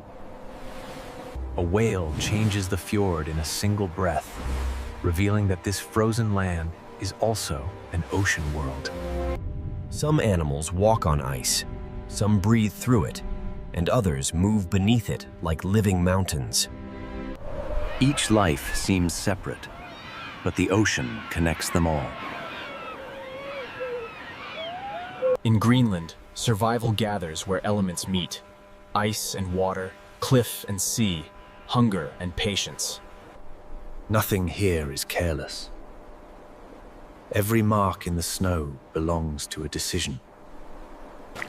The same frozen surface can be a roof, a road, a nursery, and a hunting ground. The ocean feeds the birds feed the cliffs, and the cliffs feed another kind of survival. This opening chapter is only the surface. Beneath it lies a deeper system of timing, hunger, and adaptation. To understand Greenland wildlife, we must follow the edge where the ocean shapes every life. The first rule of this frozen world is simple. Ice decides where life can move. When the ocean opens, the story begins to move from silence into survival. And so we begin with the fragile foundation beneath every track, every dive, every flight, and every breath. To understand life in Greenland, we must begin with the surface that decides almost everything: sea ice. This ice is not a blank white floor. It is a living boundary between air and ocean. Where the ocean presses against the frozen surface, the ice bends, breaks, rises, and becomes a map. An open lead can become a feeding route, a breathing place, or a dangerous gap between lives. Below the frozen roof, the ocean begins its quiet work. When light returns, even the smallest life beneath the ice can start an entire chain. The beginning of survival here is almost invisible, carried by light, nutrients, and timing. Fish gather where the ocean gives them food, and their movement begins to draw larger lives. Every small body in this cold ocean becomes part of a larger survival equation. The seal lives between two worlds, feeding in the ocean and breathing through the ice. To the seal, a dark circle in the ice is not a detail. It is a doorway back to air. The same ice that traps the ocean below also gives life a place to breathe. For one animal, the hole is safety. For another, it is a place to wait. The bear does not rule the ice by force alone. It survives by reading the ocean's frozen skin. Sea ice is a road, a roof, a hunting ground, a resting place, and a border between worlds. Where the ice is strong, it can become a platform for rest. Where snow gathers over ice, shelter can form, but only if the season remains stable. To human eyes, the ice may look permanent, but the ocean beneath is always moving it. A frozen surface can rise, tilt, crack, and drift with every movement of the sea. The frozen interior reaches the ocean through glaciers, and the ocean reshapes it into drifting ice. Here, every texture tells a different story of cold, pressure, current, and time. The ice opens, closes, thickens, thins, and changes the rules for everything living here. When the ocean opens, birds read the signal from above. A crack in the ice can connect sky, ocean, and hunger in a single dive. Below the opening, the ocean gathers movement that cannot be seen from the frozen surface. The sea feeds the birds, and the birds carry the ocean's energy toward the cliffs. Even the cliffs depend on what happens out here on the frozen sea. The ocean does not stop at the shore. Its influence climbs into every track and every ledge. The living Greenland is not found in the empty interior. It gathers around the ocean edge. When light returns to the frozen world, the ocean beneath begins to answer. Light, ice, and ocean must meet at the right time for life to rise. Every animal reads this map differently, but the map is written by the sea. A sound in the ice can mean movement, danger, access, or change. Strength and weakness can exist only a few steps apart. From below, the ice is a ceiling of shadows, openings, and risk. The food web begins quietly, in colors and movements too small to dominate the eye. Plankton feeds fish. Fish feeds seals and birds, and the ice holds each layer close together. The seal is a bridge between the small ocean lives below and the hunters above. The bear uses sea ice as a road to reach the places where the ocean must breathe. Nothing here survives alone. The ice connects every breath, dive, flight, and step. But the foundation of this world is fragile, and its rhythm is never guaranteed. When ice forms later or breaks earlier, every animal must spend more energy finding what it needs. Distance changes survival. A short crossing can become a long search. A wider opening can help one life, while making another life work harder. When the ice changes, the distances change, the timing changes, and the risks change. Even the giants of the fjord follow the patterns set by ice, current, and prey. This is the first rule of Greenland wildlife. Survival gathers where elements meet.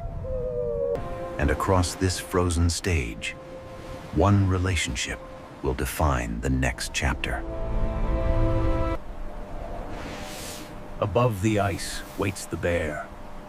Beneath the ice moves the seal. Above the ice waits the bear.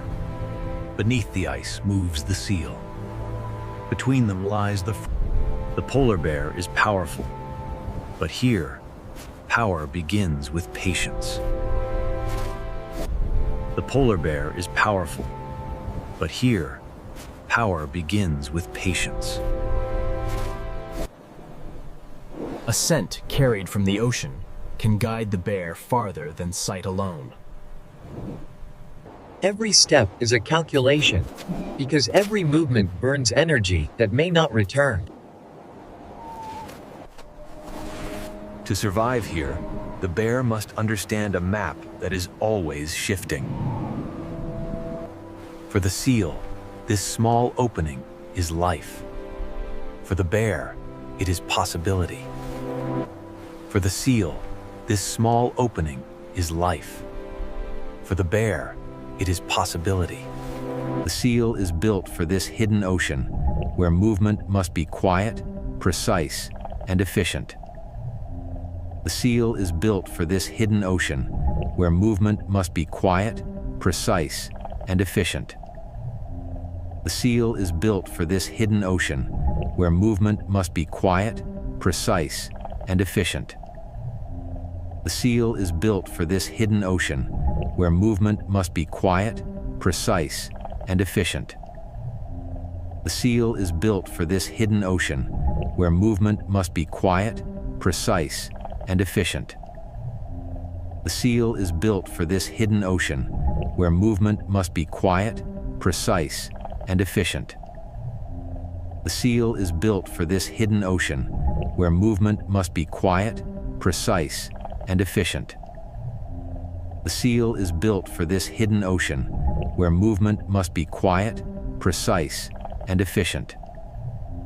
The seal is built for this hidden ocean, where movement must be quiet, precise, and efficient. The seal is built for this hidden ocean, where movement must be quiet, precise, and efficient. The seal is built for this hidden ocean, where movement must be quiet, precise, and efficient. Beneath the surface, the seal is not helpless. It belongs to the ocean in a way the bear cannot. Its world is three-dimensional, shaped by pressure, breath, darkness, and memory. One animal walks on the frozen roof.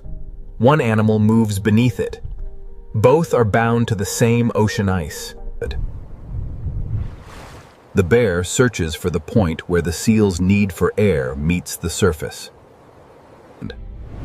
The seal must choose when to rise, and sometimes survival means passing a doorway by. The most powerful image of the bear is not a roar. It is the weight of waiting. Somewhere below, a seal must breathe. Somewhere above, hunger is measuring time. Below the ice, the seal also waits, listening to a world it cannot fully see. A few meters of ice, distance, and timing can become the difference between danger and breath. For now, the ocean receives the seal again.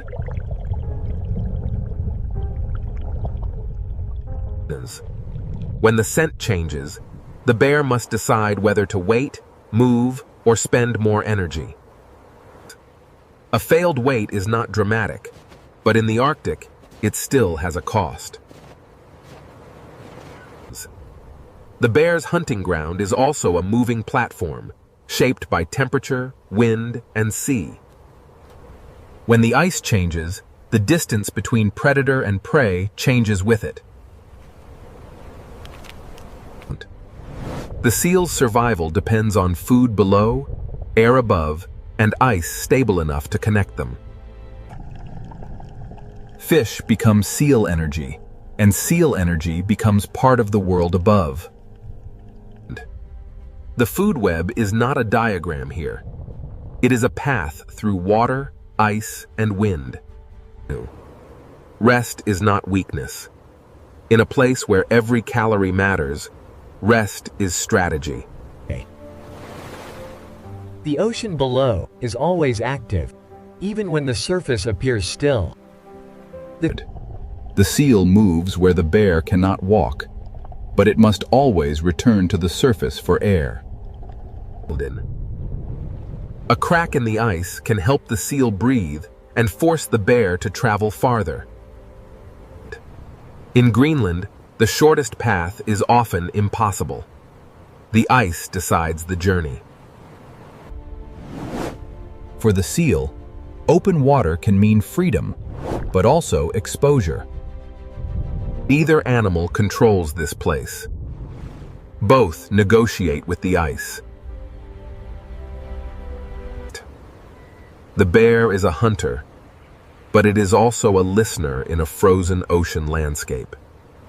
The seal is prey, but it is also a specialist of water, pressure, ice, and breath. Without sea ice, the bear can still walk, swim, and search, but its most efficient world begins to vanish. The seal also depends on ice, but in a different way, as sealing, shelter, and access to air. Both lives need ice, but not the same kind, not in the same way, and not at the same moment. Greenland's ice records movement, but only for a little while before the wind rewrites it. Storm, cold, hunger, and timing press on both animals at once. The bear's hunting ground is also a moving platform, shaped by temperature, wind, and sea. When the ice changes, the distance between predator and prey changes with it. The seal's survival depends on food below, air above, and ice stable enough to connect them. Fish becomes seal energy, and seal energy becomes part of the world above. The food web is not a diagram here. It is a path through water, ice, and wind. Rest is not weakness. In a place where every calorie matters, rest is strategy. The ocean below is always active, even when the surface appears still. The seal moves where the bear cannot walk, but it must always return to the surface for air. Here, survival becomes smaller, quieter, and no less exact. The Arctic fox is small enough to vanish, but clever enough to read every edge of this frozen world. Compared with the bear, the fox seems fragile, but in Greenland, needing less can be a kind of strength. It survives by scent, memory, timing, and the ability to change its strategy when the ocean coast changes. The fox does not dominate the landscape. It listens to it. And in a world where food is rare, even the smallest sound beneath snow can matter. Every movement must be worth the energy it costs. The coast gives the fox options: snow, stone, cliff, ice, and the ocean's leftovers. And in Greenland, flexibility can be as valuable as strength. When the season changes, the fox changes with it. Its camouflage belongs to the season, not to one color. Summer does not make Greenland easy. It only opens a short window of possibility. Where the ocean feeds the birds, the cliff becomes a seasonal pantry for those who can read it. The fox takes opportunity where it appears, but every opportunity here is temporary. The ocean rises into the cliff through wings, and the fox waits below that movement. On this coast, balance is not only physical, it is the balance between hunger and risk. When food appears briefly, memory becomes a future meal. The fox survives by turning a scattered coastline into a map of chances. But the fox is not the only small life shaped by snow and sea. The Arctic hare survives by becoming part of the whiteness itself.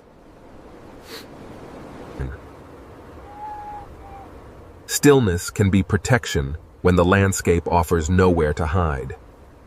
Every burst of movement must be measured, because speed also spends energy. Even in a frozen world, life searches for the smallest hidden food. The coast records many lives at once, but only until wind erases the page. Farther from the cliff, another kind of survivor follows the sparse food of the tundra. For these animals, survival is written close to the ground. The food is not abundant. It must be uncovered one small patch at a time. Their path is shaped by wind, snow depth, and the thin food left by a short season. And then the tundra reveals animals built not for speed, but for endurance. Musk oxen carry warmth like a living shelter against the ocean wind. Their coats are not decoration. They are insulation, armor against cold, and the memory of survival. Like the hare and caribou, they live from what little the frozen ground allows.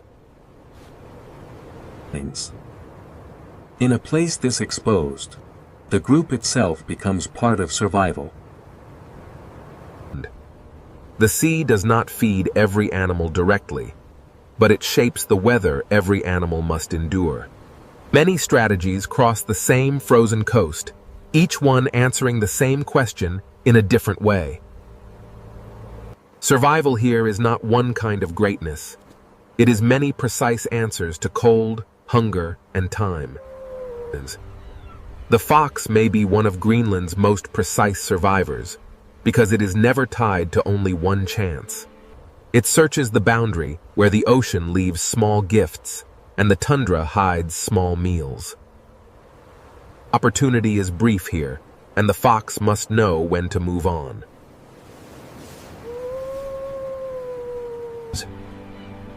Its world is not land or sea, but the thin line between them.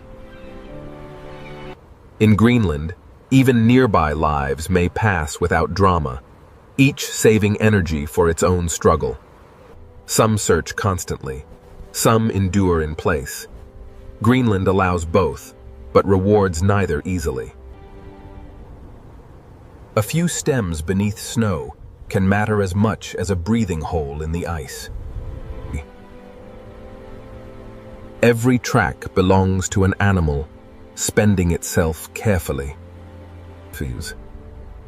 The fox shows that survival is not always loud, large, or obvious. The tundra teaches another lesson. Endurance can be as cinematic as motion. As light fades, the frozen coast keeps its lives close and quiet. By morning, the story begins again, written in new tracks beside the sea. And where the fox follows the coast, the next great world of Greenland rises above the ocean. Beyond the quiet survivors of the tundra, the cliffs awaken into a city of wings, and the ocean begins to speak louder. Beyond the quiet survivors of the tundra, the cliffs awaken into a city of wings, and the ocean begins to speak louder. From far away, this cliff looked lifeless. Up close, it becomes one of Greenland's loudest expressions of survival. The ledges are narrow, the wind is constant, and yet life gathers here in astonishing numbers. In Greenland, abundance does not spread everywhere. It concentrates where the ocean can feed it. Every flight away from the cliff is a journey back to the sea. The birds search the openings, because beneath the ice, food begins to move. A single dive connects sky, cliff, ice, and ocean. Below the surface, the ocean gathers the energy that will return to the cliff. The sea gives, and the wings carry that gift back to stone. The cliff is not separate from the ocean. It is fed by every return. Each landing is precise because space is scarce and the sea below is unforgiving. This is a city without walls, built from wind, rock, wings, and ocean food. For the fox, the cliff is not noise. It is a seasonal map of opportunity. The smallest hunter survives by reading what falls, what changes, and what disappears. The ocean is being delivered upward, wing by wing. Different birds use the same coast in different ways, but all are tied to what the ocean provides. Small wings can carry enormous meaning in a place where nutrients are rare. Around great colonies, the sea even changes the land, feeding soil that would otherwise remain poor. The cliff speaks for the ocean, and the ocean answers through wings. Beyond the cliffs, the coast opens again, and the scale of life begins to change. On the ice, walruses turn a drifting platform into a place of rest. Their bodies are built for cold water, but the ice still gives them a place to pause. The ocean receives them slowly, as if the boundary between ice and water belongs to both. Below the flow, another Greenland world opens, heavier, darker, and shaped by depth. Many marine mammals share the same frozen edge, each using ice and ocean in its own way. Some rest on the ice, some breathe through it, some pass beneath it almost unseen.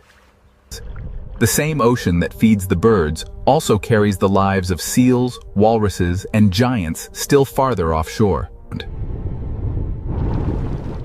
Farther from shore, the scale changes again.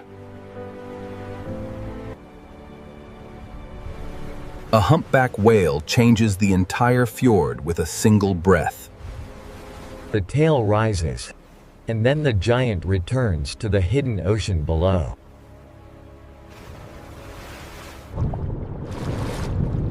Below the icebergs, Greenland becomes a three-dimensional ocean world. Fin whales bring speed and scale to waters shaped by current, prey, and season. These giants do not move randomly. They follow the ocean's invisible patterns. Where plankton and fish gather, the largest bodies on Earth may follow. The bowhead whale belongs deeply to the Arctic imagination, slow, massive, and built for icy seas. Its body carries endurance across seasons, currents, and frozen waters. In the dark below the ice, size becomes almost silent. Then the ocean changes tone, and white shapes move through the fjord like living echoes. Belugas move through sound as much as water, using voices to keep contact in a world of ice and shadow. In cold and limited visibility, sound becomes a map. Some Greenland lives are visible only for moments, and others remain almost mythical. Narwhals bring mystery not because they are fantasy, but because their real lives are so difficult to witness. A single tusk above the water can feel unreal, but it belongs to a life shaped by ice, depth, and sound. Beneath the surface, they travel through a world where sound, pressure, and inherited roots matter more than sight. Greenland's ocean is not empty space. It is a layered world of roots, signals, and hidden feeding grounds. Some animals stand on ice, some rest on it, some breathe through it, and some travel beneath it. Together, they reveal Greenland not as an isolated island, but as part of a living Arctic Ocean network. The animals follow food, openings in ice, depth, temperature, current, and memory. What begins as tiny movement in the ocean can rise into birds, seals, walruses, and whales. But this ocean map is not fixed, and the rhythm that guides these lives is changing. When ice shifts, every route must be read again.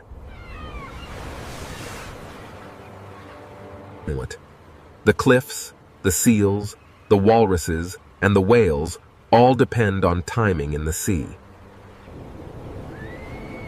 A change in one layer can echo through all the others. And now, the frozen map that holds these lives together begins to change its rhythm. And now, the frozen map that holds these lives together begins to change its rhythm. In Greenland, change does not arrive as an idea. It arrives as thinner ice, wider water, and altered distance. A frozen road can become a maze, and every animal must learn the new shape of the ocean. For the polar bear, distance is not only space. Distance is energy. When ice breaks the route, the bear must walk farther, wait longer, and spend more of what it cannot easily replace. Its strength remains immense, but strength needs a platform. The bear is not defeated by one crack, but every extra distance adds pressure to its life. Below the ice, the seal also faces a changing ceiling. More open water can help a seal breathe, but unstable ice can change where it rests, hides, and raises young. The same change can offer one advantage while removing another. Nothing in Greenland has only one meaning. Ice can shelter, expose, connect, and separate. For seabirds, the question is not only whether food exists, but whether it appears close enough and soon enough. A longer flight can turn abundance into effort. The cliff still lives, but its rhythm depends on a sea that is never still. For the fox, flexibility is survival, but even flexibility depends on what the season provides. It searches the coast as it always has, but the coast itself is beginning to answer differently. On land, change appears in snow depth, exposed ground, and the timing of the short feeding season.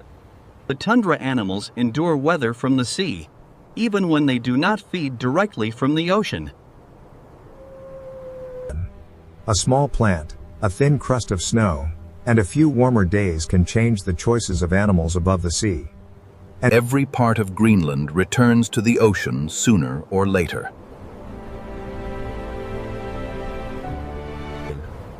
For whales, changing ice can open new water, but it can also shift the food they follow.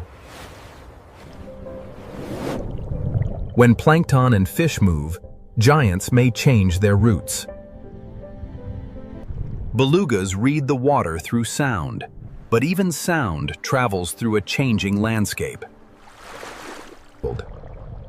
A route once held by ice and memory may become a route of new openings. Narwhals, too, move through a world where ice, depth, and sound must align. The hidden routes of the Arctic are not fixed roads. They are living agreements with the frozen sea. The animals are tough, but toughness does not mean independence. Specialization creates power, but it also creates dependence. A body perfectly made for one rhythm may struggle when that rhythm begins to shift. With the bear, the seal, the fish, and the ice are not separate stories. A change in the sea can rise into the sky. A change in the sea can reach the smallest hunter on the rocks. A change in snow and sesame can reach every hoofprint, pawprint, and hidden burrow. Greenland is not a place where life spreads evenly. It is a place where life gathers at the margins.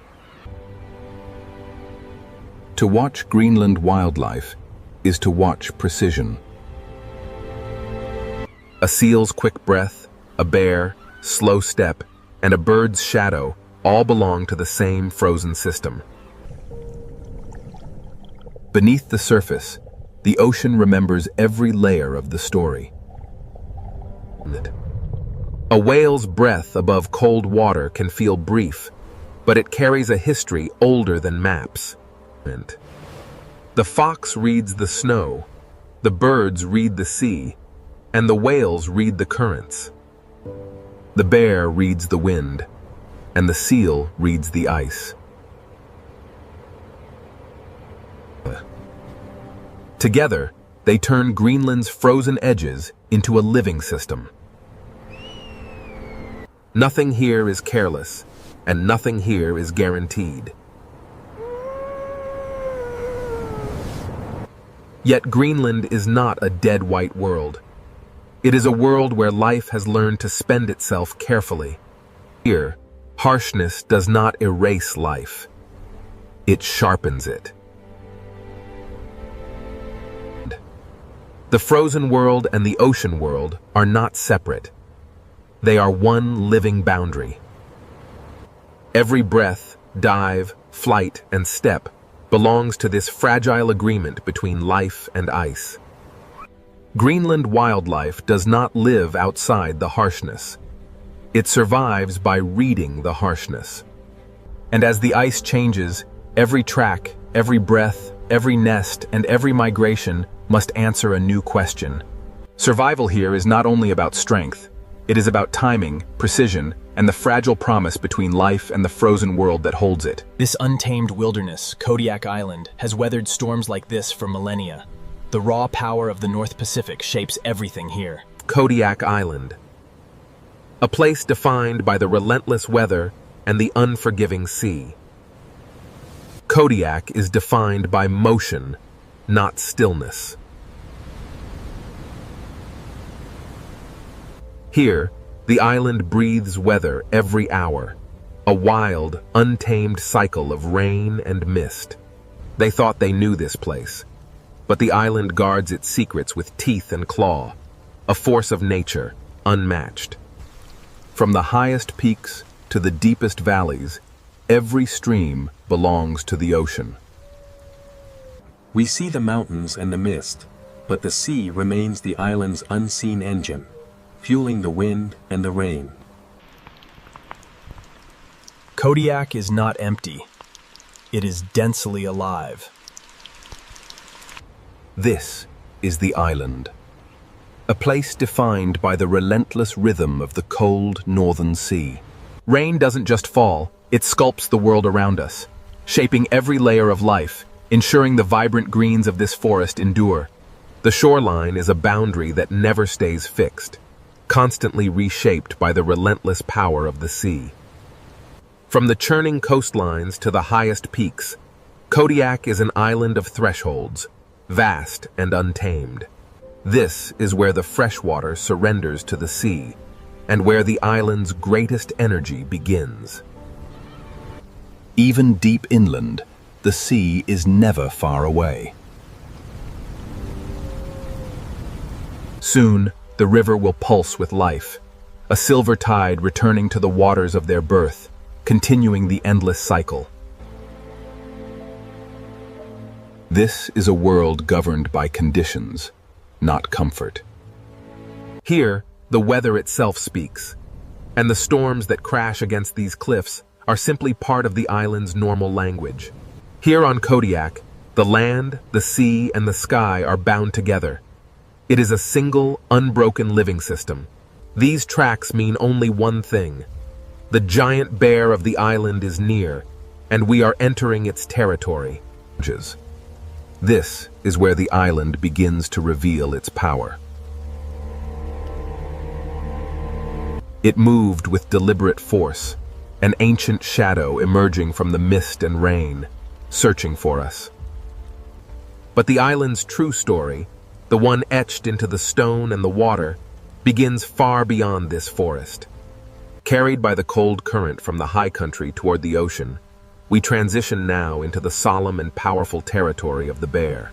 Here on Kodiak, the landscape is in constant motion, shaped by the relentless weather and the powerful creatures navigating these rugged paths. Beyond the fog lies the domain of the island's true master. And it does not welcome visitors. A life-sustaining current flows through the forest. Soon, the salmon will begin their arduous journey, drawn back to these waters. This is Kodiak, a place where the visibility itself changes by the minute. Here, the forest becomes a sponge. Every drop of this cold rain is captured by the moss, storing the island's moisture deep within the earth. Where the fresh water surrenders to the saline depths, the path home begins, though the way is long and shrouded in mist. They say this place has no beginning, only the endless churning of the sea and the whisper of the wind through the peaks. Every part of this land depends on the next. The water flowing from these mountains connects the entire system. Rain defines this landscape, shaping the very stones and trees. But even in this relentless downpour, the first signs of life begin to stir. As twilight fell over the riverbank, the island prepared to reveal its largest presence yet. Kodiak. A land of constant reveal and conceal. The cycle begins again. Driven by instinct, the salmon turn upstream, drawing the great bears back to the river's edge. Flowing through this hidden corridor, the river sustains an intricate web of life. It is a delicate balance, one we are only beginning to understand. Energy returns to the island with every wave, a cycle as old as the sea itself, constantly renewed. Kodiak is built from connections. This island system shows us a simple truth. Nothing here exists alone. Everything is connected by water. To truly know Kodiak, you must first accept that much of it will remain forever hidden, lost in the fog of time and tide. Soon, the salmon will return. Driven by an ancient instinct, they will face the torrent, seeking the waters of their birth. Weather is not background here, but structure. The legends were true. The island holds a giant, and by the size of these prints, it's unlike anything we've ever known. Isolation wasn't just a state of being here. It was the sculptor, carving these valleys and shaping the very nature of this untouched world. Driven by ancient instinct, the salmon return. They fight the storm and the tide, completing a cycle as old as the river itself. The signs were everywhere, pointing towards a power unmatched in this wilderness. Soon, we would meet the bear. The true power of Kodiak lies not in a single landmark, but in the entirety of this immense, rugged coastline. From the rugged coastlines, we move inland, into the heart of this secluded ecosystem. Here, the dense canopy thrives on the constant moisture. The next chapter will reveal why this place can support giants. This is just the surface. The island's true story, the deeper system of life, is only beginning. The storm intensified, washing away the path. But it couldn't hide the tracks. The ruler of this island was close now. This river is part of a vast, unending cycle. The water here will reach the distant ocean, only to return again as rain falling on the forest. In this unforgiving landscape, the Kodiak stands alone. The quiet giant of the island. The bear's size comes from an island built on abundance and endurance. Power on Kodiak often arrives quietly.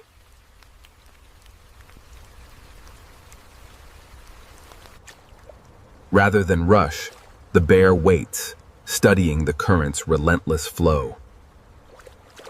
Driven by instinct, the salmon return, bringing the pulse of the ocean to these shallow waters. The forest awakens. These fish carry the sea into the forest.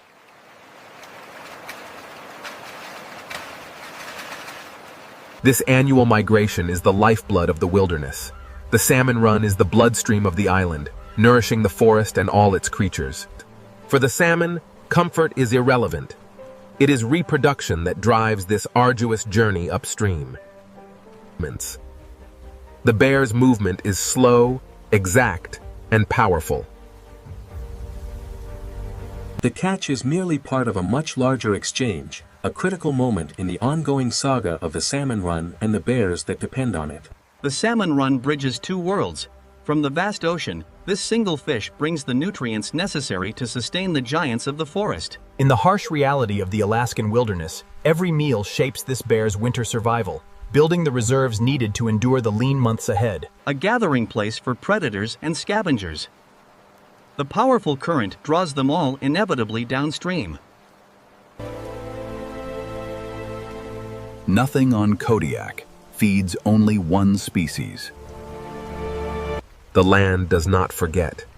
These prints, these scales, they are the memory of movement etched into the earth. The bear is built by seasons, not moments. This is Kodiak's rhythm, a staggered abundance. When one stream rests, another wakes, and the bear knows exactly where to be. The island's energy moves inland from the ocean. Here, in the quiet cold, every step sinks deep into the wet moss. Every print left behind marks the island itself. The salmon are the engine of abundance. Their relentless journey upstream feeds the forest, the waters, and creatures like the bear. And in the distance, evidence that this island supports more than one giant.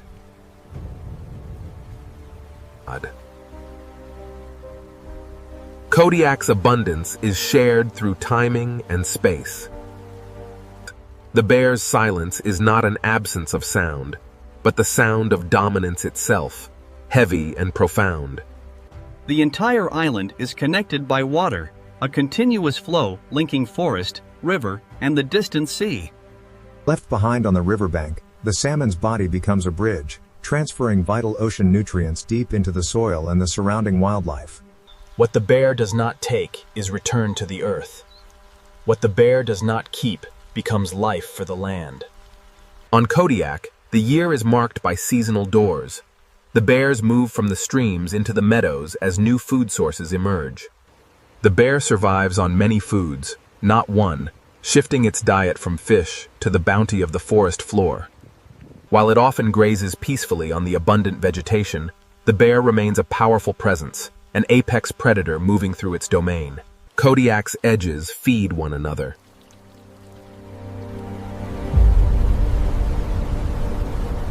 While recognized as a fierce river hunter, the coastal brown bear is also an opportunistic forager, scavenging the shoreline after the storm. While the storm rages, the receding tide often leaves behind a bounty of food, scattered amidst the debris. Driven by the relentless coastal winds, this stretch of pebbles and driftwood becomes a shared feast for the great bear, the eagles, and the gulls. When the tide retreats, it uncovers a hidden layer of the island, teeming with life adapted to this rugged coast. The bear knows this loop well. The sea provides, but the land offers refuge when the weather turns. It is here on Kodiak, everything is connected. The streams feed the forest protects the coast, and in this unity lies our strength. Relentlessly, the journey continues. The salmon, driven by instinct, is still on its way home. The island feeds its giants in more than one season. Even the smallest plants play a vital role in the bear's survival. providing sustenance in this harsh landscape.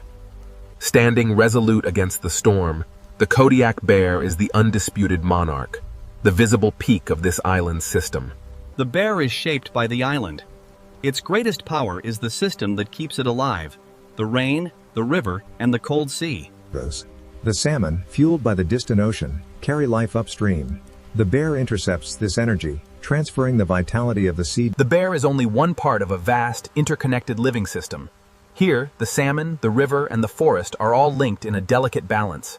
Driven by an ancient instinct, these salmon are the embodiment of energy carried home from the sea, fighting the relentless current. For the salmon, every leap is a struggle, part of a powerful return to waters older than memory itself. Driven by instinct, the salmon begin their migration. It is a staggered pulse of abundance against the relentless river current. The island does not give everything at once. The journey nears its end, and with it comes a profound change. Their scales ignite with the crimson hue of the spawning grounds. For the creatures of this forest corridor, the river is more than just a waterway. It is a stage set for the ancient drama of the hunt. Here at the river mouth, freshwater meets the cold sea. It is a meeting place of worlds, where different currents collide and life thrives. Even death here feeds the island. This is the hidden exchange between sea and land. The forest drinks deeply from the remains, a transfer of marine energy carried by the steady rain into... The stream nourishes more than the fish. It brings life to the moss and the soil, sustaining the entire woodland ecosystem. The forest edge acts as a profound record of feeding. The scattered remains of the salmon and the deep impressions of bear tracks. From the smallest creatures to the otter searching for salmon, all life here is bound by the same ancient, unending cycle.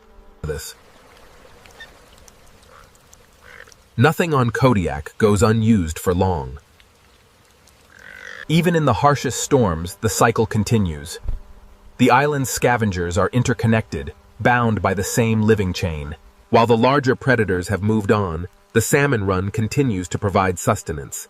Even the smallest creatures inherit this bounty. Like a moving artery, the river transports vital nutrients, extending the reach of the salmon's gift far beyond the banks and deep into the valley soil. As the rain falls, it gathers the richness of the forest floor, carrying nutrients from the roots directly into the stream, feeding the water below.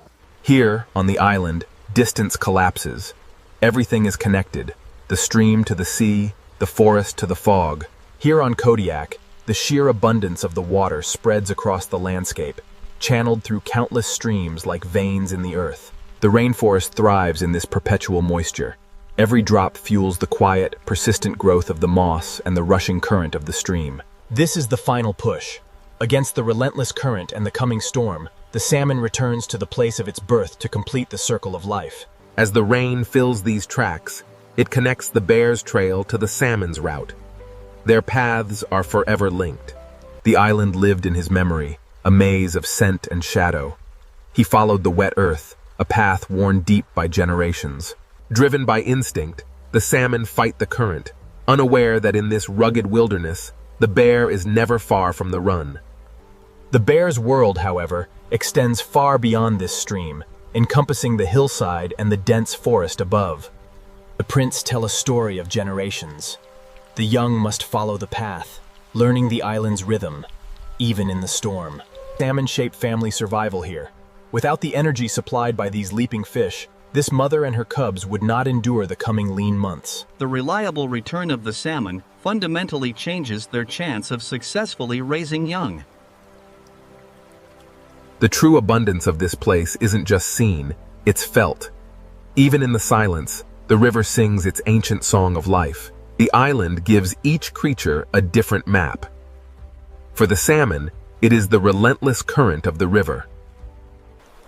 It is through these numerous small channels that the whole system finds its resilience. Even here, in the cold shadows of the forest, abundance finds a way, spreading across space and time, carried on the current. The next generation begins here. The forest provides shelter for the river. Roots, leaves, and needles create a damp canopy over the water, protecting it from the storm. But the true beginning of this epic journey wasn't in the shallow streams, but in the boundless depths of the sea. The ocean is not the edge of the story, but its source.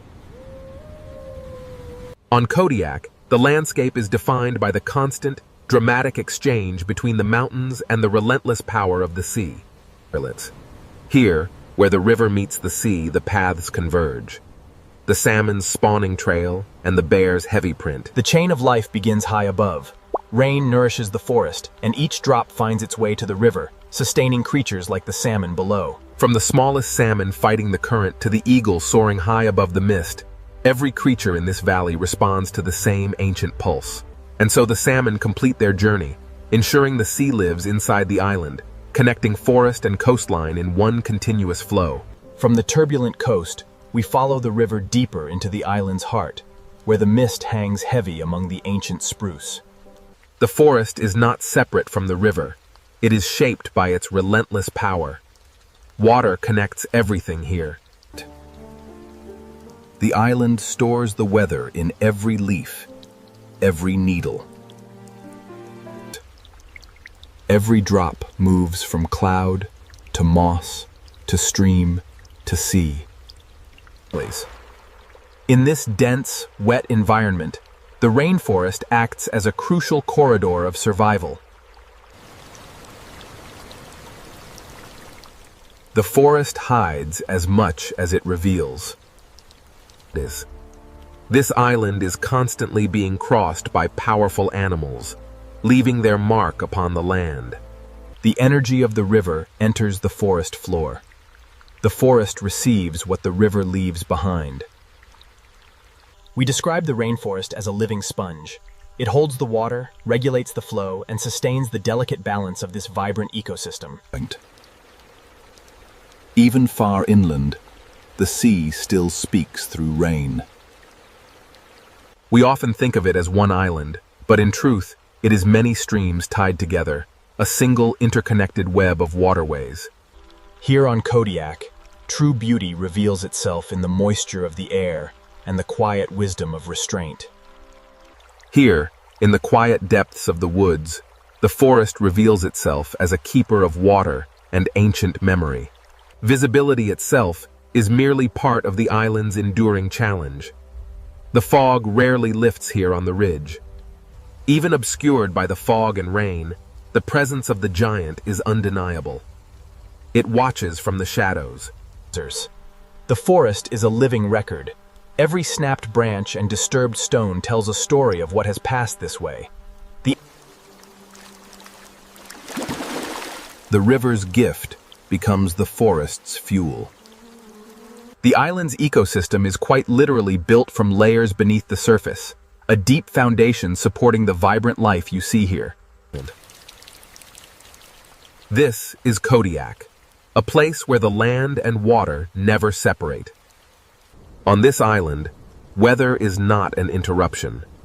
It is simply the island's normal pulse. And here, silently, the nutrients travel. Carried by the runnel water, the salmon remains returned to the soil, feeding the vast rainforest ecosystem. This island, shrouded in mist, is more than just rock and soil. It is a chain of connected thresholds, each one leading to the next. The forest offers another season of feeding after the fish.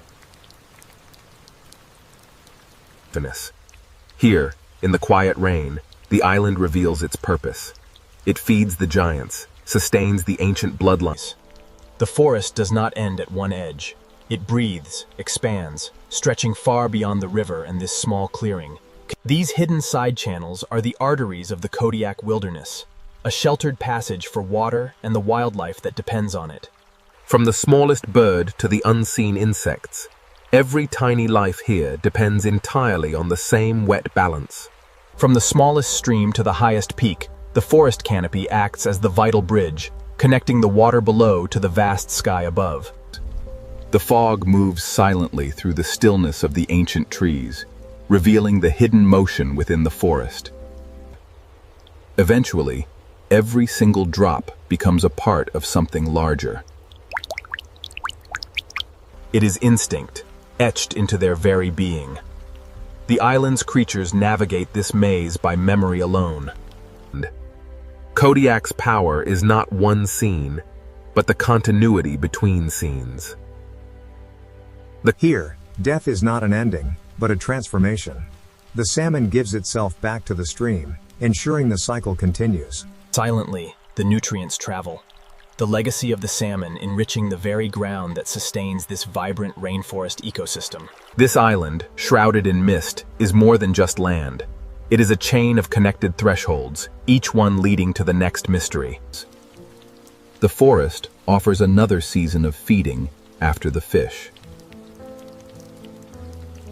The island feeds giants in more ways than one. From the smallest berry to the largest creature, the cycle of life continues unbroken here in the rain-soaked wild. The forest does not truly end here at the meadow's edge. It continues on, vast and unending, stretching far beyond what the eye can see. The waterways of Kodiak are a network of hidden arteries, flowing beneath the roots and logs of the forest. From the grandest trees to the tiniest sparrow, every life here depends on this delicate, wet balance.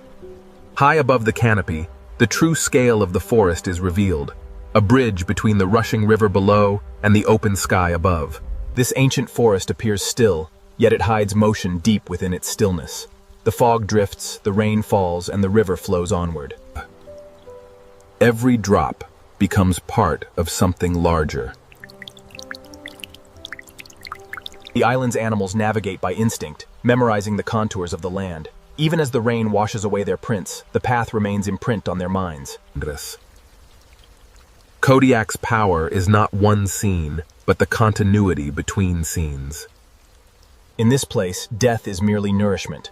The rain washes the salmon back into the soil, feeding the moss and fueling the perpetual cycle of the forest. The light comes and goes quickly here. But even a momentary brightness reveals the true colors of this place, a stark beauty. Even the smallest watercourse belongs to the same system. Giants move quietly here.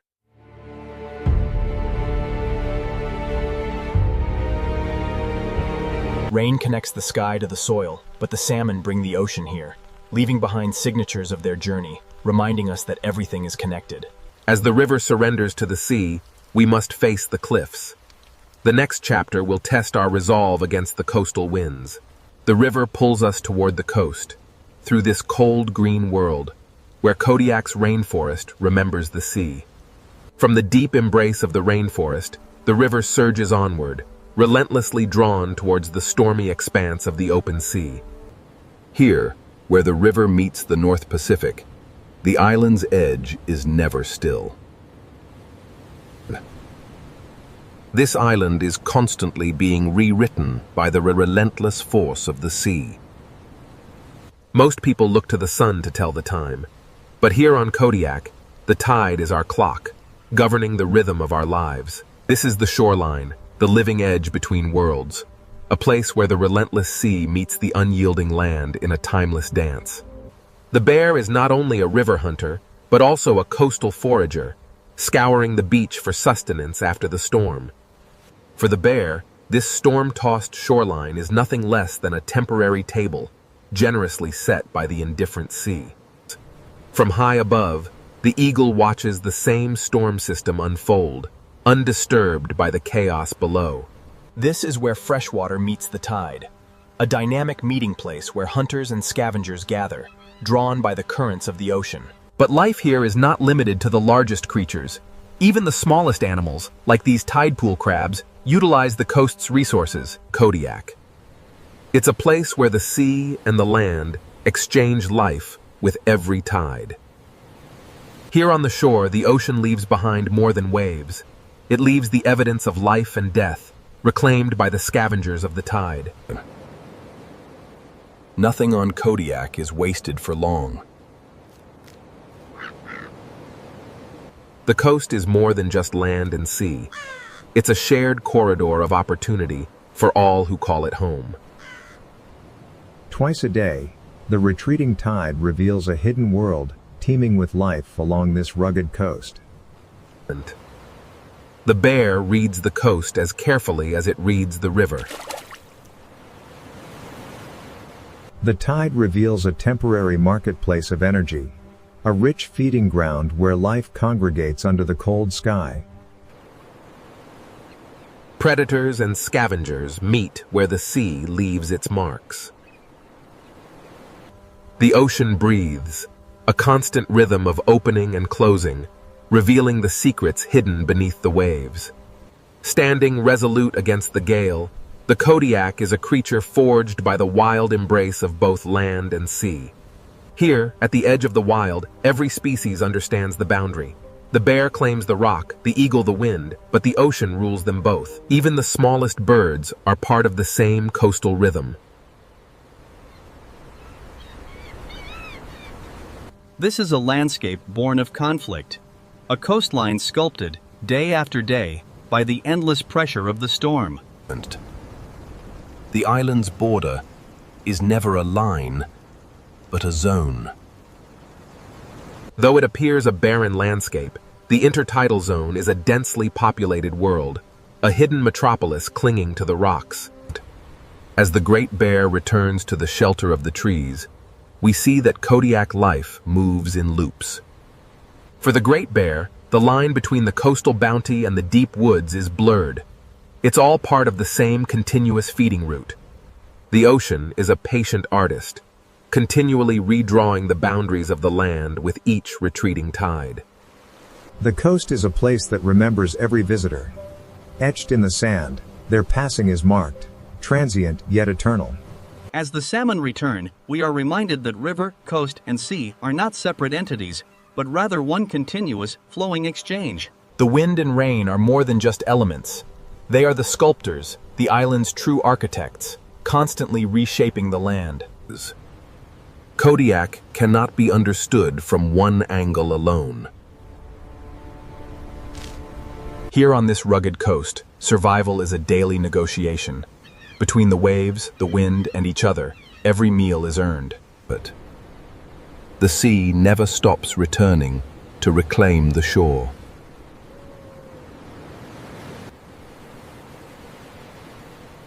The edge of Kodiak is a place where all movement converges. The bear navigates this world of water and stone, reading the ocean's story through scent as much as sight. This is a world that appears only briefly, revealed by the low tide, and soon reclaimed by the storm-tossed sea. With every weather front that hits this island, the coastline is dramatically altered. The storm connects the sky and the sea. And here, in this small pool, the ocean writes its enduring signature. For the bear, life is a constant crossing. Leaving the shore behind marks the end of one cycle and the beginning of the next, always moving through the storm. Every edge feeds another edge. This island has always endured the darkness, but the time has come to embrace the light and forge a new legacy for those who remain. Kodiak is not merely a land beside the sea. It is a world entirely built by it. As the storm breaks over Kodiak, the island reveals its ancient heart, a rugged wilderness where every river tells a story of survival. Kodiak is not one habitat, but a chain of many habitats joined by water. The river is the island's moving memory, carrying the echoes of the past through the rain-soaked valleys. Even the smallest signs of decay become nourishment here. Everything here is connected to the water. The forest grows strong, fertilized by what the river leaves behind on the wet slopes. The bear moves between worlds without ever leaving the island's system. The bear is not separate from the island, but made by it. In a place like Kodiak, every path followed by the Great Bear is part of an older, wilder rhythm. The island's wilderness is not one thing, but the result of many linked forces. This fish is the pulse that keeps Kodiak alive. The island's life rises and falls in one connected cycle. Even in the cold, steady rain, the bounty of the land persists. Kodiak ensures its giants find sustenance in every season. The island provides both fish and fruit to sustain life. Here, in the quiet moss, a small stream begins its journey. Yet, it is inextricably linked to the great. There are places on Kodiak where the sheer scale of the landscape consistently exceeds the eye, dwarfing everything beneath the clouds. The island stores the weather deep within its roots. Here, death is not an ending, but merely another stage of renewal. The salmon gives itself back to the island. Kodiak's abundance is spread across many doors. The island is a harsh teacher, but she ensures the lessons of survival are passed down through every generation. For this family, survival hinges on the reliable return of the salmon. Kodiak is an island built around return. It is a place where the wild finds its way back home, year after year. Every river begins at sea.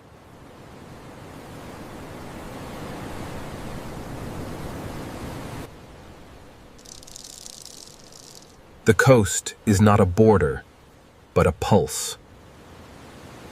They say nothing stays fixed for long on Kodiak. The land itself is constantly reshaped by the restless ocean. Every scavenger belongs to the same feeding web. The island's economy is absolute. Here on the shoreline, the gulls and ravens ensure that the sea wastes nothing. The bear is a traveler, constantly moving between the island's feeding zones. Leaving the beach, he returns to the shelter of the river valley. It is here, in these waters, that predator and prey share the exact same route. The salmon returns, a silver message carried on the current from the deep ocean. Here on Kodiak, we understand that everything lives by connection, not isolation. A breathing skin, alive with moisture. The rainforest inhales the fog and exhales life. Here in the forest, every small current of water joins the larger story, flowing into the main river downstream. Here, the weather and light find their balance. The storm recedes, revealing the rugged peaks touched by the first rays. The sea never stops speaking, even when the storm fades. In the relentless motion of the tide, we see the ocean's dual nature. It provides, and in the very next breath, it takes back its own. The bear, standing vigilant on the cliffs, is the visible result of the island itself. It is the embodiment of this wild place. The bear does not rule Kodiak alone. It is shaped by Kodiak. The island is a living chain of water, weather, and flesh. Even brief light cannot tame the island, only reveal it. The storms rage, and then they pass. Here on Kodiak, the landscape endures, constantly reshaped, yet eternally itself. The island is never finished. It is only continuing.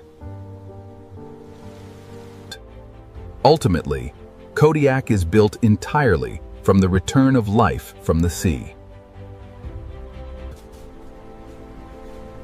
Wilderness here is not absence, but a living relationship. Kodiak is not simply an island that has bears, but an island built around the return of life, a wild kingdom that still speaks through rain, surf, and silence. Siberia is a place where nature does not follow human rules, but writes its own. As in Siberia, survival begins long before movement begins, because the land itself decides what is possible.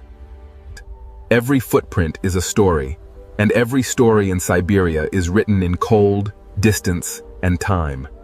A powerful season, cold enough to freeze rivers into silence.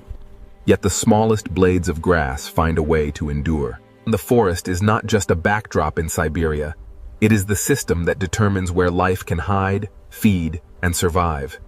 In Siberia, animals rarely waste energy because the cost of a mistake is always higher in winter. That even water in Siberia must obey the season, slowing down until it becomes a locked, glassy mirror. Siberia is a continent-sized test of endurance, where every living creature must calculate calories, shelter, and timing. The bear does not merely live through Siberia. It reads the year, season by season. That in spring, the bear emerges from winter, carrying the memory of all the energy it stored before the cold closed in. Survival here often begins with scent, patience, and the ability to find what winter tried to bury. Early in the year, the bear is not hunting glory. It is rebuilding strength.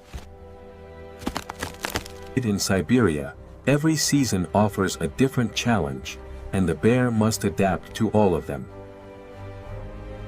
Siberia's summer is brief, but for the creatures that live here, it is the most valuable time of all. That the bear must eat heavily, because in Siberia, fat is not weight alone. It is time stored inside the body. For the bear, the landscape is a changing menu. From the sweetness of berries, it shifts its focus to the silver flash of fish, moving. Autumn is the urgent season, when every creature must prepare before the land closes once more. The bear must become heavy enough to survive the time when the forest gives almost nothing back. The hibernation is not escape, but strategy, a deliberate answer to a world that no longer rewards movement. When the land becomes too expensive to cross, the bear obeys Siberia's oldest rule: do not waste life on what winter cannot return. Hunters of distance, reading snow, wind, and movement like an open map. And the pack survives not through raw speed alone, but through shared effort and the refusal to waste strength. In Siberia, deep snow punishes impatience, and cold punishes failure. That the wind is not empty in this land.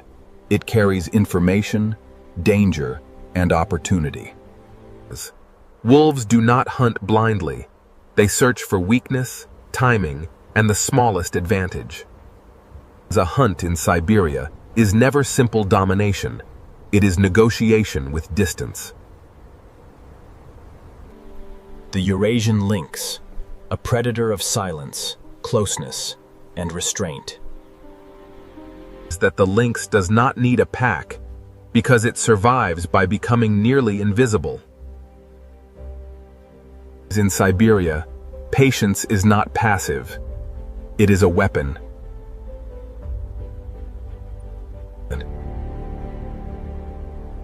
A failed chase wastes energy the lynx may not easily replace. Beyond the forest lies a different Siberia, one where survival belongs to movement across emptiness. In the tundra, hiding is harder, distance matters more, and every body is exposed to the horizon. Flexibility is the fox's great advantage, because Siberia rewards those who can change before the land forces change. Here in the tundra, abundance is temporary. This brief explosion of life must be used immediately, for the cold will soon return. The open space is not empty space. It is simply a place where life must solve exposure in different ways. The Amur tiger, one of the great predators of the cold forest, a creature of heat inside winter. This tiger survives in a landscape far from the warm jungle of human imagination. Every step matters, because deep snow can steal energy as fast as hunger can. The tiger's strength is real, but its power depends on forests, prey, and the space to move unseen. In Siberia, the apex predator is never independent of the system beneath it. Siberia is a continent-sized lesson in endurance, and that the next parts will reveal how life survives when... The taiga is not simply a forest, but the vast living structure that decides how Siberia survives. In Siberia, the forest is measured not by beauty alone, but by what it can hide, protect, and sustain. Even the smallest organisms in the taiga must endure the same season that shapes bears and wolves. In Siberia, water never stops existing, it only changes its form. Winter in the taiga rewards observation, because nothing here is ever truly still. Large animals do not dominate Siberia. They negotiate with it. In winter, food is hidden, so every mouthful must be earned. That the forest is shaped not only by growth, but by collapse, decay, and return. Small animals in Siberia survive by speed, memory, and precision. Every movement in the taiga leaves a trace, and every trace can become danger. The taiga changes constantly, creating refuge in one place and exposure in another. Siberia is read through signs, not through certainty. Birds in the taiga survive by remembering what the ground cannot reveal. Everything in Siberia is connected below the surface as well as above it. Siberia does not move from winter to summer in a single leap. It opens in stages.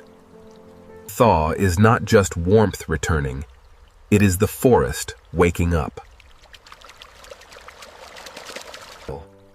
In Siberia, life returns cautiously, understanding that the cold never fully disappears. Summer in the taiga is short, but it arrives with intensity. When the forest opens, every animal must act fast. Abundance in Siberia is often small, scattered, and temporary.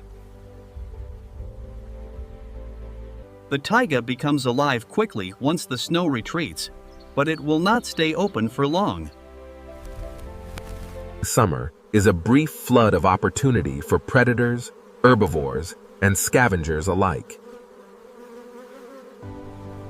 Nothing in Siberia is wasted, because every source of energy has value.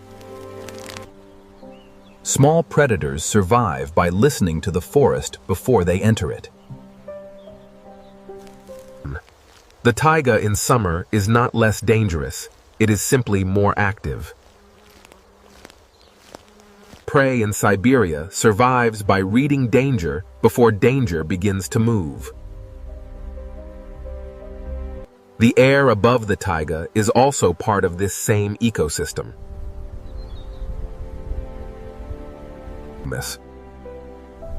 Every season in Siberia closes like a door that cannot be held open.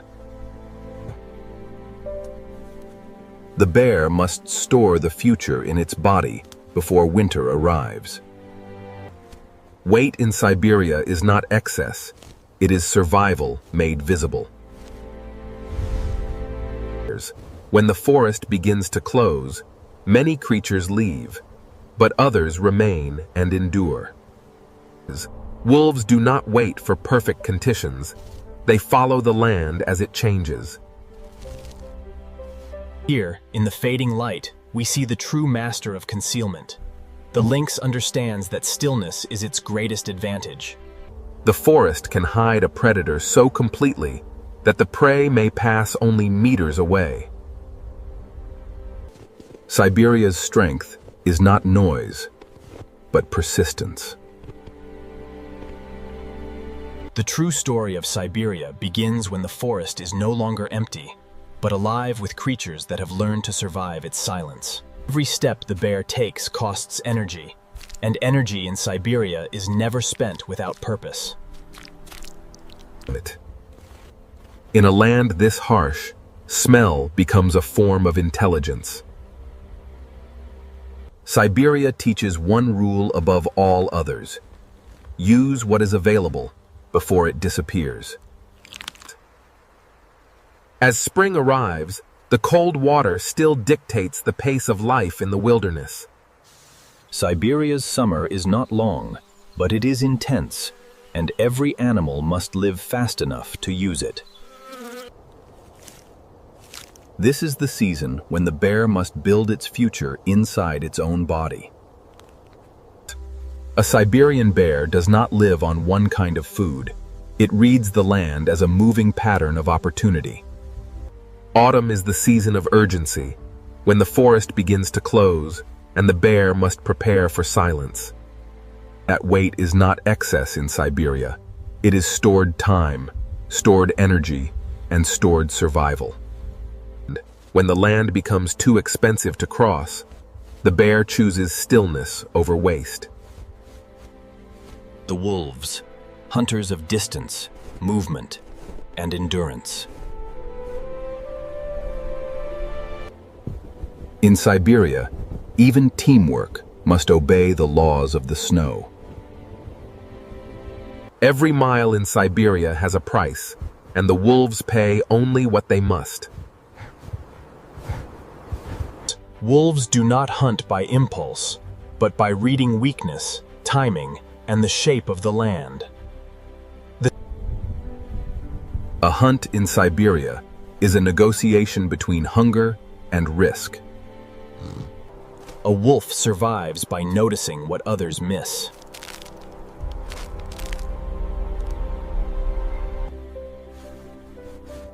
The pack is not only a hunting unit, it is a school of memory.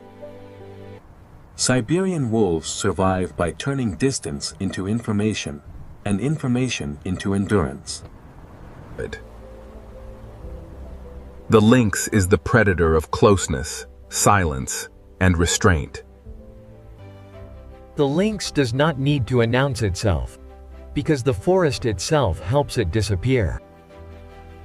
In Siberia, waiting is not passive, it is a tactical choice. The smallest moments can become the most dangerous when the hunter has vanished into the background. Some predators survive not by chasing far, but by striking precisely. The lynx teaches a simple truth. In Siberia, restraint can be as powerful as force. The taiga is not empty. It is crowded with invisible histories. Even scavengers and watchers play their part in Siberia's balance.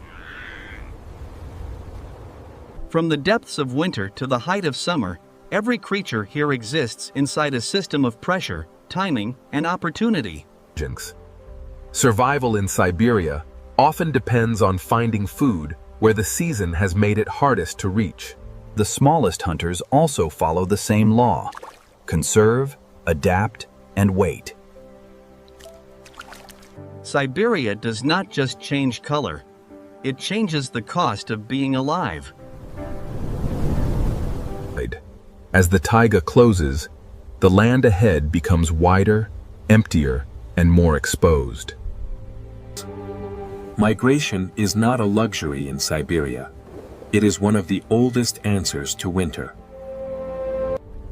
The next chapter of Siberia belongs to space, wind, and the animals that can live without cover.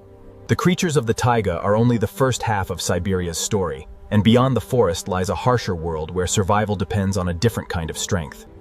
Beyond the taiga lies a different Siberia, where survival belongs to those who can live in open space. That the tundra is not empty land, but a hard world where every life is exposed and every decision matters. But in the tundra, even the air becomes part of the challenge, shaping how animals move, breathe, and survive. Migration here is not a tradition for beauty. It is a necessity, written by season and hunger.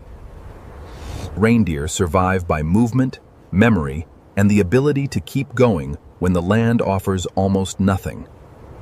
On the tundra, even resting is a negotiation with the weather.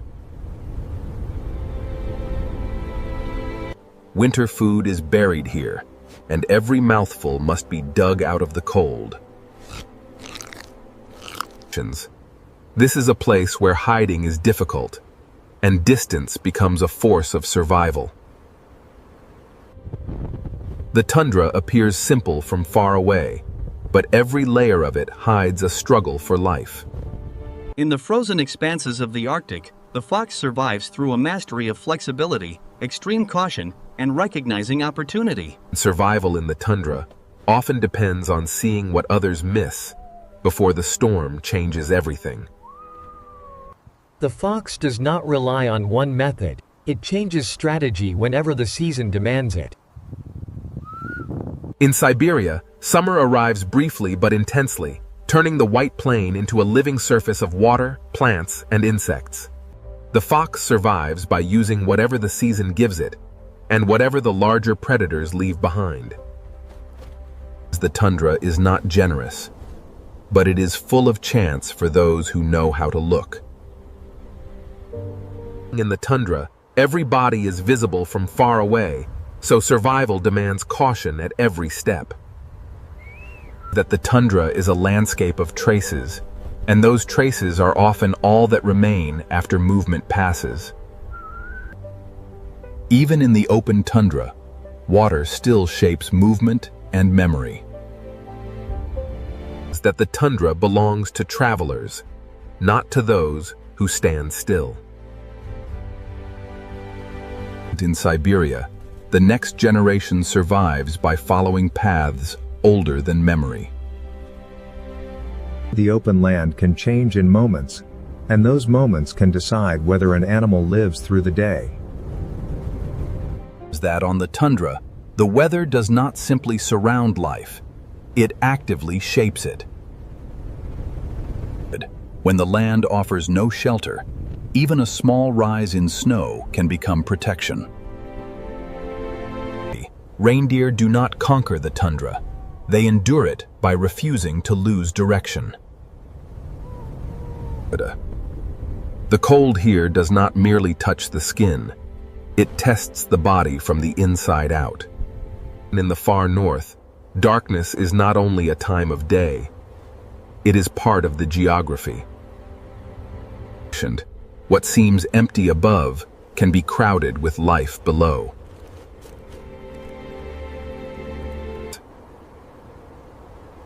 The tundra teaches predators to listen for life they cannot see. The tundra preserves absence as clearly as it preserves life. Sometimes, survival in Siberia means standing alone while the world disappears around you. Flexibility is not a luxury in the tundra. It is the difference between continuing and ending. Every day on the tundra begins with a new map, drawn by wind, snow, and motion. Siberia speaks through signs, and the tundra writes those signs in the cleanest possible lines. Endurance in the tundra is not a single act, but a chain of repeated decisions. Even the smallest elevation matters when the world is otherwise flat and exposed. In a country this open, vigilance is a form of survival equal to strength. Birds, too, survive by reading timing, because in Siberia the right moment can be as important as the right place. In the vast expanse of the tundra, even a brief, thawing pool of water can become a vibrant, temporary world. The tundra does not bloom loudly. It returns in small, determined signs. Siberia's open country is never fixed. It changes with the calendar, the wind, and the availability of food. Even in the brief season of warmth, the tundra does not become easy. The fox must balance hunger with caution because a single mistake can erase a week of survival. The tundra is not just a landscape of cold, it is a landscape of distance. The tundra teaches one of Siberia's greatest lessons. Life survives by knowing exactly when to move, when to wait. Beyond the tundra lies another Siberia, where the forest changes shape but the law of survival remains the same. This vast, frozen wilderness of the Russian Far East is home to one of the world's greatest predators, the Amur tiger. In Siberia, even the largest predator must move with caution, because every step leaves a message behind. The Amur tiger, a creature shaped by cold, space, and silence. This tiger does not survive through speed alone, but through precision. Deep snow can punish even the strongest body, forcing the tiger to choose its path carefully. The Amur tiger survives not by chasing endlessly, but by using the land itself as part of the hunt. Every hunt begins long before motion, in the silence before the strike. In Siberia, energy is the true currency, and the tiger must spend it wisely. The tiger depends on forests that remain connected, prey that remains abundant, and space that remains undisturbed. The tiger is a symbol of force, but in Siberia, even force must obey the season. The tiger's beauty is not separate from its struggle. It is part of the same survival story.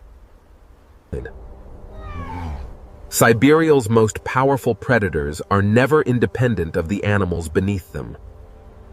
The tiger's strength is not only in its body, but in its ability to remain unseen until the right moment. That the hunt in Siberia is sudden, but it is always built on hours of patience. The tiger's world is not frozen forever. It breathes, changes, and resets with the seasons. In Siberia, even the sound of a branch can be enough to decide whether life continues. The tiger must use the warm months to hold territory, feed, and remain strong for the cold that will return. Autumn in Siberia is not a gentle ending, but the start of another struggle.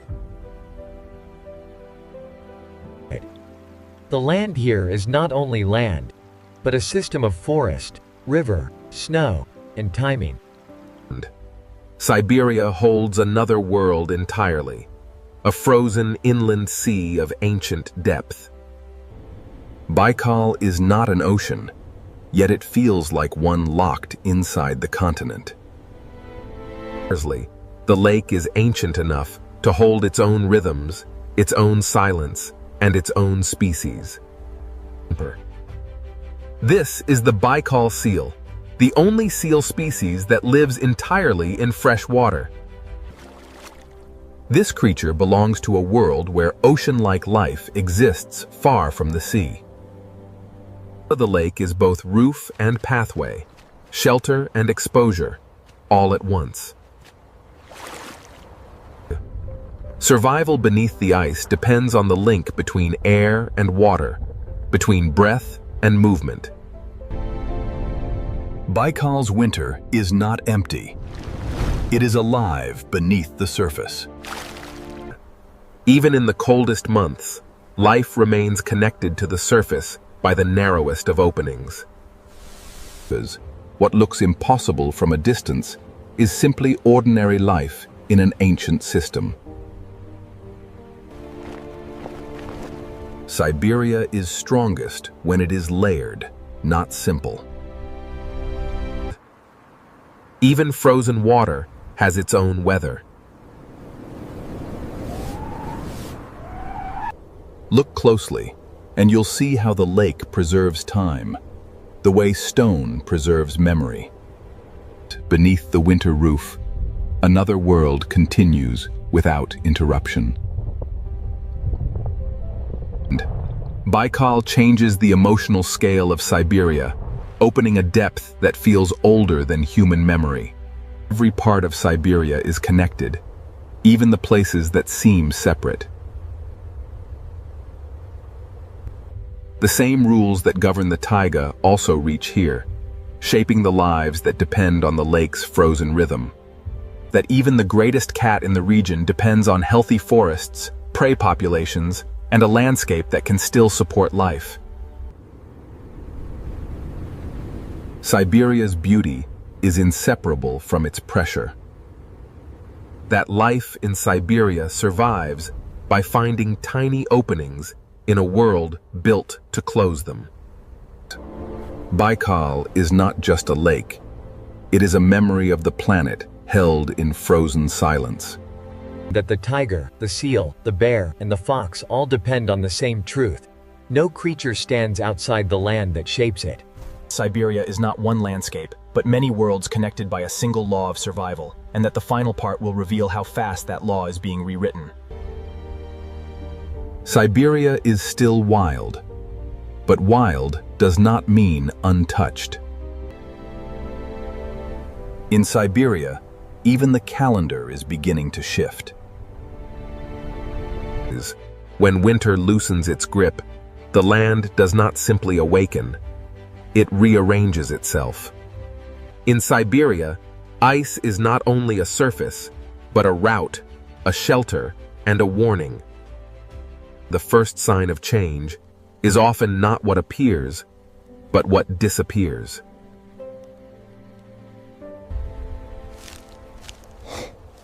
A bear shaped by old timing must now read a new forest. That when the season shifts, even the first step outside the den becomes a calculation. Wolves do not survive by memory alone. They survive by constantly adjusting to what the land has become. In Siberia, the path itself can become uncertain. If snow becomes harder, colder, or more sealed, migration becomes more costly for every herd. For the young, every altered route is a lesson in how the world has changed. Small animals feel climate change first because the ground itself changes under them. Flexibility is the foxer's strength, but even flexibility has limits when the entire season begins to move. The tundra does not transform all at once. It changes in fragments, and each fragment matters. When insects arrive earlier or later, the whole food chain has to answer.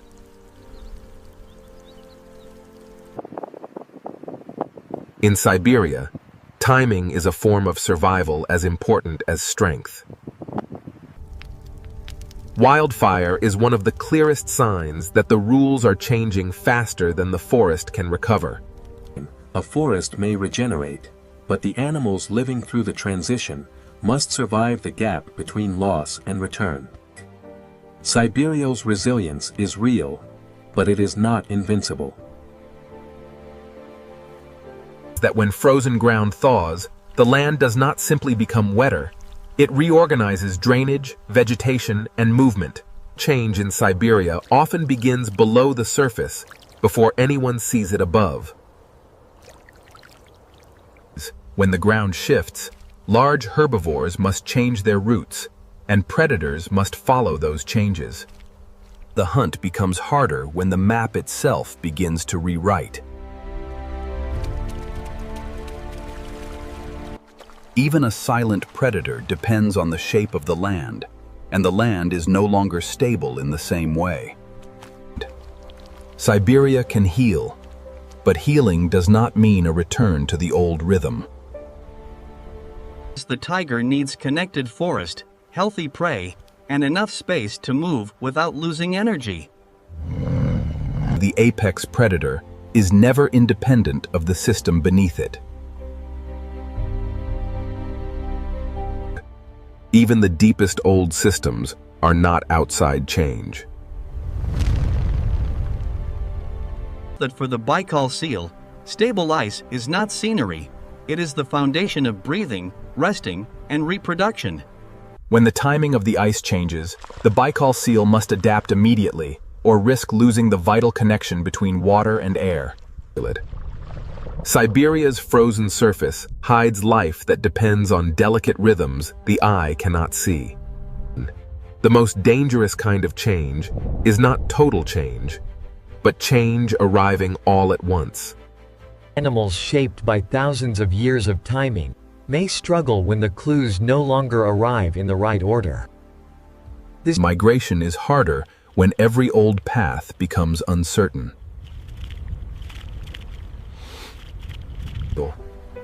Siberia is still immense, but immensity does not protect it from change. That when food patterns shift, the hunter must shift with them or lose its place in the system. Siberia has always been a world of forests, ice, open land, and deep water, but now those worlds are being asked to live under new rules. Each creature survives in its own way, but all of them answer to the same land. Siberia is the frozen wilderness where nature still rules, not because it never changes, but because everything that lives here must learn to change with it. Look closely at the deep blue. This is the Pacific, an ocean so vast it holds more than half the free water on the planet. The Pacific, an endless blue world stretching across a third of the globe, holds secrets we are only beginning to uncover. The ocean, a living system vast beyond measure, holds secrets we are only beginning to understand. The Pacific, vast and untamed. From here, its sheer scale and raw power are undeniable. The subtle waves and shimmering sunlight reveal the true depth and meditative power of the open Pacific, pure and real. Far from the shore, the ocean reveals its true scale. It is a single, continuous world, deep and boundless. Here, beneath the vast expanse of the sky, the true scale of the Pacific reveals itself. The Pacific Ocean breathes under the wind and light. Tiny ripples spread across the deep blue water, emphasizing its vastness and enduring mystery. The varying shades of blue across the Pacific reveal a complex topography beneath the waves, with light currents contrasting against the deepest channels. As dawn breaks across the horizon, the Pacific Ocean awakens, its waters shimmering with the first light of a new day. This is the Pacific, a planet within a planet. Its silent depths hold mysteries far greater than the land above. As we glide closer to the water, the sunlight creates a pathway, inviting us deeper into the story of the Pacific. The Pacific Ocean. A silent, living expanse of endless blue water, setting the stage for a journey into one of the most powerful Across the vast expanse, the sea shifts gently, a timeless dance of light and shadow on the water. This is the Pacific, the largest ocean on Earth, stretching across a third of the globe. Its quiet scale is immense and timeless. As we descend beneath the waves, we approach the threshold of a hidden world, waiting to be discovered. Beautiful and immense, the Pacific Ocean stretches beyond the horizon, a powerful force of nature. A boundless expanse of the Pacific, where the deep blues of the foreground give way to lighter tones, hinting at unseen depths and currents. This shining path across the water marks the beginning of an epic voyage into the heart of the Pacific Ocean.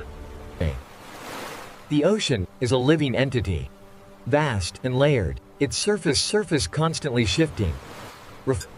Beneath these drifting clouds lies the largest ocean on Earth, peaceful yet incredibly powerful. The Pacific's overwhelming scale, with the horizon line almost dissolving into the sky and the ocean appearing as a single continuous world without visible edges. Away from the familiar shores, we glide deeper into the Pacific, drawn toward the unknown mysteries waiting beyond the horizon. This is the Pacific. Vast, untouched, and ancient. A world still wild. The vast Pacific presents a study in contrasts. While the surface here is still, immense power is gathering just beyond the horizon. Measured and deep, the ocean breathes. And if you listen closely, you can hear its ancient voice. The Pacific. So vast, so mysterious. Our journey across its endless expanse begins now. The great ocean stirs as light touches the horizon, painting the waves in hues of silver and gold. Stretching across a third of the globe, the Pacific is the largest and deepest of the world's oceans, a force of nature unmatched. From the open surface, we now descend into the layered world beneath the Pacific's visible skin. Beneath the calm surface, powerful currents flow, secrets hidden in the deep blue expanse. Underneath the towering clouds, soft shadows drift across the Pacific, revealing a living map of the ocean's depth and motion.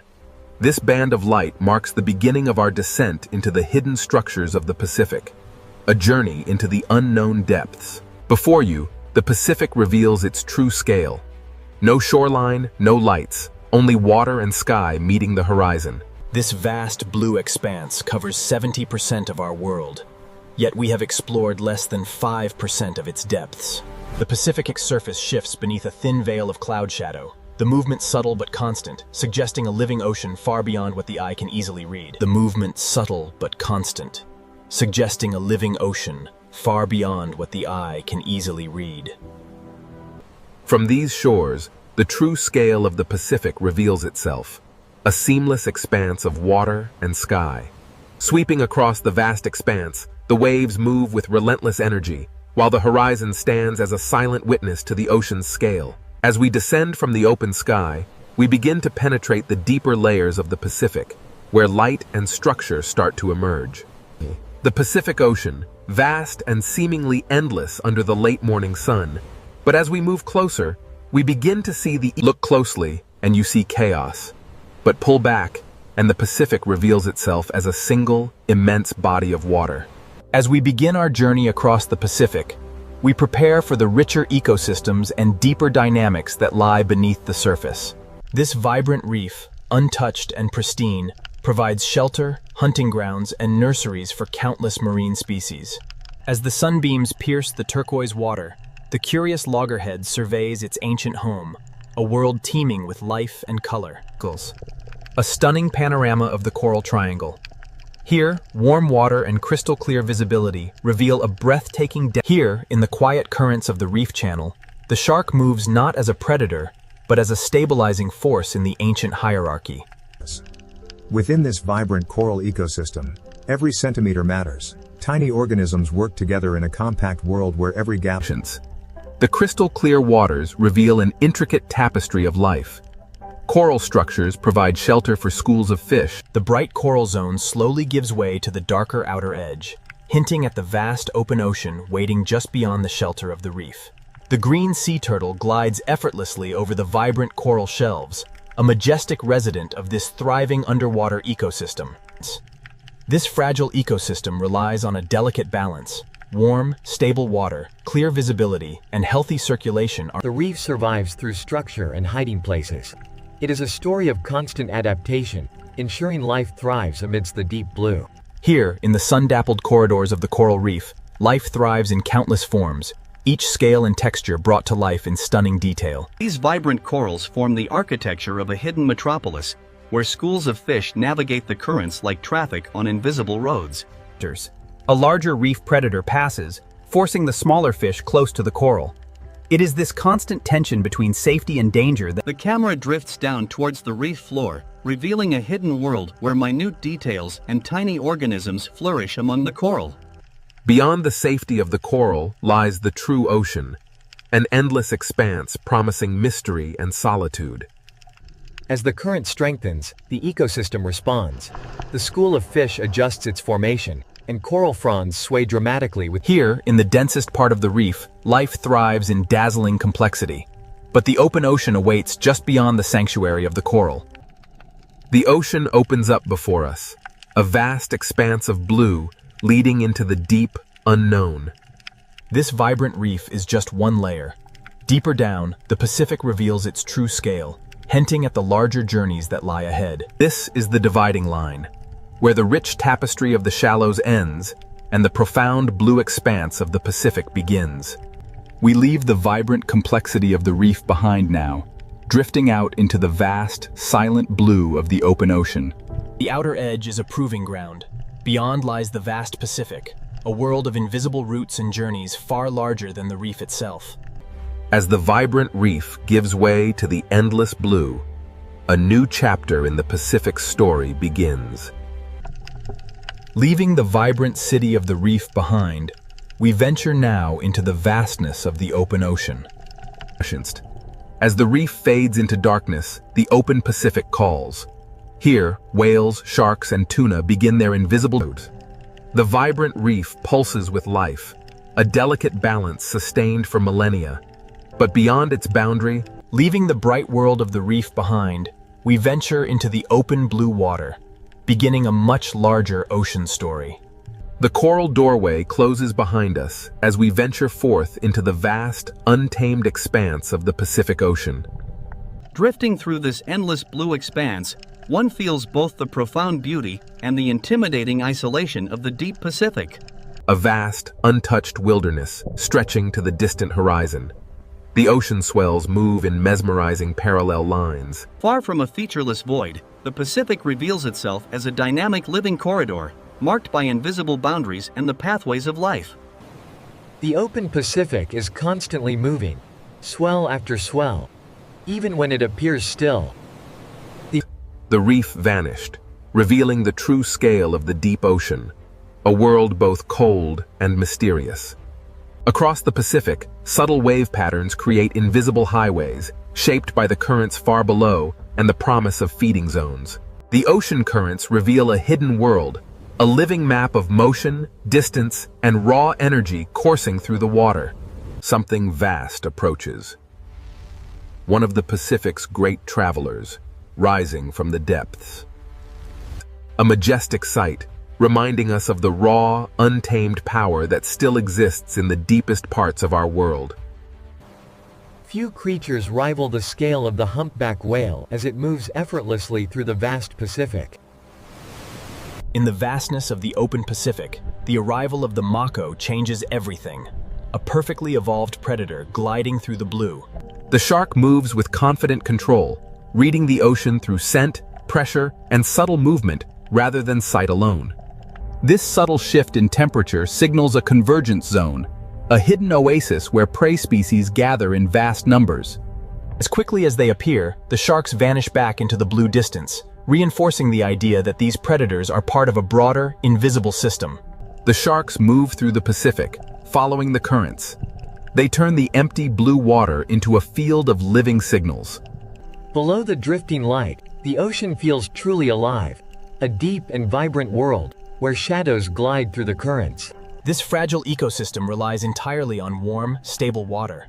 Clear visibility and healthy circulation are essential for its survival. As the reef slopes downward, the vibrant colors of the shallows gradually yield to the deep blue shadows of the vast Pacific Ocean beyond. The reef survives through structure, offering hiding places and demanding constant adaptation as larger species move nearby. Here, amidst the sun-dappled coral corridors, the yellow snappers find refuge, their scales catching the light as they move deeper into the blue. Welcome to the underwater city of the Pacific. Here, corals form the architecture, and schools of fish navigate the current. The arrival of the predator underscores the constant tension defining the reef's living balance. Safety is found only within the coral's embrace. The bright tropical waters hide a world of intricate detail. Moving closer to the reef floor reveals the minute organisms that call. The reef appears to breathe, a symphony of tiny movements orchestrated by its smallest inhabitants. Continuing deeper, we find the reef at peak density, a sense of abundance that feels almost impossible to comprehend. For the ancient mariner, the boundary is merely a starting point, a doorway to the deeper mysteries. These currents carry vital nutrients and drifting organisms through the coral. This constant motion is essential, sustaining the reef from within. A synchronized burst of motion keeps the school safe, yet survival ultimately relies on the instinct to disappear into the complex reef structure. Here, precision is paramount. Different species occupy different layers and crevices, demonstrating the remarkable efficiency of a stronger current sweeps across the reef.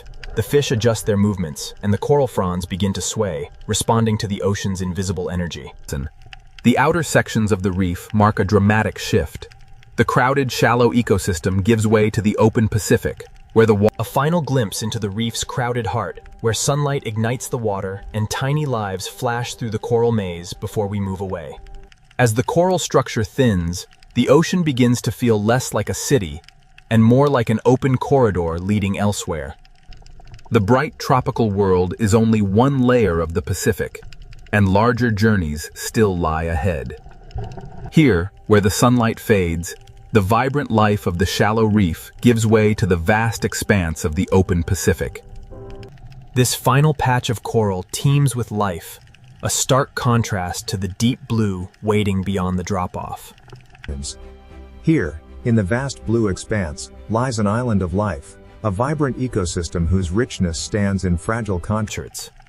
These small pioneers venture into the blue abyss, testing the waters beyond the safety of the reef.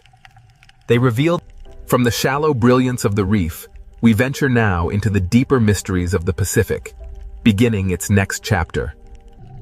Leaving the crowded reef behind, the ocean currents carry us outward into the vast, open blue. The reef gives way to the open Pacific, a vast wilderness where whales, sharks, and tuna navigate invisible journeys across the deep blue. The vibrant chaos of the coral gives way to the profound calm and immense scale of the open ocean. The vibrant life of the reef gives way to the vast expanse of the open blue water, where the true scale of the ocean story begins. Beyond the sunlit shallows lies the open ocean, a vast expanse of profound depth and mystery. The Pacific Ocean stretches out, an endless blue desert with no shelter in sight, a place of profound beauty and isolation. Long swells move across the surface in parallel lines, reflecting the sun in shimmering silver paths towards the distant horizon. The open Pacific is not empty water, but a living corridor. Faint changes in color suggest hidden temperature boundaries. The open Pacific is constantly moving, even when it appears still. A lone swell rolls through, followed by another and another. Beyond the reef, the true ocean reveals itself. Colder, deeper, a vast and mysterious world unlike anything known before. Subtle wave patterns crossing the Pacific like invisible highways, hinting that this open space is shaped by current direction, temperature, and feeding zones. This is a living map of motion, distance, and energy. Cloud shadows glide across the water, revealing the ocean's immense power. Far below the surface, a shadow emerges. One of the Pacific's great travelers begins its ascent. Rising from the deep, the humpback reminds us of the raw, untamed majesty of the natural world.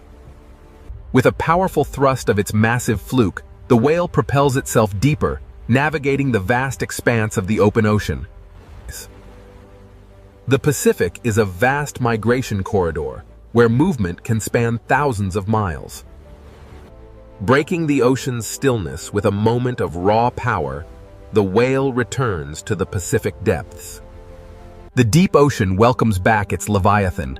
With a powerful sweep of its fluke, the whale begins its silent journey into the blue abyss. The open ocean empty again after the whale passes, making its brief appearance feel even more meaningful, as if the Pacific hides giant journeys in plain sight. The open blue water holds many secrets, but none as formidable as the predator now gliding through its depths. The shark reads the ocean not only through sight, but through a complex sensory array detecting scent, pressure, and subtle changes in the water's movement. The shark passes through a faint boundary of cooler water, revealing a hidden current edge.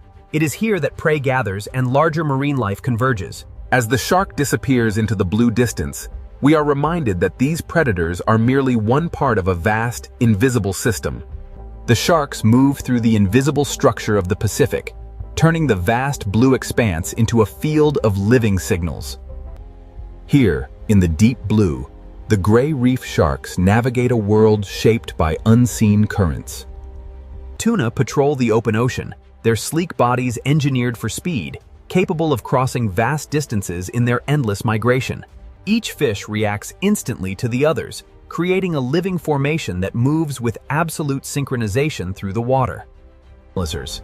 Utilizing their muscular power, the school accelerates, turning sharply to vanish into the deeper blue, emphasizing. From the depths they rise, guided by the sun's illuminating reach, joining the aerial hunters in a synchronized pursuit. In the open Pacific, invisible feeding routes guide the hunters. Tuna, sharks, and seabirds converge, Driven by instinct and the constant currents, life in the Pacific gathers around unseen structures, creating these sudden bursts of chaos. Here, in the broad expanse of the open ocean, species interact at every depth, following invisible pathways. Tiny drifting organisms suspended in the blue water, the foundation of the food web that supports larger fish, sharks, whales, and the entire Pacific migration system. Subtle ripples and current seams crossing the water, marking where warm and cold layers meet, and where marine life may gather in surprising density. Stretching across a third of the planet, the Pacific is a vast corridor where islands and feeding grounds are separated by unimaginable distances.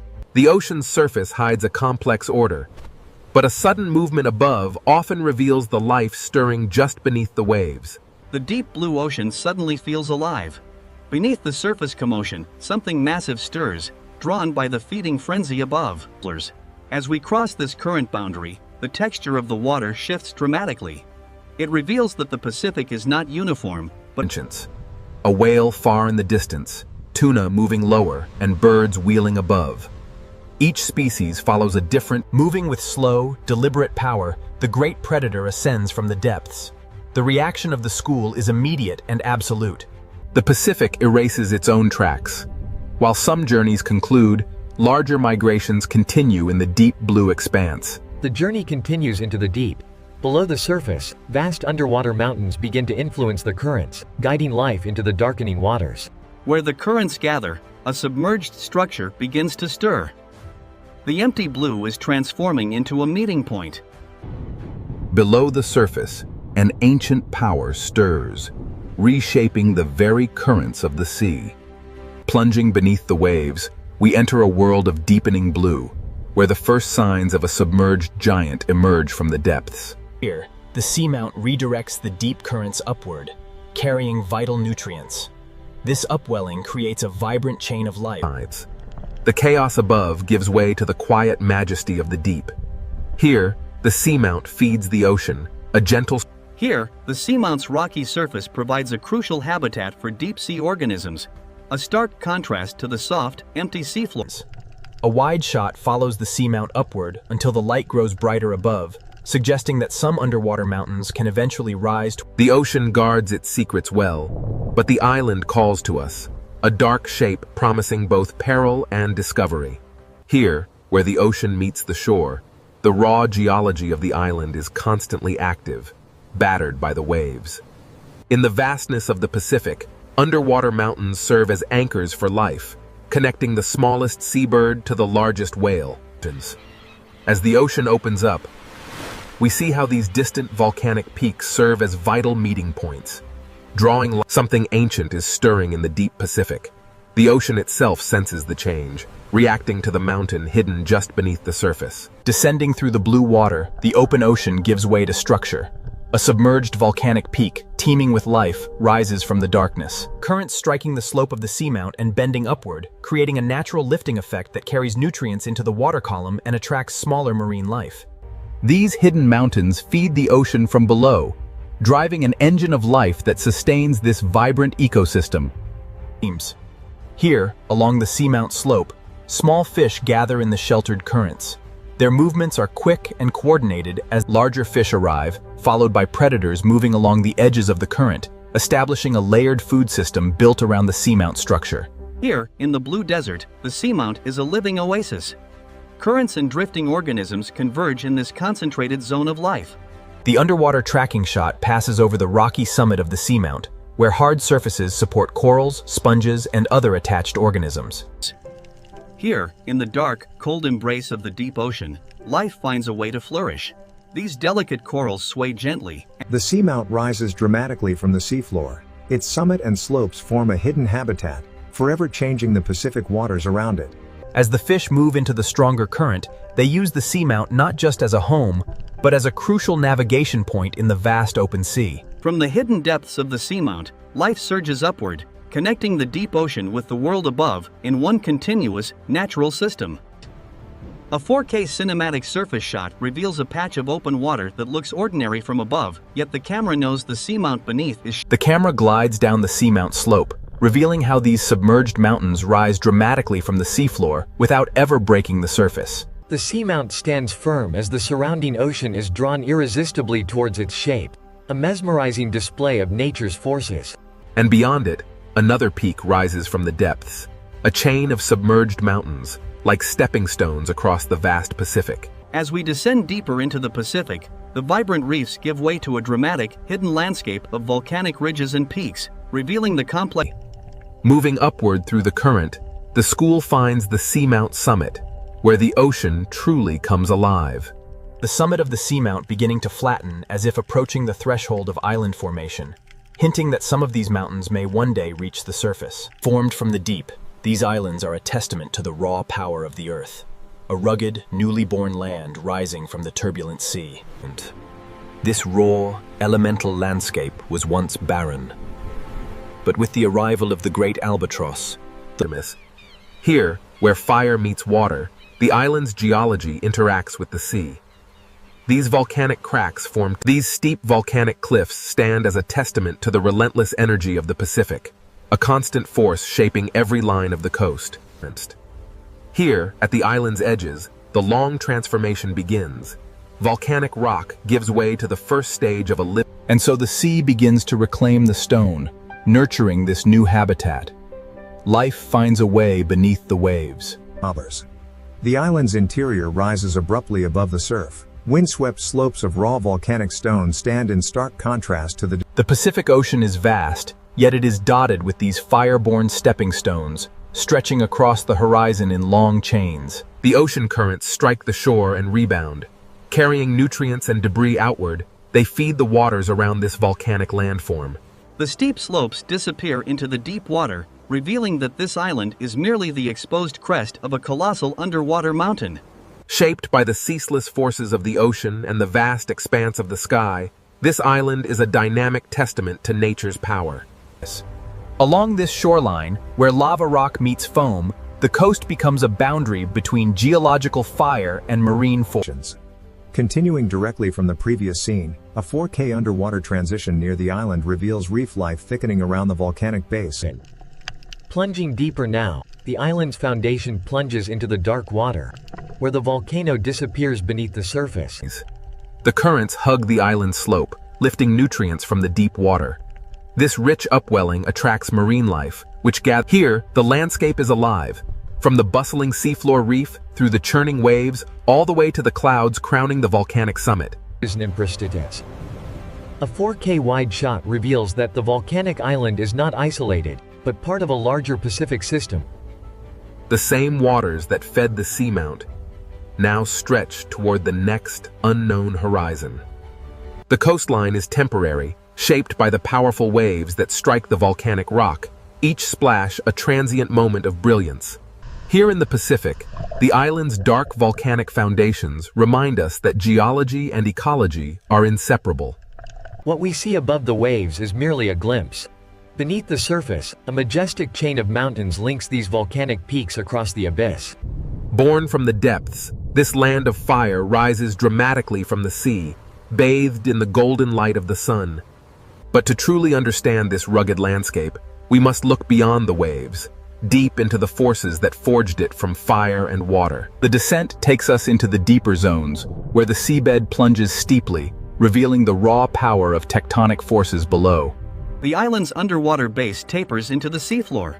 The same geological system continues far below into trenches and active boundaries.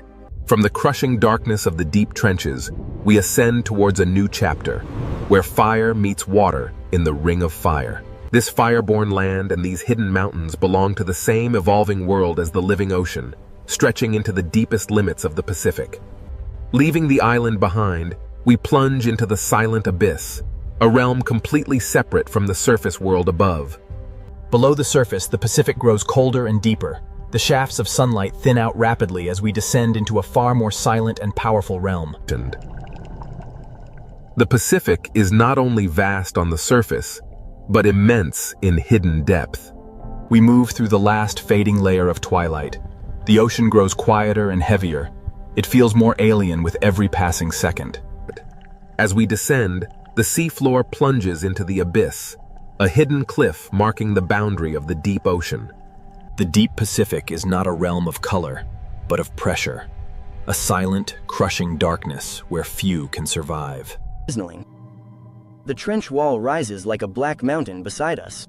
We are inside a submerged canyon that stretches beyond imagination. The extreme isolation of the deep Pacific, where every movement is slow, every particle matters, and the silence feels almost absolute in this hidden abyss. This faint trail of sinking organic matter proves how energy from the sunlit ocean above still feeds life, even here at the bottom of the trench. Drifting downward through the black water, these tiny particles become part of the deep ocean's unseen food chain. A 4K wide shot reveals the trench as a place where the Pacific is both ending and continuing. Because even the deep, far from a mere habitat, this trench marks a dramatic sign of tectonic subduction, where one crustal plate is relentlessly forced beneath another.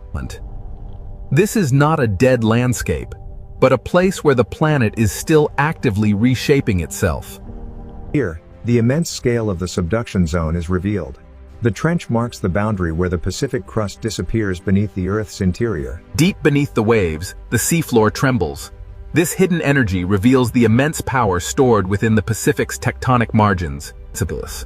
But from this darkness and depth, the immense forces of subduction create the conditions for volcanic arcs, powerful earthquakes. The deep Pacific is linked to the very forces that build these mountains and islands, and cause the seismic movement around the ocean's edge. A vast zone of tectonic activity, where trenches, earthquakes, volcanoes, and island arcs shape the rim of the ocean in a continuous geological chain. The Pacific Rim, where the ocean's edge is not static, but one of the most active places on Earth. Here, the oceanic crust dives beneath the overriding plate. As it descends into the mantle, the immense heat forces the rock to melt, generating magma.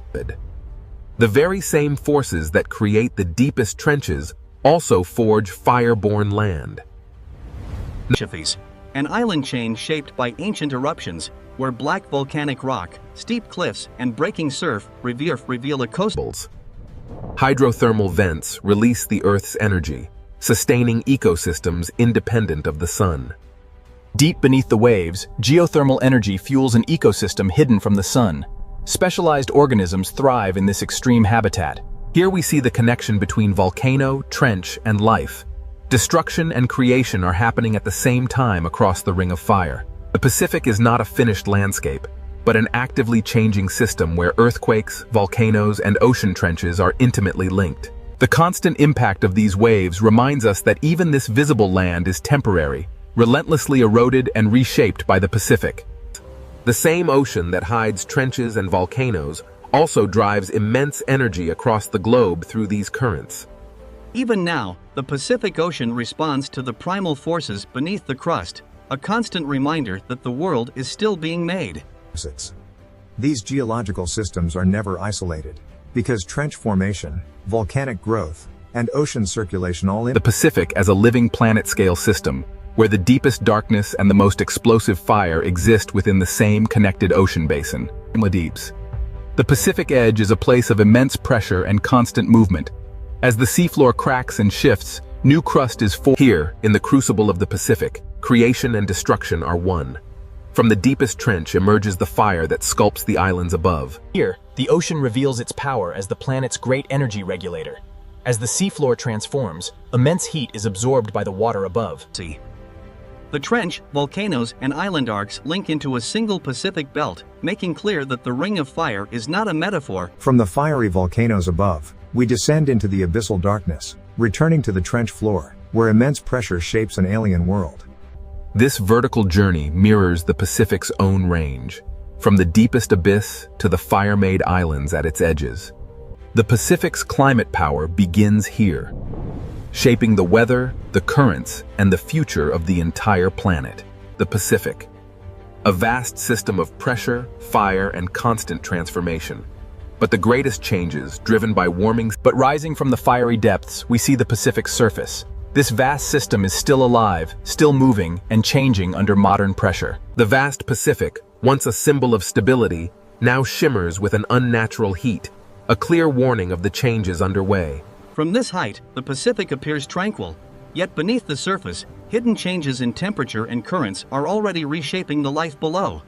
The same beauty that once defined the Pacific is beginning to feel more fragile. Descending deeper, the vibrant colors fade, replaced by the stark reality of a warming world. Rising water temperatures threaten these delicate living structures. The subtle color loss is the first sign of severe environmental stress. The strong sunlight illuminates both the vibrant tan sections and the stark white areas where bleaching has already occurred, revealing the reef's vulnerability.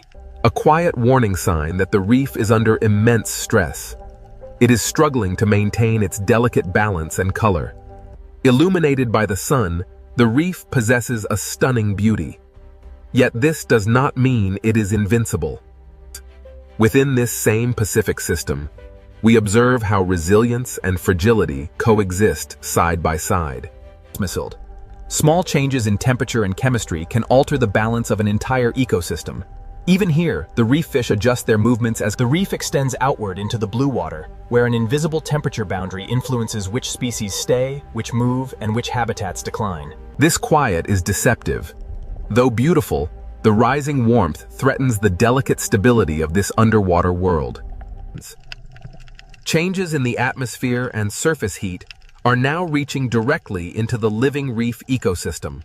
Venturing into the open Pacific, we observe vast thermal anomalies spreading beneath the surface, impacting the reef and forcing marine life to seek refuge. The ocean does not merely hold weather, but helps create it. These currents carry messages across the ocean, linking the fate of the reefs to the planet's climate rhythm. This visible natural shift confirms that climate change in the Pacific is no longer a distant idea. As ocean temperatures shift, these boundaries become zones of intense activity. Plankton blooms attract schools of prey, which in turn draw in larger predators. Adults return with difficulty as food becomes harder to find farther offshore. One change in the ocean can echo into the sky and onto nesting land. The seabirds circle above waters that are now quiet and less productive. The shifting food webs force them to search further afield. As the ocean's familiar patterns begin to move, these species must track the temperature boundaries, searching for cooler waters. Estuaries. The whale shifts its migration path across the open Pacific, following prey that has moved with the changing currents. Continuing directly from the previous scene, a 4K cinematic shot follows the whale in long blue distance. Where its movement looks graceful, the shifting currents dictate the hunt. Tiny variations in temperature can alter where food gathers, and thus where the hunters travel. Continuing their journey, the tuna school adapts its path. The warming Pacific waters signal an uncertain future for these highly adapted species. The invisible highway of the Pacific is no longer fixed in place. As the currents drift, the marine life shifts with them. Across the surface of the largest ocean on Earth, plastic debris moves slowly. A quiet, yet persistent sign of human influence. These fragments journey across the vast ocean, breaking into smaller pieces until they are microscopic, entering the marine food web unnoticed. The impact of this pollution is subtle, yet widespread. Mixed with the plankton, these particles are proving difficult to escape. Scale alone does not protect an ocean from damage. The reef now carries the weight of multiple pressures, including warming, acidification, and overfishing. As seawater chemistry changes, the entire architecture of life beneath the surface becomes harder to maintain. The reef remains alive, a testament to its resilience. But that resilience is not infinite, and its future hangs in the balance. Moving beyond the reef, we see the Pacific for what it truly is, a vast climate engine where warming waters and powerful currents birth the storms that shape our future. Broad weather systems are moving over the Pacific. The clouds organize into massive patterns, drawing energy from the warm sea surface temperatures below. The Pacific feeds these storms, shaping rainfall and storing heat. This ocean is deeply connected to life across the planet. Here, over the vast Pacific, the raw energy of the sun drives the most powerful weather systems on Earth. Here we see the direct relationship between ocean heat and atmospheric energy. The warm surface water, visible in red and orange hues, fuels the rising convection. The Pacific's beauty is tied to physical systems, now under pressure from global warming. While some species adapt and move to cooler zones, others remain behind. The Pacific's future is shaped by this displacement. The Pacific Ocean is a living regulator. It stores heat, moves water, and ultimately influences weather patterns across the entire planet. Here, at the edge of the known world, the ocean reminds us of our fragility and the immense power that lies just beyond the light. As conditions shift across the vast Pacific, the entire ocean network moves together, bound by the currents of change. Pillars. Yet, hope remains. With urgent conservation efforts, reduced pollution, and protected marine areas. But the future is not yet fixed. Where protection and restoration efforts take hold, the reef can still flourish. This is the Pacific, vast, ancient, and powerful, yet fragile. Its future depends on the choices we make now.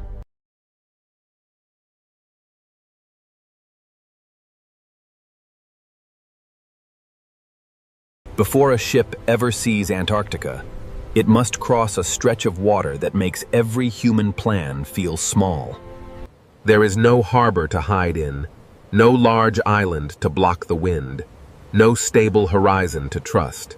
Only gray water, low clouds, long waves, and a vessel moving south toward the coldest, most isolated continent on Earth. This is Drake Passage.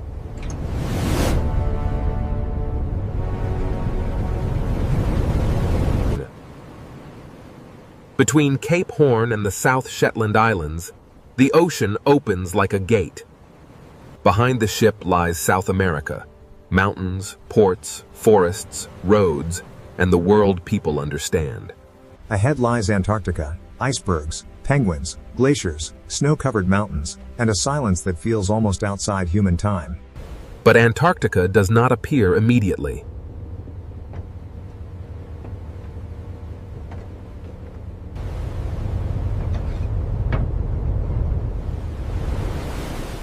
First there is the crossing. The water turns steel gray.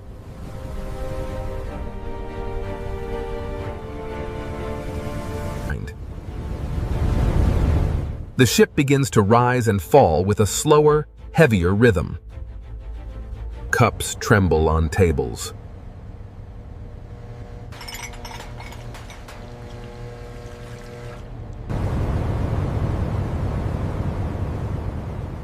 Doors are secured.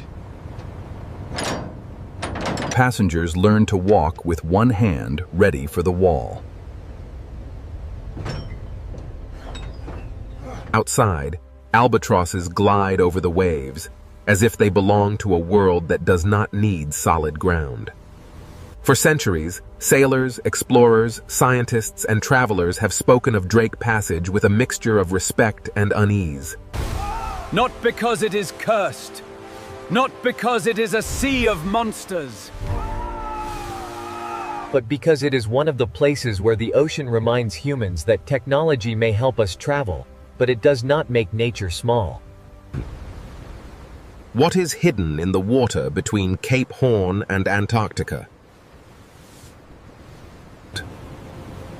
Why has this passage become a symbol of every shipborne journey to the White Continent? And if Antarctica is the reward, Drake Passage is the price humans must pay before being allowed to enter. Cape Horn is more than a point on a map. For sailors, explorers, and travelers, it has long represented the end of the familiar world. A ship leaving Ushuaia may begin in relative shelter. The Beagle Channel can feel dramatic, but contained, with dark mountains rising along the water and the coastline still visible on both sides. Then the protection fades.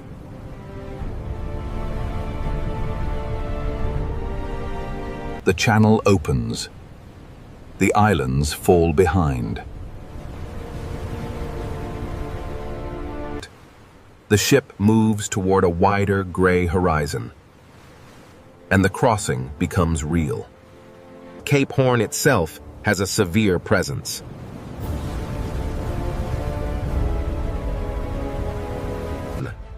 For generations of sailors, rounding Cape Horn was a test of skill, endurance, and luck.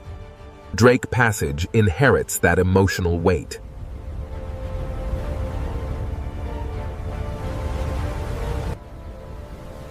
To pass south from Cape Horn is to leave the last strong sign of land behind.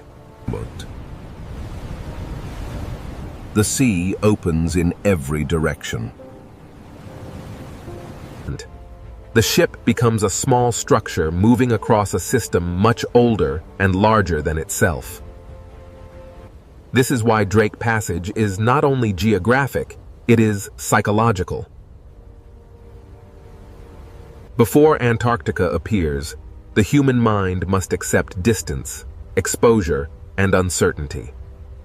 The modern vessels have radar, satellite, weather stabilizers, navigation systems, emergency procedures, trained crews, medical staff, and expedition leaders. The crossing is far safer than it was in the age of sail, but the emotional transition remains. Before this passage became the route of research ships and expedition cruises, it was a blank and frightening gap in the map of the southern world. Before Drake Passage had a name, it was an uncertainty. For early navigators, the far south of the world was not a neatly drawn region with reliable charts and satellite images. It was a dangerous mixture of rumor, wind, coastline, current, and missing information. There was open water. There was a gateway. Drake Passage is not rough because of myth. It is rough because of geography, atmosphere, and ocean physics. Around Antarctica, the Southern Ocean circles the planet, with very little interruption from large landmasses.